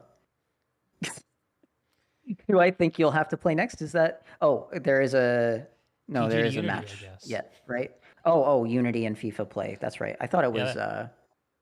I'm not sure what's happened yet, but that's okay. Yeah, they're gonna play in about 20 minutes. That's the last match. Yeah, I think we're about to find out. Yeah. If I had to put money on it, though, I think you take FIFA. Well, I totally understand how you got off on the back foot. Already a disadvantage going up against Recursion, favored to win Connery, and having to deal with that last second is a real bummer. It's a real bummer for the community this is happening. I've heard other comments about patching the game in the middle of a competitive event. That might be a growing moment for RPG. I don't know. That's a tale. That's a tale as old as time for the people who've played Server Smash. It's really fun to prep an entire force comp and everything, and be ready for your game, and then on Thursday with your 300v300 match on Saturday, patch drops and completely fluffs everything. It's great. Very fun. Yeah, that sounds awful. It's been I gotta happening remember to for ask years. Rel about this next time we talk. I wasn't I never even thought about this problem before. It makes sense. All right, so back foot disappointment from Vikings, understandable. How about from the Recursion side? How did this go? We were expecting a flash race, so I was shocked. Sayl, I have such a hard time imagining you in a flash race. I'm just going to put that out there. You don't know what kind of game I got, D. You know what I mean? Like how I'm running. How all these 5 KD heavies listen to me, man? Because my flash game is on point. Ready Fair to. enough. I think they're just using you for the logistics specialist spawns. The rat play. What about you, Welder? Any takeaways? It went well. Takeaways, VOD watching. After every week, more VOD watching. How much goes into that And, for y'all while reviewing VODs and stuff? Depends on the person, but a fair bit. I usually watch at 1.5 speed because most of the commentary isn't hugely relevant for scouting purposes. Is that a burn? Sorry, but it's like I've watched every server smash that has ever happened, so it's kind of just a really quick science for me. Others may have different mileage, but yeah, it's about 3 hours probably goes into it a week for me. I just queue up all of Recursion's games. Recursion is like 6 though if I was to watch everything. Yeah, because they're playing in both servers. Yeah. Right. Yeah. Most outfits that we play against only one server. Yeah, it's the second weekend in a row that Recursion's playing twice in one night. Go into VOD watching. Yeah, definitely. Sorry, too Will, many. I didn't mean to talk over you. What were you saying? No, you're fine. I was just saying, too many hours going to VOD watching. It's crazy. Yeah, an ounce of preparation is worth a pound of prevention, right? Something like that, I think. That's what the old wives say, anyway.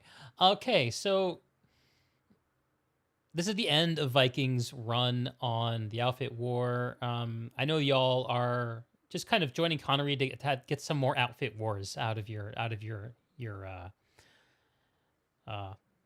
September and October months. But tell us, we've got another match. Yeah, there's the third place match. I think is all that's third left for place us, match. I believe so. Oh my god! It's a very confusing bracket roster. I've been listening to Dolphin explain how he's going to get a rematch next week, and it made no sense to me during that against entire interview. Turaf, I believe. Yeah. I didn't know what the hell he was talking about. So we're kind of assuming a little bit. I think everybody's kind of assuming that that's how it works. Okay. we'll I guess we'll see in like 24 hours when the Emerald matches come out. I think there's supposed to be a third and fourth place game. Okay, that would be cool. We'll see who we may be facing in next however long. So y'all will face the losers of FIFA versus Unity. That is our understanding. I think that's correct because they hypothetically. Fight third, so yeah, that sounds right. Sounds right. Exciting. So we have plenty of cause to hope that this platoon bug goes away very quickly. Well, they fixed the hitching. Hopefully. So who knows? Well, I would trade the hitching. I would rather have the hitching back than have my platoon break down with 7 minutes left. Yeah, or 5 or whatever it was. I think people were pulling their ESFs at 5 minutes. Yeah. Well, I feel like I've heard from almost every other outfit leader I've talked to today, Jeucoq, and I've already heard from Sayl on the topic. But I'm curious if you want to offer your take too on. So VCats got eliminated from by Recursion earlier in the day from the Emerald bracket, and we had a discussion about all the kind of elite infantry Jaeger forces that joined the VCats and the effect that community joining the VCats has had on the competition and how people feel about it. I'm curious if you and or your outfit has a perspective. Well, 1TR and Viking are both, collaborations of a bunch of different outfits.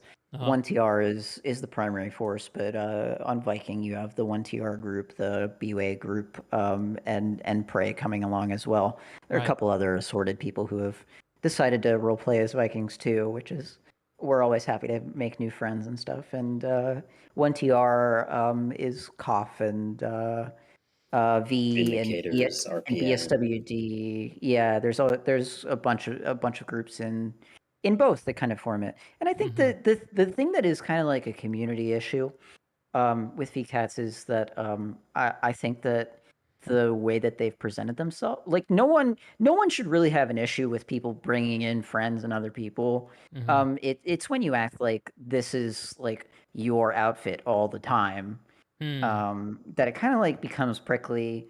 and stuff. So that's kind of where I'm at. Like I have no issue with, making a stack if you really want to, but I think you should kind of own it is all.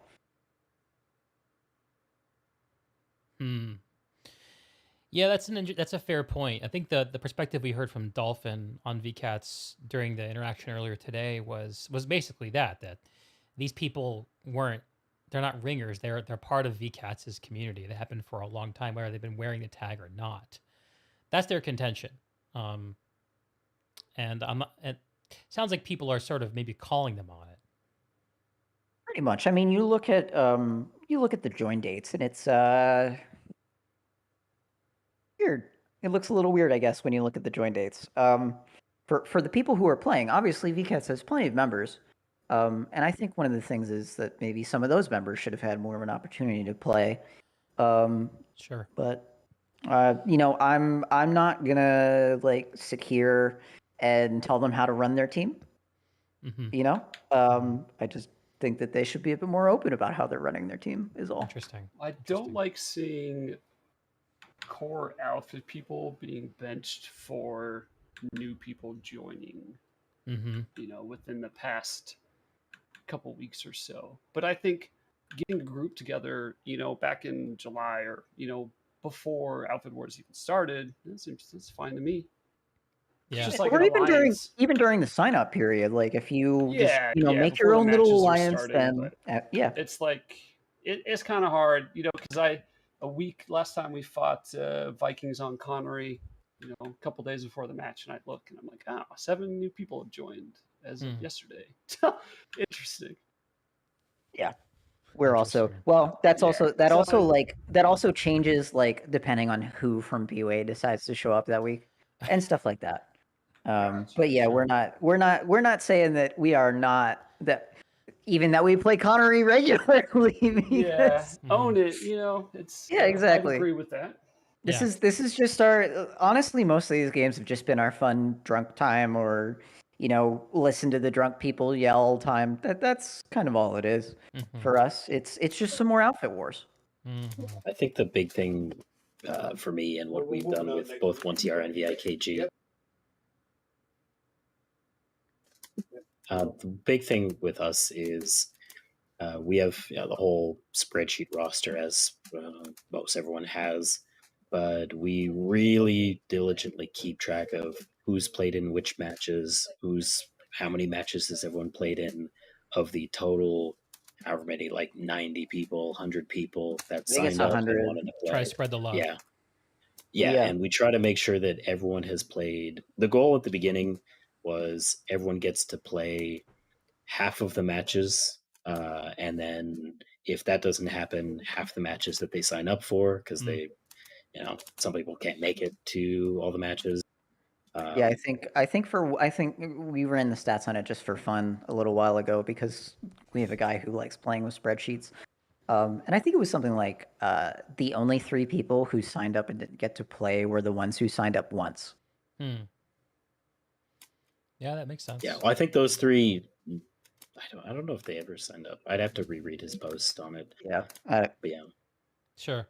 But in general, you were very proactive about making sure that all the members of 2RAF outside of Outfit Wars were represented within Outfit Wars. Oh, sorry. 1TR. Not just of 1TR.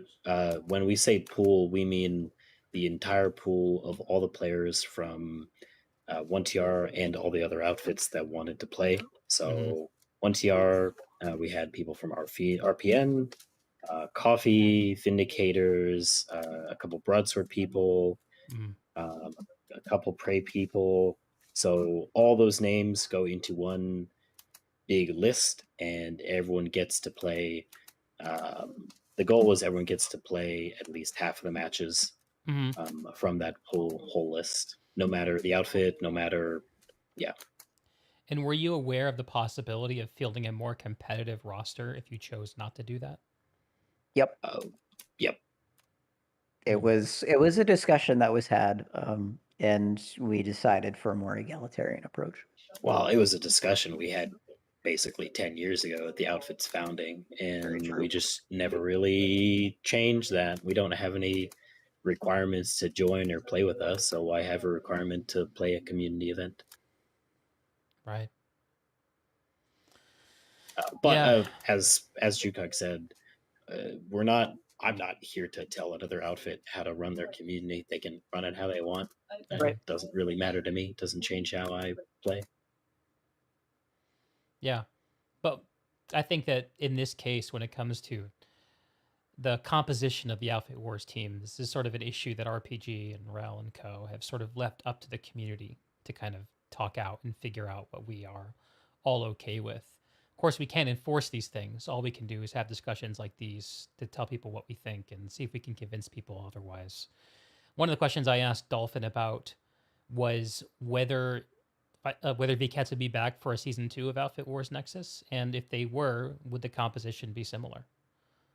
He seemed to be optimistic about that possibility, even though he did admit he didn't expect, folks who were wearing the B54A tag before the Outfit War. He expects them to go back to wearing that tag. But there's the question of, does the tag make the community or not? And the perspective you've just shared about the dishonesty, I have to weigh that in my heart a little bit, I'll be honest.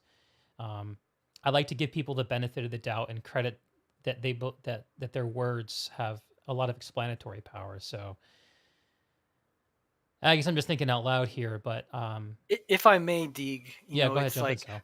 look at Outfit Wars 3, right? If you make the whole reason we had to go to this 1v1 format is because if left to their own devices, the community would undermine the sanctity of the competition for the sake of their politics or whatever. We saw it really badly with the Pale Tiger stuff, so Rel had to Yeah. step in. But we also saw that the Emerald matches would go a certain kind of way because of the fact that a lot of the Emerald, it was like a libertarian nightmare. So I think it's How so? What's that well, mean? libertarian. I mean, if you're allowing full freedom for everybody to do their worst, then a whole lot of king making will go into the matches, right? And that's why we had to go to this 1v1 thing. So, we're kind of having these discussions. We have to have some hand in how this community functions, right? So if they're saying, we don't care, we're just going to throw 48 on it and people can do whatever they want. Well, that's what the devs have given us, right? They didn't have any outfit rank requirement, no like time and outfit requirement. And those outfit requirements would probably not be sufficient anyway. So we decided to just pull them. You can still game them. Yeah. Right. So it's not a really good answer here, but I don't think the answer is, just do whatever, do your worst and I'll do my worst and we'll see how it pans out. Sure. And it is interesting that we have seen RPG recognize that the three-sided format, whatever it had going for it, was not as good as what this can be for the community. And we've heard mostly positive feedback. People appreciate it being clear that they've won or they've lost, even if they are the loser, as far as I can tell. Let's take just a little bit of responsibility to make sure that this goes well for the future. Sure. And I guess that's sort of the question that it brings up in my mind is, what's the appropriate amount of responsibility for the game to take over how these competitions play out? What's the appropriate amount for the community to take? And a lot of the times, what I hear from the community is asking for RPG to take control of some of these issues and deal with them. But I think there's also an opportunity for the community to step up and decide among themselves. And yeah, there are going to be people who misbehave, but that's that. You pay a cost for that. I mean, VCats is going to have a certain ring to it for the community after this. And listen to what they said. They could have fielded a better team, but they chose to. Right. For 1TR and Vikings, yeah. Yeah, they could have, but they chose to play their community. Not for this match. You went all out for tonight, or that was the intent anyway. No, we just didn't have enough signups. Burnout is getting real. Yeah, shit. We got the 48, but yeah. Burnout's real. It's 5 weeks of this. It's a lot. Yeah. How many hours a week Six. do you think people are putting into Outfit Wars? Like as an individual? Like leaders, let's say, like what's the max for leaders and like what's the minimum for people who are just playing? Or average? People I'm who not are sure just what you said. playing 2 or 3. Sure. Leaders 8+, probably. I know I haven't put in 8+. I have not. At least not since we got the kinks worked out in the beginning 2 weeks with roster creation. Mm-hmm. Yeah. Mm-hmm. People who are watching VOD spend the 8, I think. Yeah. And if an outfit leader is doing all the organization himself or herself, oh my god, it could be 16 Mm-hmm.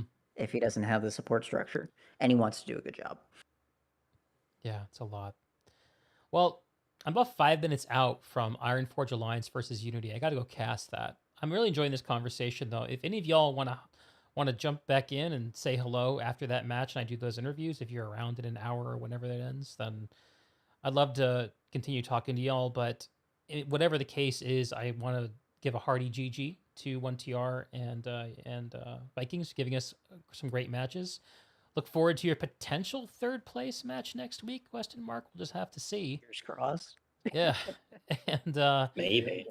And of course, great game to Recursion. Now going to the grand finals for both US servers. No small achievement there.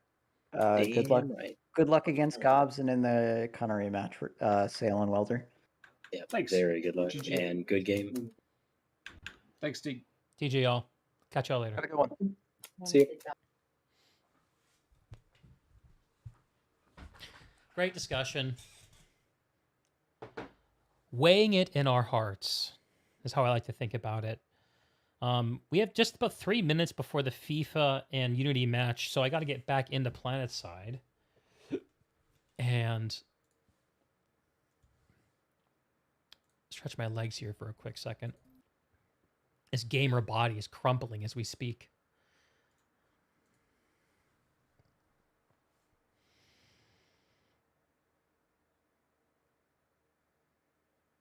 Disenfranchise, you want to ban Perp? What did Perp do to deserve a ban, man?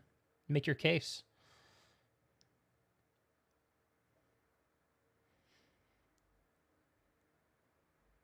B-Way going to try and ring for GOBS, but GOBS won't take them because they're too good at being warp gated. B-Way shit talk, huh? Yeah, I don't need Steam Cloud to play PlanetSide Steam. Just let me in.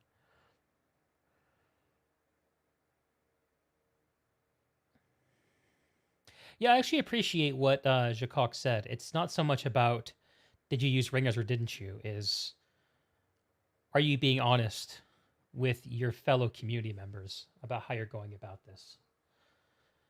I'm not the one to assess that, whether that's true. Like, I'm just frankly not the guy to say, yes, they are, no, they're not. But I think that's the right question to ask. One Cert Zoom asked a few minutes ago, did Rel say anything about the ringer stuff recently? You know, I don't think I had a chance to talk to Rel about the ringers on our podcast. That's my bad as an interviewer not bringing that up. And I don't know if I mean, there might have been something in the initial announcement of the Nexus where he kind of laid out everything's going on. Like, he mentioned the disconnect kind of ban. Negotiator with the B-Way hate, man. What did B-Way do to you? Back into Connery. Let's go. And we have 1 minute. Shit, we got to get in there.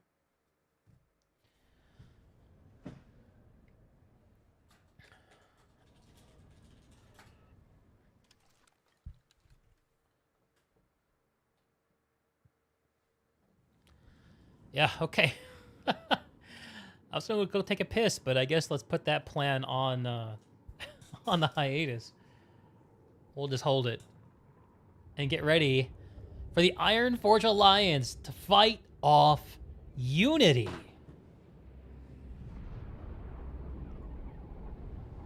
Anvils are falling over Bitter Gorge Garrison. Heavy anvil for, I believe that's Unity. Oh my god, they're falling on the ridge too? This is so... I love the anvil plays at the start of the game. don't know why they get me so excited. 4 seconds.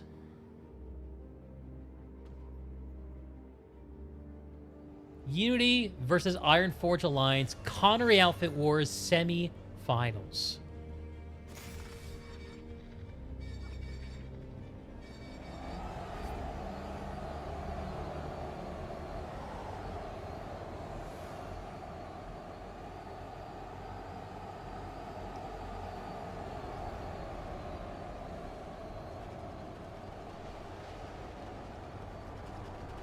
And Unity not matching FIFA air for air.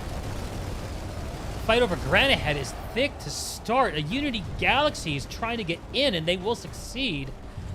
A couple people dropping on top of the A point as the triple stack immediately goes for FIFA alongside the Powerhouse.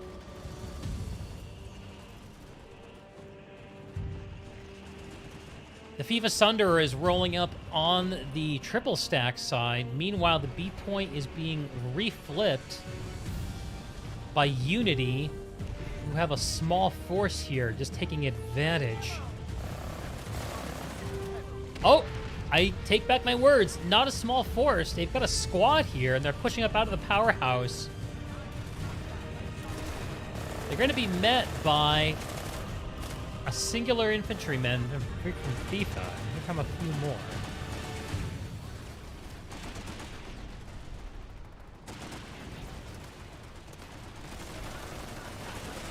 FIFA have pulled up a Sunderer outside the Powerhouse as well. They're really committing to Granite Head and wiping Unity off the board at this point.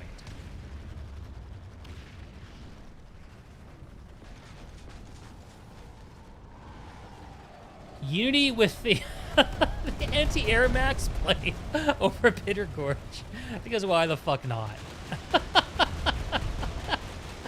Oh, look at this. They got a shield. They got a whole setup. All they're missing is an engineer. Good luck to them. Let's check in on Bitter Gorge.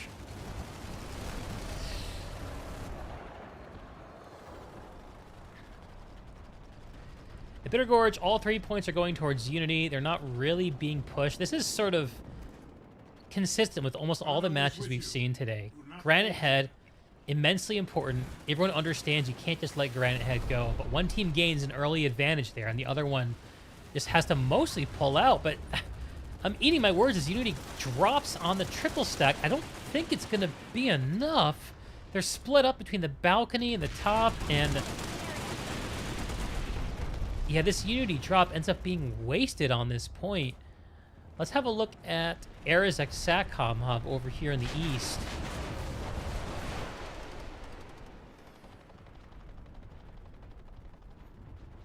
Where FIFA owns all 3 points and will own the base in just under 2 minutes. So that means that FIFA is on pace to have 5 bases to 4 advantage in the next minute and 40 some odd seconds. Granite Head's about to fall, and Bitter Gorge shortly after. FIFA can make a brilliant play here to slow down Bitter Gorge. It would do them a huge favor, and they're making an attempt, sending some people over. They get a drop on B. Slow this thing down. The cap timer. Spot 6, 5, 4, 3, 2. Not enough. Unity takes it.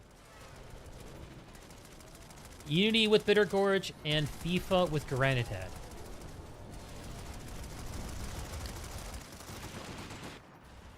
And a FIFA fire team manages to flip the A point and get this base back going in their direction, but it's going to take some time, and 1 point ain't going to do it. On the ground, I don't see a lot going on for either of these teams.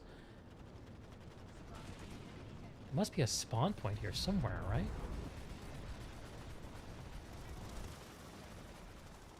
I don't know. May just be droppers fighting it out. A Steel Rain is being called by Unity. It looks like it's over Arizek's Satcom Hub. Now, the main reason to pull a Steel Rain in the middle of the game is, I think, typically to drop maxes Frack, the only drop I... Oh, no, here they come. Here comes the Unity forces. They're dropping on the B point. They have a little bit of... Oh, they're just getting pelted by the air-to-ground by FIFA, though. No, man. This drop needed to be on the road. Get it underneath, not on the B point, but... I think Unity was trying to stop the cap and they just failed. Still some folks on the point. FIFA's gonna mop it up. Successfully. And let's see how the map moves. FIFA's making ground on Bitter Gorge. Granite Head remains under their control as well as Arizek. We're seeing a Unity push on hydroponics. FIFA push on hydroponics compound. Looks like it's being resecured by Unity, but FIFA is swelling pop over there. I'm not seeing anything else going on anywhere else. So let's have a look at hydroponics.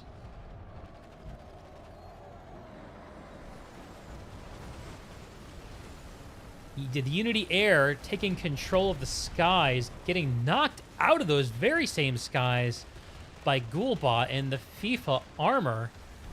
They've got a spawn point established here. This is a Unity spawn point. Is it? These colors confuse me. Here comes the FIFA Sunderer, though. It looks like they're going to blow up. No, that is a FIFA Sunderer. Okay. And FIFA has taken the point here at hydroponics. Just under 4 minutes for FIFA to take hydroponics and get access to that ever so sweet Nexus Omega lattice link. Totally not Delta pushing through in his tank. I feel like I've seen Delta in a few different games. Am I imagining things? Oh, let me know. Seeing a knife tool. FIFA. Card Keeper getting taken out. I didn't see who did that. That was fun, though. And the Unity response is just late and small, it seems. Compared to what I've seen from Unity before, they seem a little disorganized. Perhaps I'm imagining it. This Valkyrie thing is totally their MO. I've seen them do this before. But these drops are just not gaining any ground on the... Well, okay, I'm eating my words, as I so often do. FIFA's holding top stairs. Okay, I see the strategy. So you don't worry about holding the bottom because you're too vulnerable. You hold the top stairs and you sweep down to bottom as needed. I can vibe with that. The rest of this Unity push getting air to grounded. As the FIFA infantry pushes out and solidifies their hold. 3 minutes on hydroponics compound for the aggressors of this match, Ironforge Alliance. Unity is dropping again, just trying to win a battle of attrition. Although it seems at this point they might be more the victims of the attrition than the victimizer. FIFA harassers rolling through, trying to get some work done.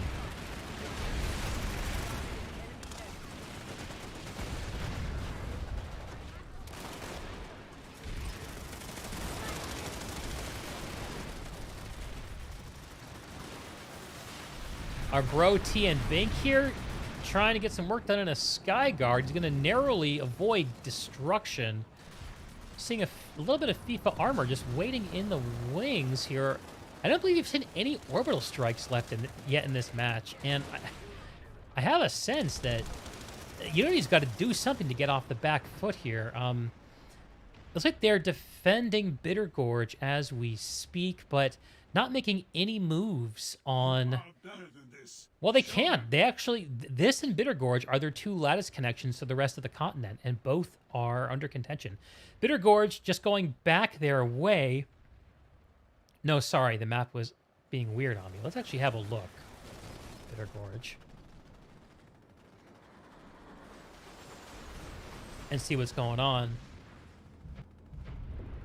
So we're seeing a FIFA attempt to capture it, which Unity is responding to. The forces here are evenly distributed. I'm watching a FIFA infantry push from the C to the A point. They will succeed.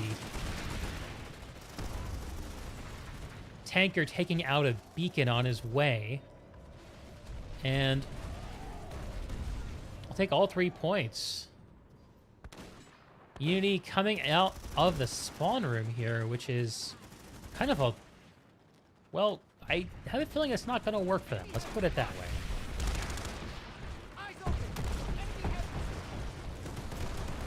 There's PropMaster. Making a go of it and paying dearly. The Unity Sunderer has just rolled out from under the base. KaaLock is hanging on for dear life, trying to get set up outside this C point to get something going for Unity. They really need this spawn point, so we'll see how quickly FIFA can respond to it. And hearing explosives, I'm not sure what that was exactly. And the Unity Light Assault is putting the move on the C point as we speak. FIFA response is quelled.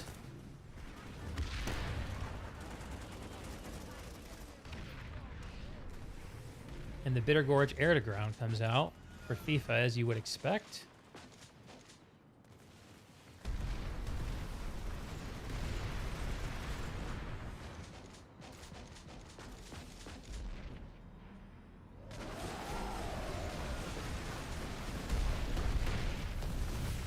Taken down by the Unity ground forces, who retain control over C and roll south to grab A as well.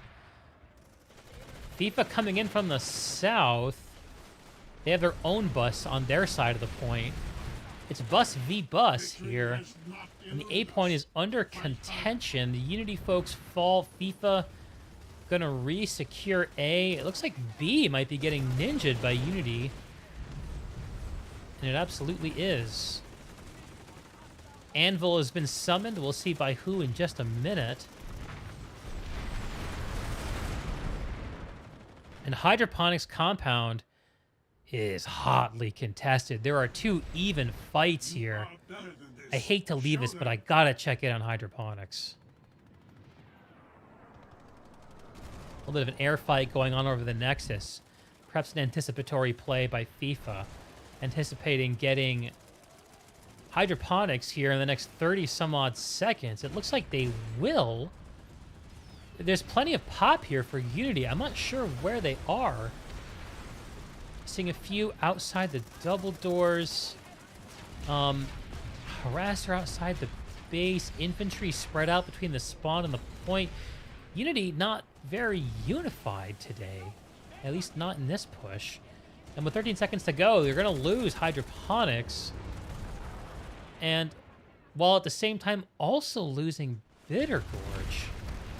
Are there 48 members of Unity in this match? I'm a little surprised at how one-sided this seems to be going.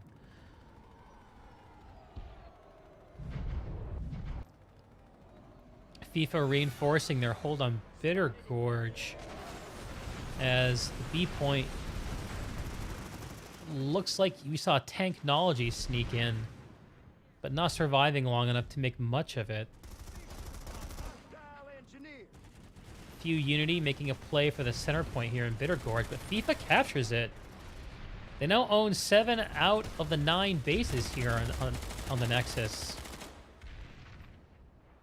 Missing only Slate Canyon and the Nexus Omega itself.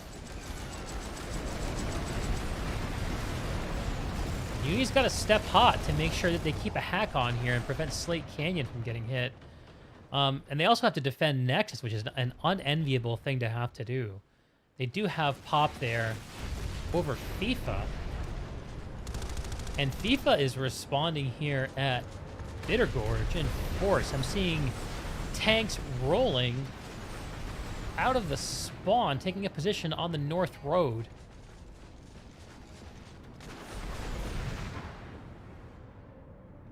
Perhaps the thought is you solidify Bitter Gorge and take them where? Slate Canyon? They must be going to Slate Canyon. Yeah, here we go. Here comes the push on the last corner base belonging to Unity. 30 minutes left to go in the match, but I have a funny feeling it's not going to take that long to play out. Let's have a watch. FIFA getting their Sunderer established beneath the point. We've seen Recursion go to this spot, Sunderer spot again and again. Seems to become more favored over the back crevice position in the last week or so, from what I can tell anecdotally. FIFA getting the hack here, more or less uncontested by Unity. Unity has its forces committed to hydroponics. And so shall we commit ourselves as well. The Nexus continues to be under their control, although there is Starbug, at least one Ironforge Alliance member here, and Ironforge armor is beginning to roll in from the east. Ironforge's control of the air and the ground, but Unity has the point, and they are taking it back, which prevents any kind of a hack at the Nexus from taking place. Hell yeah, Unity. Hell yes.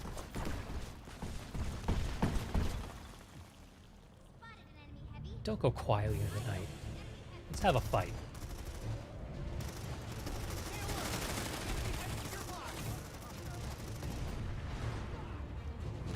And here comes the Ironforge Alliance.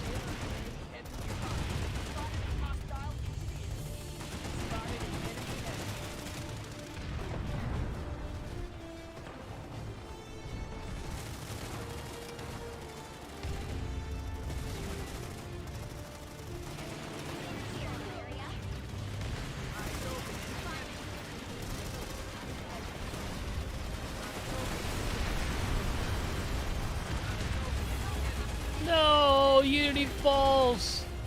Ironforge Alliance retakes it. Unity's trying. Rise to the moment you can prevail. Unity hold only going to cost Ironforge Alliance a couple of minutes here.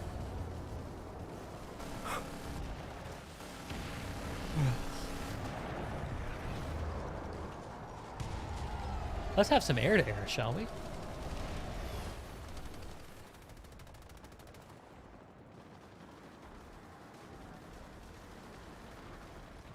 Oh, the galaxies are coming out of the warp gate for Unity. They're heading for Slate Canyon.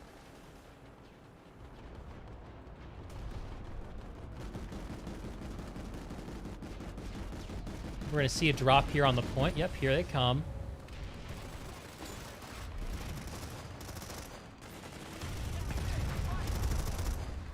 Taking out deployables outside the double stack before they head in, but they're going to pay for it.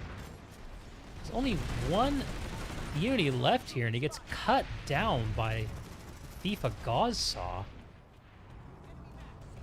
And then Max confidently holds the top stair. Technology trying to get a peek with his Decimator on the Max, but falling over in the process.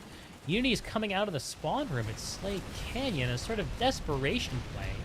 They have 30 seconds left to prevent the last non-Nexus base from falling to the Ironforge Alliance. Let's see if they can put something together with 25 seconds. FIFA's feeling confident. They're even poking outside the base, trying to prevent this stairway push from taking hold. A FIFA steel rain appears to be taking shape above the Nexus. They're ready. They're going all in, baby. And with 7 seconds to go, I don't see any reason they shouldn't. Unity's pushing up the stairs. No, it's too late. It's too late. Unity. Oh, no. They don't get it anyway. Oh, what a heroic try.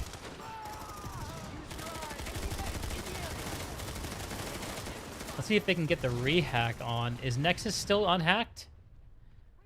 No. Nope. FIFA put the hack on Nexus, so Unity can't even do anything here.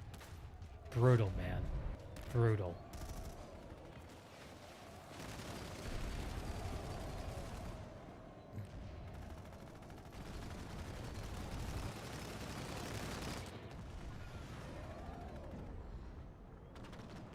Unity Air is playing back a little conservative, trying to bait out the FIFA Air Force that are hovering over Slate Canyon. Meanwhile, FIFA, oh, that's a lot of red on that point. And here comes Unity. to hack on here. We're in what are probably the final minutes of this match. So let's enjoy it.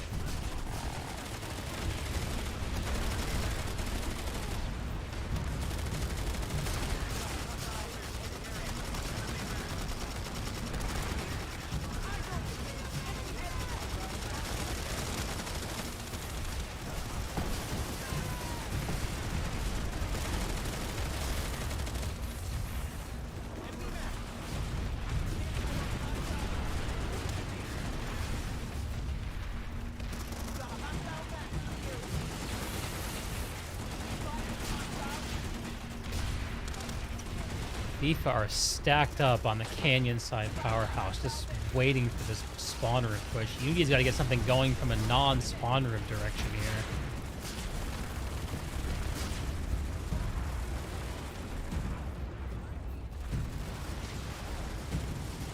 And FIFA rolling armor between the warp gate and the base, just playing with their balls out. Testarossa trying to prevent burnout as his partner Delta moves in on the other side. Unity's dropping a few folks. They have a beacon up outside the warp gate door into the point room, and it's looking pretty messy in here. But for the most part, it's just a bunch of dead Unity.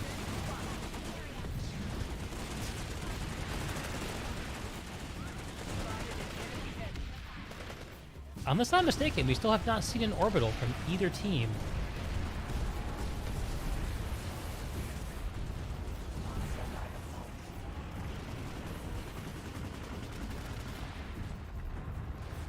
He's got a Sunderer here in a really juicy location on the canyon side powerhouse.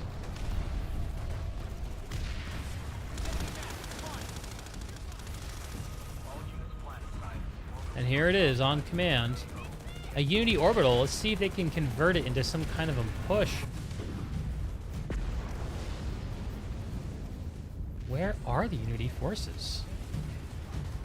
Here they come out of the spawn room. The bid with the orbital strike is he tried to make sure you destroy all the max units and push in before they can get revived. I don't know if Unity was quick enough to follow that up. The push. FIFA is very much up. Oh, I see some lower health bars. Sir Jordo and his max. I think that might be the only max here. No, I take it back. Also Mateus over here as Unity is making a go of this side of the base.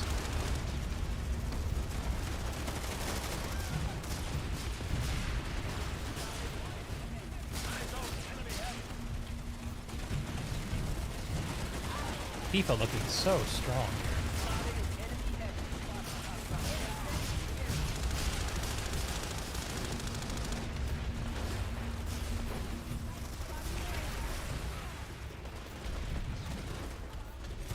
Just under 3 minutes for Ironforge Alliance at the Nexus. They hold it, they win.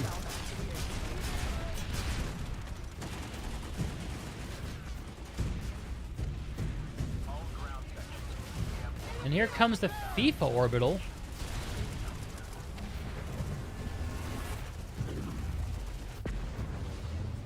Unity Galaxies dropping troops on the Slate Canyon side. Fewer people came out than I honestly expected, and it looks like Rhombus is going to get dumpstered by the FIFA tank.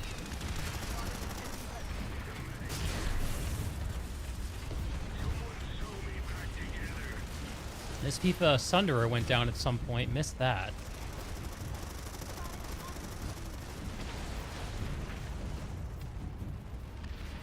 Delta and his tank with Testarossa, his Sunderer buddy. Just menacing the road beneath the Nexus. And I sense resignation in the air from the Unity folks. Feels like nothing they can do works here. There's some kind of a story with this match that the numbers will tell us. I don't know what that story is. I was not expecting this to be so one-sided.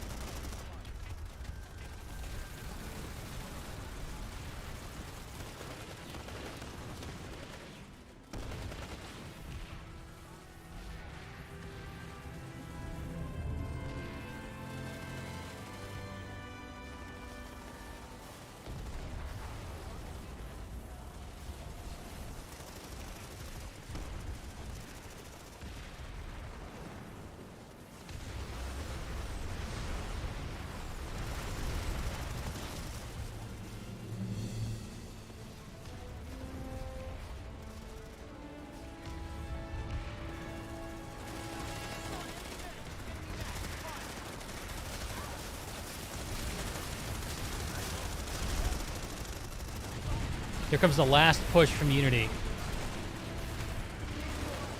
And it gets obliterated. Good game. And congratulations to the IronForge Alliance. FIFA wins.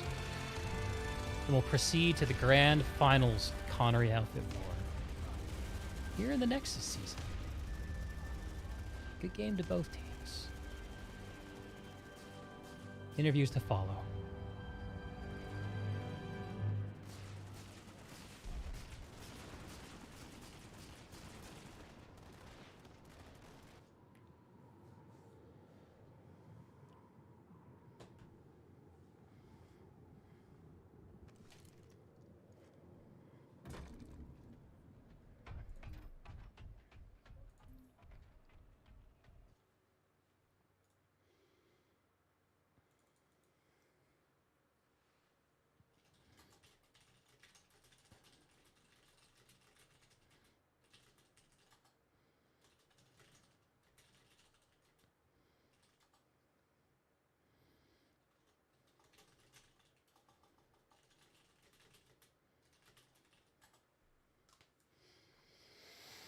Cool. All right, let's get some interviews figured out.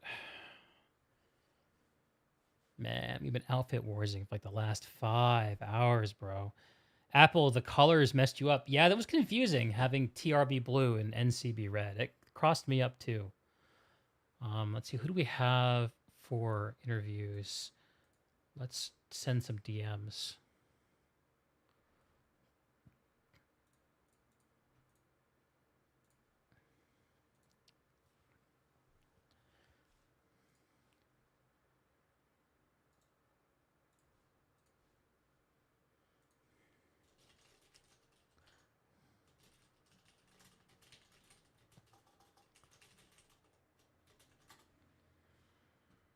And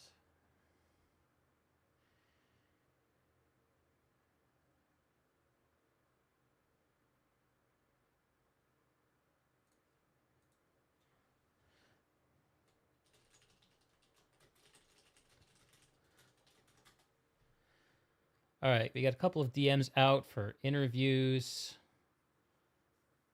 Looks like we have Renuse from Unity ready to jump in. We're going to get a rep from FIFA as well.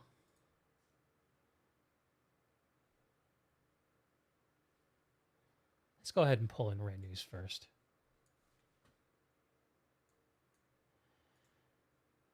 Hey, Renuse, you're live on the cast, brother.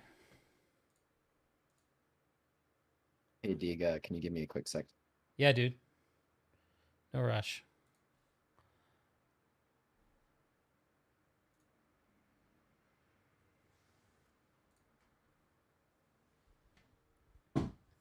Probably competing with Archie et al. For interviews right now. Understand that. Shout out to brother Archie.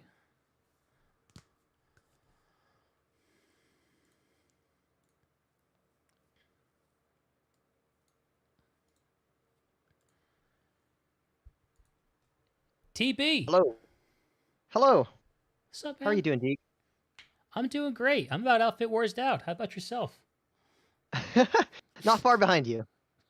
One more week. Word. I got Renuse here. He's taking a moment to get collected, I think. But while we're waiting for him, congrats on the win. Thank you. And if I could, I don't know if Renuse is here right now, but good game, Renuse. Always a pleasure playing against Unity. Word. GG to Unity and the Renuse and all the fam. As a caster, I was a bit surprised at how one-sided that match ended up going. I would love to hear the story of it from your perspectives. Renuse, are you back yet, man? All right, let's hear from you, T. How'd it go? What went right? Or is this I see Renuse lighting up. Is he here? I can't hear you, Renuse. We see you lighting up, but we can't hear you. I think he's working on his audio setup, maybe. Test. Right. You hear that? Hey, what's up? Give me one sec. Sorry, I'll be right back. That was my problem. No worries, man. All good. We'll hear from. Yeah. Go for it, dude. Anyways, again, it's I think kind of like what I talked with you about last week. It's a lot of just refining strategy, figuring out what works as the season goes on, and I think we're in a really good groove right now. I'm really proud of the team. Everyone kind of came together and they executed on the plan very, very well. I was very happy with our rotations. People were where they needed to be, and we were able to just kind of keep momentum going. I don't think the score reflects the skill difference because Unity has a ton of really good players in every single domain. I think we were just a little bit more on the ball in terms of rotations tonight. Yeah, I saw that play out. Oh, we have some more Unity folks jumping in. Hey, KaaLock, we got you on the cast, man. Anyway, so you were saying that you don't think the score reflected the skill difference and how rotations kind of went a little better for y'all. Talk to me about those rotations. What was your plan of attack on the opener? I noticed a ton of activity at Granite Head. It seems like that's like the meta play the community has figured out. Yeah, I definitely feel like Granite Head's definitely everyone's caught on at this point. It's no secret. Granite Head is an extremely powerful base to hold. And we wanted to make sure we got it through. So we make sure we had kind of as much control as possible to make it very difficult for them to reinsert into Granite Head. And we just kind of figured once we cap Granite Head, we can kind of exert its influence around the map. You know, it has a lot of different lattice connections available to it. We can just kind of use that influence that it gives you to start reaching out, start getting caps going other places, and put the opponent on the back foot. And we were able to pull through with that tonight. Absolutely. Yeah. So with the win tonight, it looks like y'all are going to get the treat of taking on Recursion in the finals. How's that feel? Daunting, especially since we've already played Recursion once and we lost. So you know we know we still have a long way to go if we want to win this, because we do really want to win this. Everyone sat down at the beginning of the season, and beating Recursion was high among everyone's priority list. So you know it's not going to be easy. It could go very badly, but I think that I think we do have a good shot, and I'm really proud of how far everyone's come, and I know we're a much better team than we were the first time we played Recursion. So I plan to stick it to them. See how far we can keep this dream alive. I love it, brother. I love it. Any shout outs? Shout out to Ghoulbot, who joined 1 minute after we warped to Nexus and could not join the platoon because the game said he was on the enemy team. He wasn't actually on the enemy team. I guess you just shouldn't play a tournament on patch week, but you know, Daybreak didn't get that message. I've heard so many complaints about platoon bugs. This is such a it's such a miscarriage of justice. It's awful. But anyways, he was our one puppy, not in the platoon, and he was everywhere we needed him to be, especially on that last start on the cap on the Nexus. He was the one who got that cap going, and that cap was really clutch because Unity were not giving us much time for air and their redrops on their home bases. So very clutch with that drop, and it got us rolling. So big shout out to Ghoulbot for our one puppy, not in the platoon, but doing his. I think I saw him manning an anti-air turret at hydroponics at one point. So it wouldn't surprise me. All over the map, awesome. Well, are the Unity folks here, ready to go? Like, Renuse, what's your sitch? Yeah. You good? Yeah, we're good. We're here. Hey, good game to the Unity folks. The taking a tough loss today and not going forward to the championship match, but still a great game. A little more one-sided than I would have expected. What's the story from the Unity side? How did this go down? So the opener was fine. We had fine opener. The air and armor from our armor leads are getting props. They said they were doing pretty well. So that was a difficult battle on that front for them. But they were contesting, so we're not displeased with that. We knew we weren't going to have any kind of air control or armor control, honestly. Two good teams. And then I can't speak for the other squad leaders right now because we just went from the match to here. But from my squad, the color scheme, like the amount of frustration I'm experiencing right now, like I'm not even kidding you. I'm incredibly frustrated. Like not at the game, like yeah, we lost whatever and it'll evolve past whatever. but I'm so freaking mad at Planetside right now. Like, we dropped in, we were confused, and then there were shotguns and red overshields, and it was not a good time. Like, I don't know what the other squad leads are going to say about it or the other infantry guys, but me seeing my guys on the ground, like having double take everything and then seeing red, but then not shooting at it and like being in the building with shotguns like that, it was absolute terror. Like, that was the worst experience on Planets I've ever had. That's awful. The first thing I told my platoon when we warped in was, make sure you shoot the blue beacons. The blue beacons are the bad beacons now. Shoot the blue, don't shoot the red. We were legitimately yelling at each other like, hey, that's a bad guy, that's a good guy. Like, it was the amount of confusion and the dishearteningness of that, like, it was a morale dump. Like, it was bad. There was one point where I'm certain I saw a Unity guy, 2 FIFA heavies and a Unity heavy all shooting at the same target, just like in a line together. Like, no one knew who was who. It was, man, they really. It was a mess. Like, we knew FIFA was gonna be a fight, and like, good, like, nothing but honor and like reputation, good things in here. Like, this room is good, and we have a lot of friends on the other side too. But that was, and I'm not saying that's the reason why we lost either, whatever. But that experience was fucking terrible. Insult to it was injury. absolute trash. Yeah. Like, we might have done better. Maybe, I don't know. You know, like, if we're, I don't know, whatever. It's what if. But that experience particularly made the ground fight so difficult. Mm-hmm. Yeah, that's Years brutal. of playing on live and shooting at blue people and purple people, and then having to really shift the experience to start, you know, shooting at red colors and red armor and red overshields. It was just bizarre. It was a bizarre feeling for sure. What would y'all think if? Sorry, go for it. I was just wanted to say that, yeah, just years of indoctrination from like 2013 is just biting us in the butt right now. It's hard to go against those instincts. Yeah. So, how do we fix it? Do we get different colors for Outfit Wars? What if we did like yellow and what other color is left out there unused? I don't know. Orange, white, I don't know. Something. Black and white. Yeah, that'd be pretty cool. Actually, Maybe. Nexus is white. Probably pink, yellow, green. Oh my gosh, the pink team would be the one everyone wanted to be on. I wonder how deep in the code these faction colors are. Maybe they're alterable. I think the colors. Well, I mean, So you want to know something really interesting? If you change your armor colors while you're on one team or the other, you get the opposite team's colors. So we could have played with everybody in red armor, and everybody tried to go like, stay our TR colors, be red, right? Yeah. You know, but like when I loaded in, I was in all blue armor with, you know, blue trim and everything, and I was like, I could play like this and look like an NC, but I didn't feel right. You know, that was too, like, I don't know, cheap, like using the weird system, you know, to try to be sneaky or whatever. I don't know. I didn't like that. So it gets even better when you throw the robots in the mix, because they don't have any of your like original team color trim at all. They're just the other color. They're just the color. Yep. No, Yeah. it's true. It's so weird. We had, like, I gotta say though, like we went in expecting FIFA to bring a fucking amazing match, and they did, like, absolutely.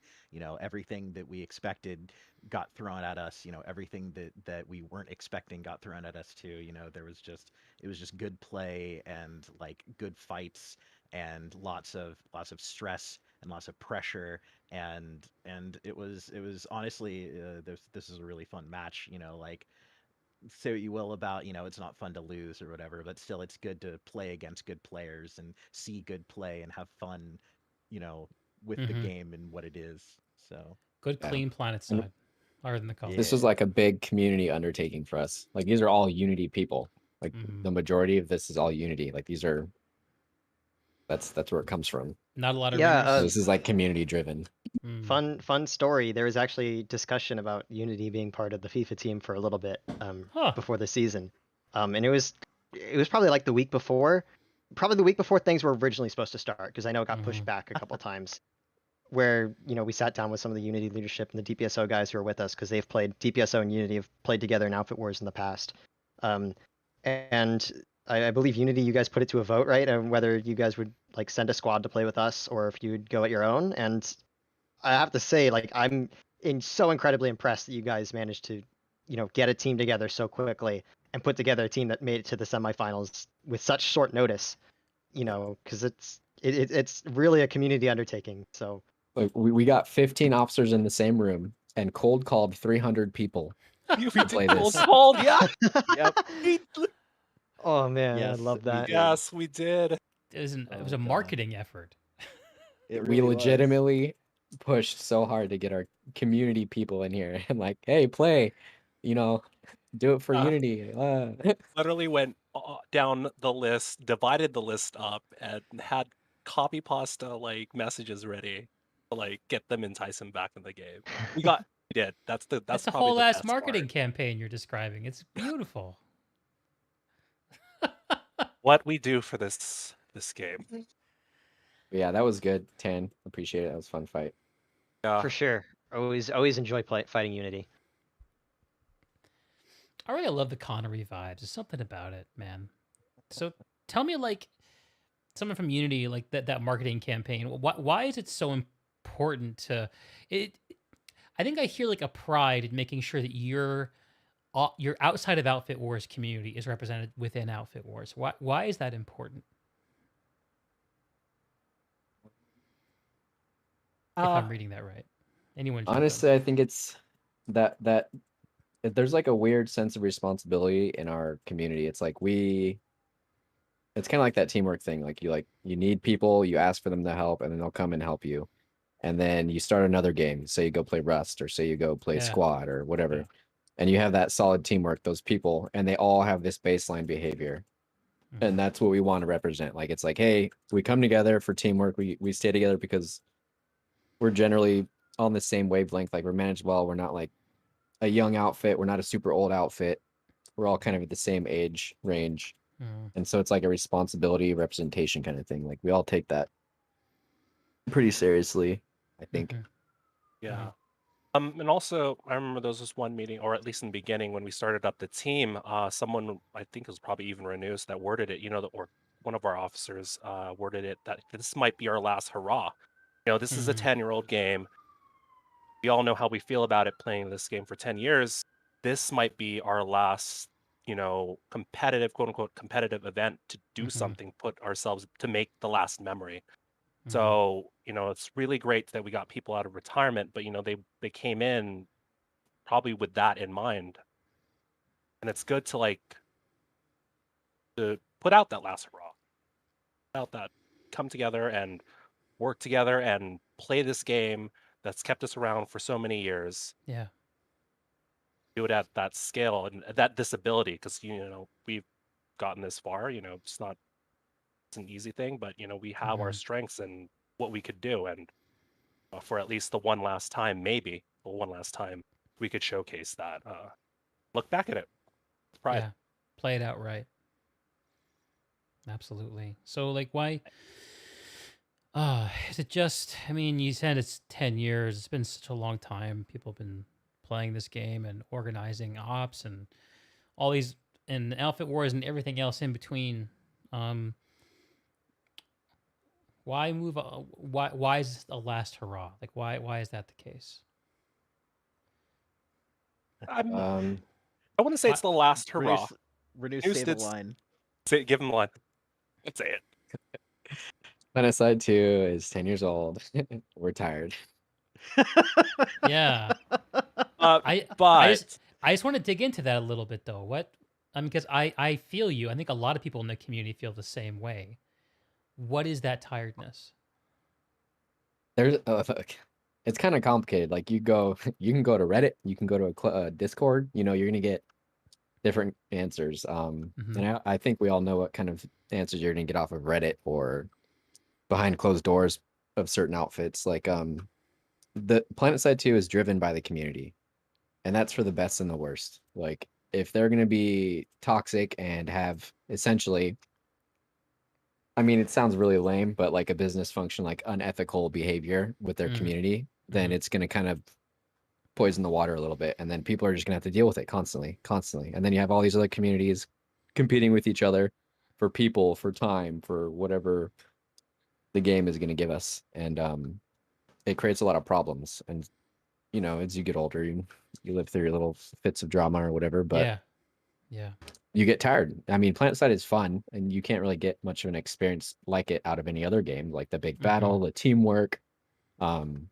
There's the occasional item that's kind of like questionable, like, oh, this is great, you know, you can just farm people, but you can't really replicate that in other games so much, especially at the pace that it is at. It's like a quick boxing match, like on a map, but you get that it never ends. The war never ends on PlanetSide, and it never ends in the communities either. So you just get tired of it. Like there's always politics, there's always backdoor deals, and how long do you want to do it?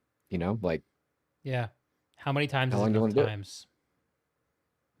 And that's kind of that's the aspect. That's the aspect of the outfit. That's the intra-outfit politics. Even on live, you know, you're always constantly fighting for what you want to accomplish or what you think's best for the faction for your team versus, you know, another platoon lead, squad lead who has, you know, their idea of what's best for, you know, your faction or team. Mm-hmm. You know, it's always that clashing, that you know, you lose out on the pop, you know, pop control, how big your platoon is versus, or their platoon is versus your squad. You know, you're never really able to do what you was because it's a numbers game. PlanetSide is a numbers game, so yeah. Except here. That's in live, yeah. Except on Nexus. Except on Nexus. Yeah. Even then, like a lot of prep work would go just to set up this Nexus fight, and yeah. But I'll preface that don't rule us out. It's just like if there's new energy, hopefully I'll pop in myself and try to see who wants to join old Unity after this, and if they have the will and they get a squad, we could ally with someone with another outfit that doesn't have the numbers, or we might field another team with them at the helm. We don't know. Yeah, you never really quit this game, do you? You're always just one good update away from getting the band back together, right? Yeah, it kind of seems like maybe. It's a crippling problem. Yeah, exactly. We'll all have a fun game. We'll all have a PlanetSide Fragger Anonymous meeting after this. That's right. Sit around, drink the coffee. I was thinking about I've actually run into this in my professional career. The problem of the tiredness that comes from dealing with the same problems day in, day out that don't seem to change or grow or progress, and you just feel like you're a rat in a cage. I think I heard a note of that in what you were saying, Renuse, and I really vibe with that. And I think for people, there's an arc to our lives. You know, when a lot of people came to PlanetSide 10 years ago, maybe they were in high school, maybe they were in college. I don't know. I was way past college because I'm an old fuck. But it's natural for people to go through experiences that challenge them and thrill them and then grow past them. And to ask people to engage in a game like PlanetSide or any game for this long it seems like it's unnatural people to stay involved as long as they do. And I look at other games, communities that have aged, like World of Warcraft is sort of the one at the bleeding edge of this problem. I don't know, man. Yeah, no, I feel that on on a personal level. I feel that because I come from military leadership, like Marine Corps squad leader, combat stuff, and then tactical trainer and like police department stuff. Like I'm nothing but pure military and police and private tactics. And I get to see people actually do teamwork and like gun work and create those functional like killing components, essentially like a unit. And then you see them perform and you see them, their mentality, the machoism or the not, and like the different kind of people that come together to make those teams so effective. And then you come to PlanetSide and it's like it's a video game, like you're here for entertainment basically, but you see those like kernels of that forming in people, and you give them that opportunity to do whatever they're going to do on this in this format, and then you see them age over the years. Like, I mean, you get political with this, but predominantly military guys are young and they're fighting the fight, you know. And then you come in and you do the PlanetSide and you get all these young guys and they're like super into it. And they, you know, they get really into developing their skills and playing harder and playing more. And then eventually they kind of peak. And then from there they go down. And that's either personal or physical or a combination. But you can't fight a war forever. I mean, that's just kind of like how people are designed. They're not Yeah. It meant to be in that competitive mode for a decade. Like that's something that would be like, I mean, it is. It's stuff that's in the world. That's like political stuff, like North Korea or Vietnam. Like the battle just goes on forever. Like you can't. There's so much burnout there, like mentally and physically. Yeah. The deep topic, it's honestly. Yeah, I just want to meditate on that for a second. I feel the fatigue, man. And I've been a PlanetSide fan since the first one came out, but I've never. This has always been a game I take huge breaks from. Always, always, always. I guess the question in my mind is always, what keeps me coming back? Why is it that one update that gets me to want to get the band back together? Maybe it's just that fact that this is such a unique thing that it even has that potential. I think it is just a community. Unique experience in the community, yeah. Yeah, I mean, I keep coming back because I enjoy the people I play with. I enjoy the people I play against. Like we don't talk much, but I recognize all these names on Unity. We've fought for years. It's fun to play against them. It's fun to play with them. It's in general, like I don't think I'd keep coming back if I wasn't on Connery either. To be totally honest, I just really like this entire community. Sure. So like the whole Connery Emerald jump that so many teams have seemed to have done is not something that would appeal to you because you'd lose touch with these people who make it meaningful. Oh yeah, not at all. And there's just a different server culture on Emerald that I'm not a fan of. Very much different vibes on Emerald. Even all the other Soltech Briggs, when I used to play on Briggs, different, very different. But also PlanetSide's unique. Renuse is always trying to pull us into another game and try out, so we won't burn out a PlanetSide, but I'm on PlanetSide because there's really no other game like this. With all its frustrations, with all this this sandbox shooter, this do anything you want, leading people on a point hole objective or just even flying around hunting pumpkins. Vibe with that, and there's a lot of discussion of how that's separate from the game and it doesn't add anything. But for me, it's really chill. Put on some music, hunt some pumpkins. It's all fun. Yeah, those fucking pumpkins. I feel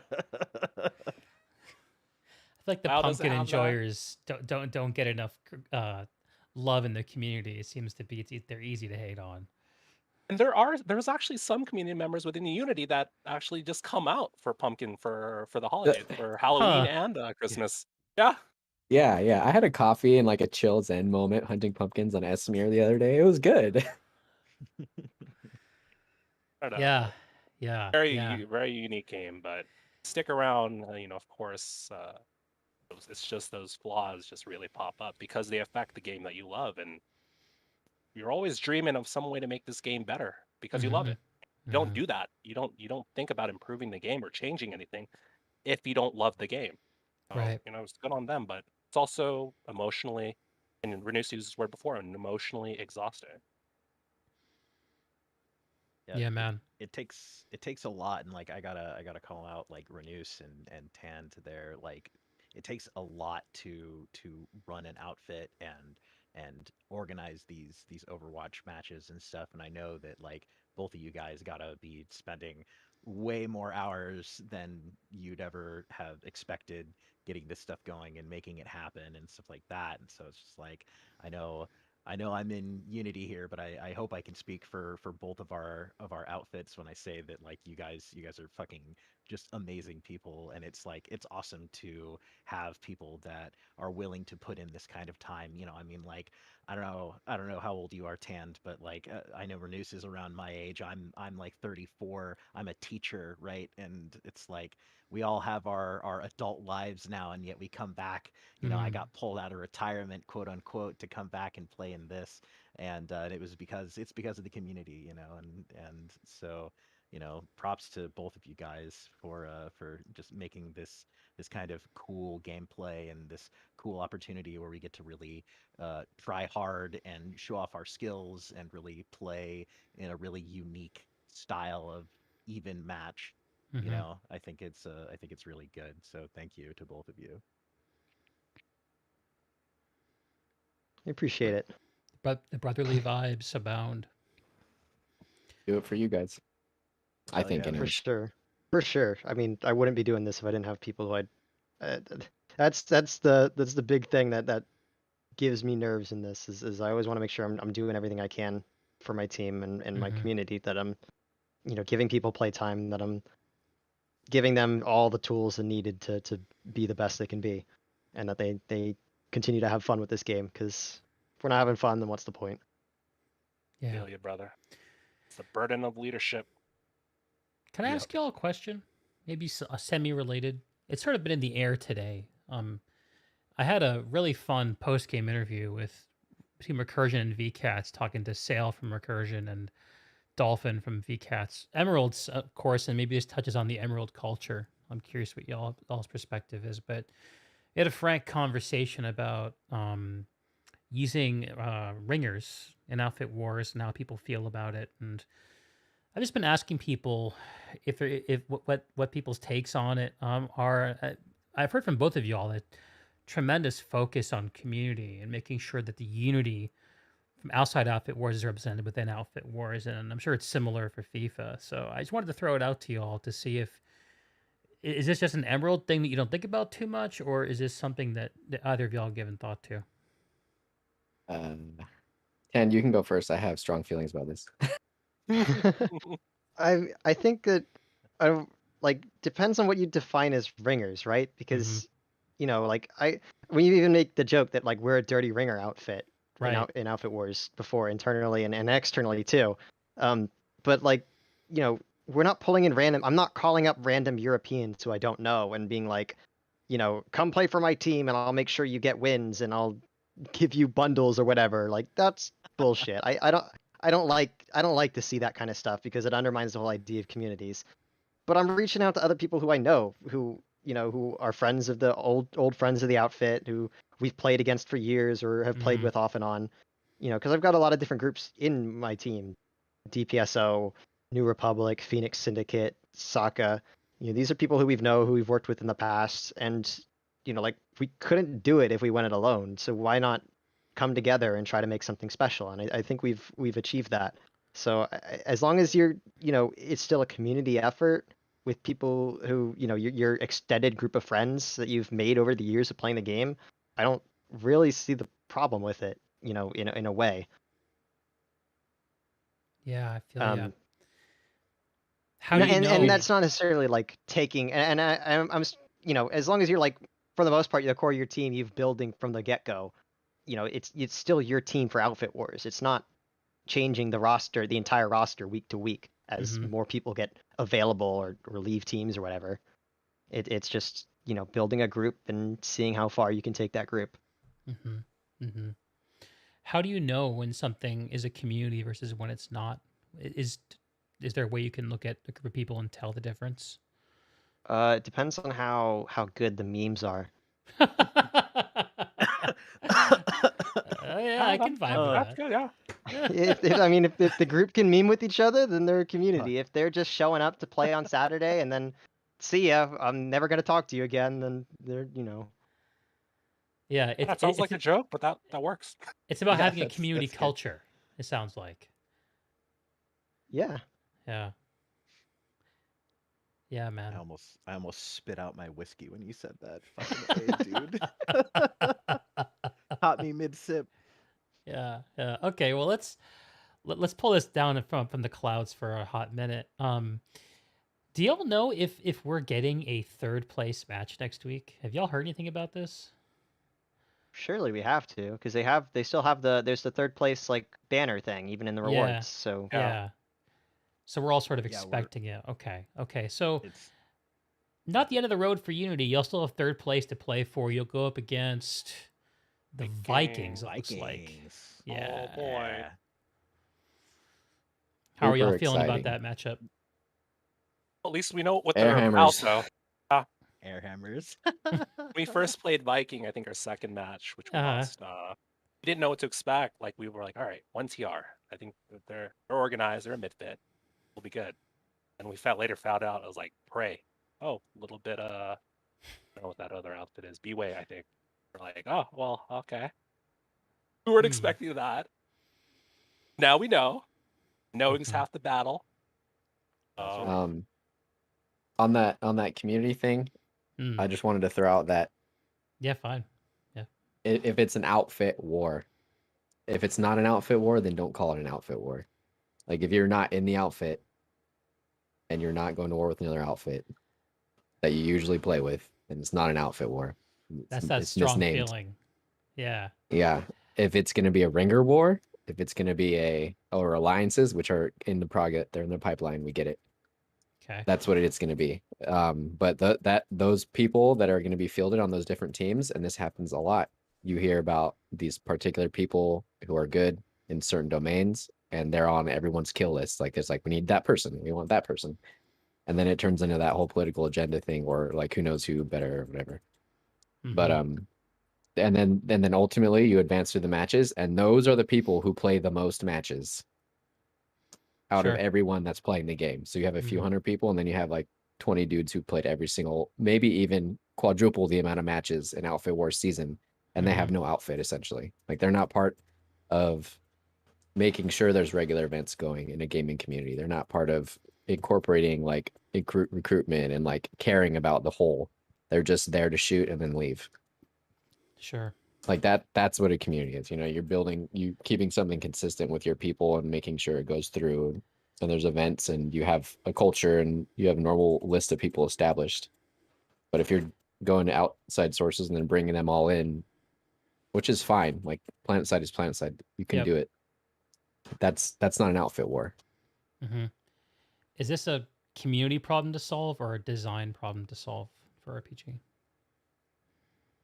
I mean, in my opinion, honestly, if you compete in one match with one team, that's all you should be able to do. You're locked, across your IP. You'd have to be doing some crazy VPN from Thailand kind of stuff to get back into another outfit match. Put some skin in the game and invest in your community. Yeah, didn't Rail say at the start of the Outfit War that accounts should be locked to only one? But then again, now I think about it, actually, I was in 2 Outfit Wars teams on the same account, but for different servers. So, are people playing in different outfits on the same server? Different server stuff, but some of them are doubling up on Outfit War matches. And stuff like that. Yeah, probably the worst kept secret in Outfit Wars. It's because then you get some guy who's done this quadruple amount of times as some normal player who just wants to play with his people. And then they're hunted across those 2 servers as having good reputation, which they're both shrinking. Both servers are shrinking. Yeah. So then you're just concentrating it further and further. And eventually it's just going to be Ringer Wars. There's going to be no other communities. Yeah, I've seen this problem in another game, actually, New World, the Amazon Game Studios MMO.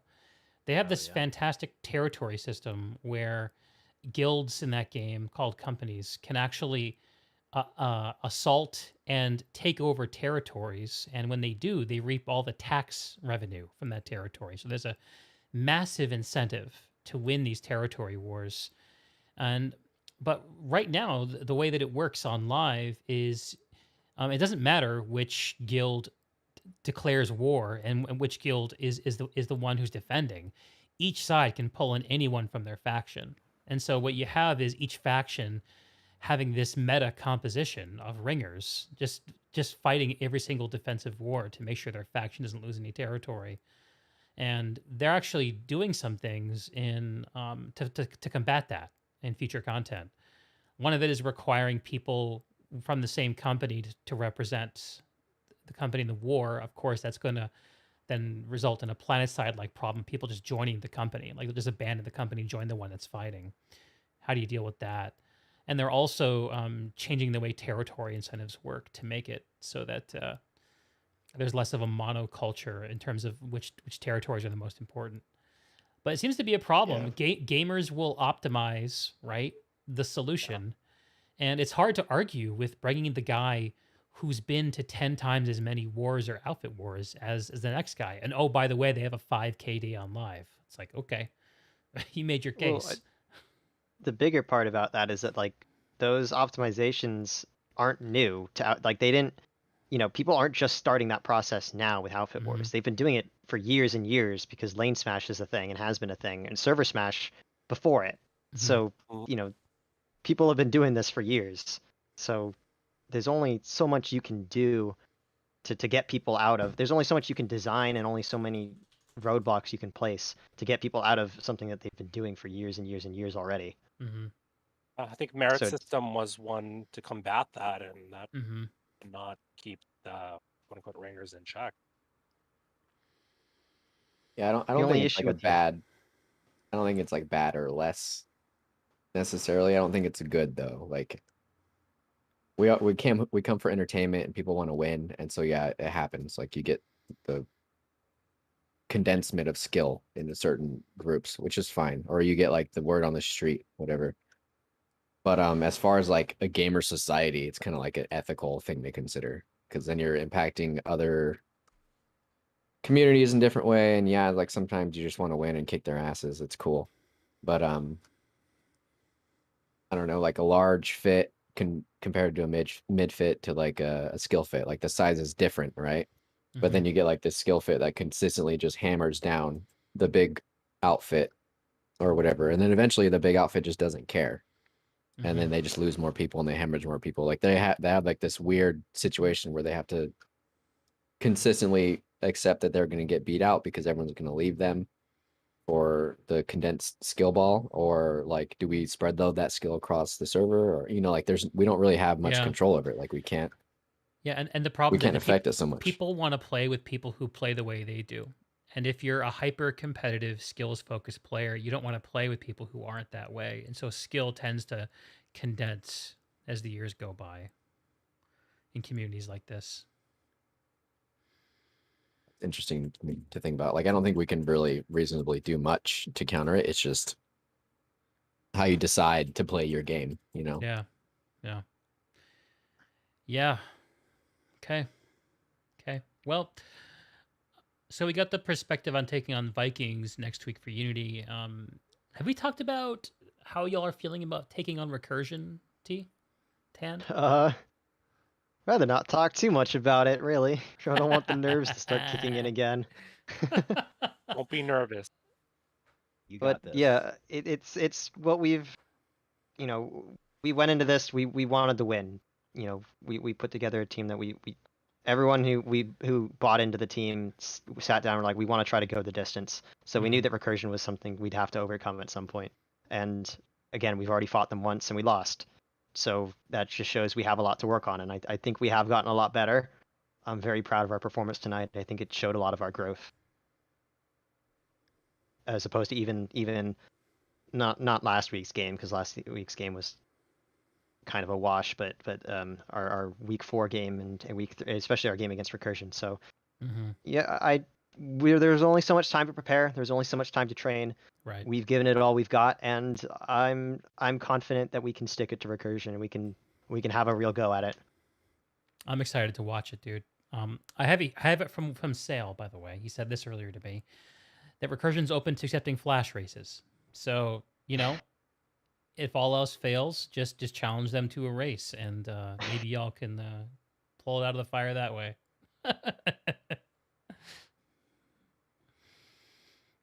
Yeah. Okay.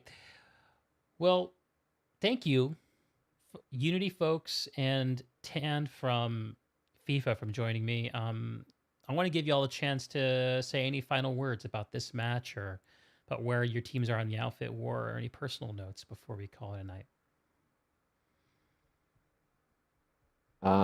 Like Tan said before, I mean, we were gonna play with, there was prospects on both sides of the fence, so we're glad that you guys are going on. You're gonna represent and whoop, ideally, and it was a good game. And I'm still secretly frustrated at the game mechanics there, but otherwise, Outfit Wars, it's great. It's fun. It's been a great experience. It's brought a lot of people together, and I appreciate everyone we fight, and FIFA and DPSO and all friends. Wish you the best luck in the future battles. Thank you, and to you as well. Go kick Vikings' ass for us. Do it for Connery. For Connery. Our Emerald dudes, gotta get them. Yes, gotta right. get them. Love it. Connery spirit prevails. Thank you all for giving me your thoughts and giving us great PlanetSide to watch and talk about today, and for talking about the very real fatigue that we all experience dedicating ourselves to this game year in and year out. I look forward to next week's matches and to talking with y'all again then. Thanks for your coverage. Awesome. Yep, thanks, Thank Deeg. you, Deeg. It's my pleasure. You all have a great night. GG. Have a great night, everyone. GG's. What a great talk. What a great conversation. Connery vibes are very nice. Very nice. I love those folks.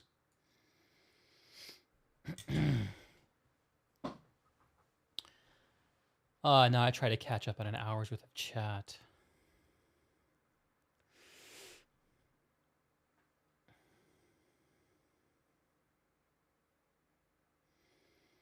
Yeah. Anything you want to talk about, chat? I'm gassed, man. It's been 6 hours of PlanetSide. Ugh.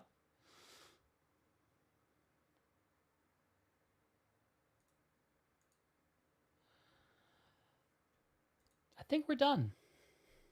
Everyone. My good new friends. If you enjoyed the conversation, I would love if you'd throw me a like on the video, and if you care to, subscribe to my channel. My channel is all about telling human stories behind gaming, PlanetSide being probably the most featured among them.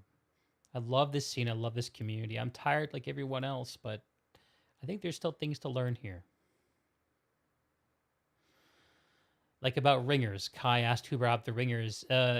Kai, after I turn the stream off, set a 15-minute timer. I'll update the time codes and go back to my interview with Sayl and Dolphin.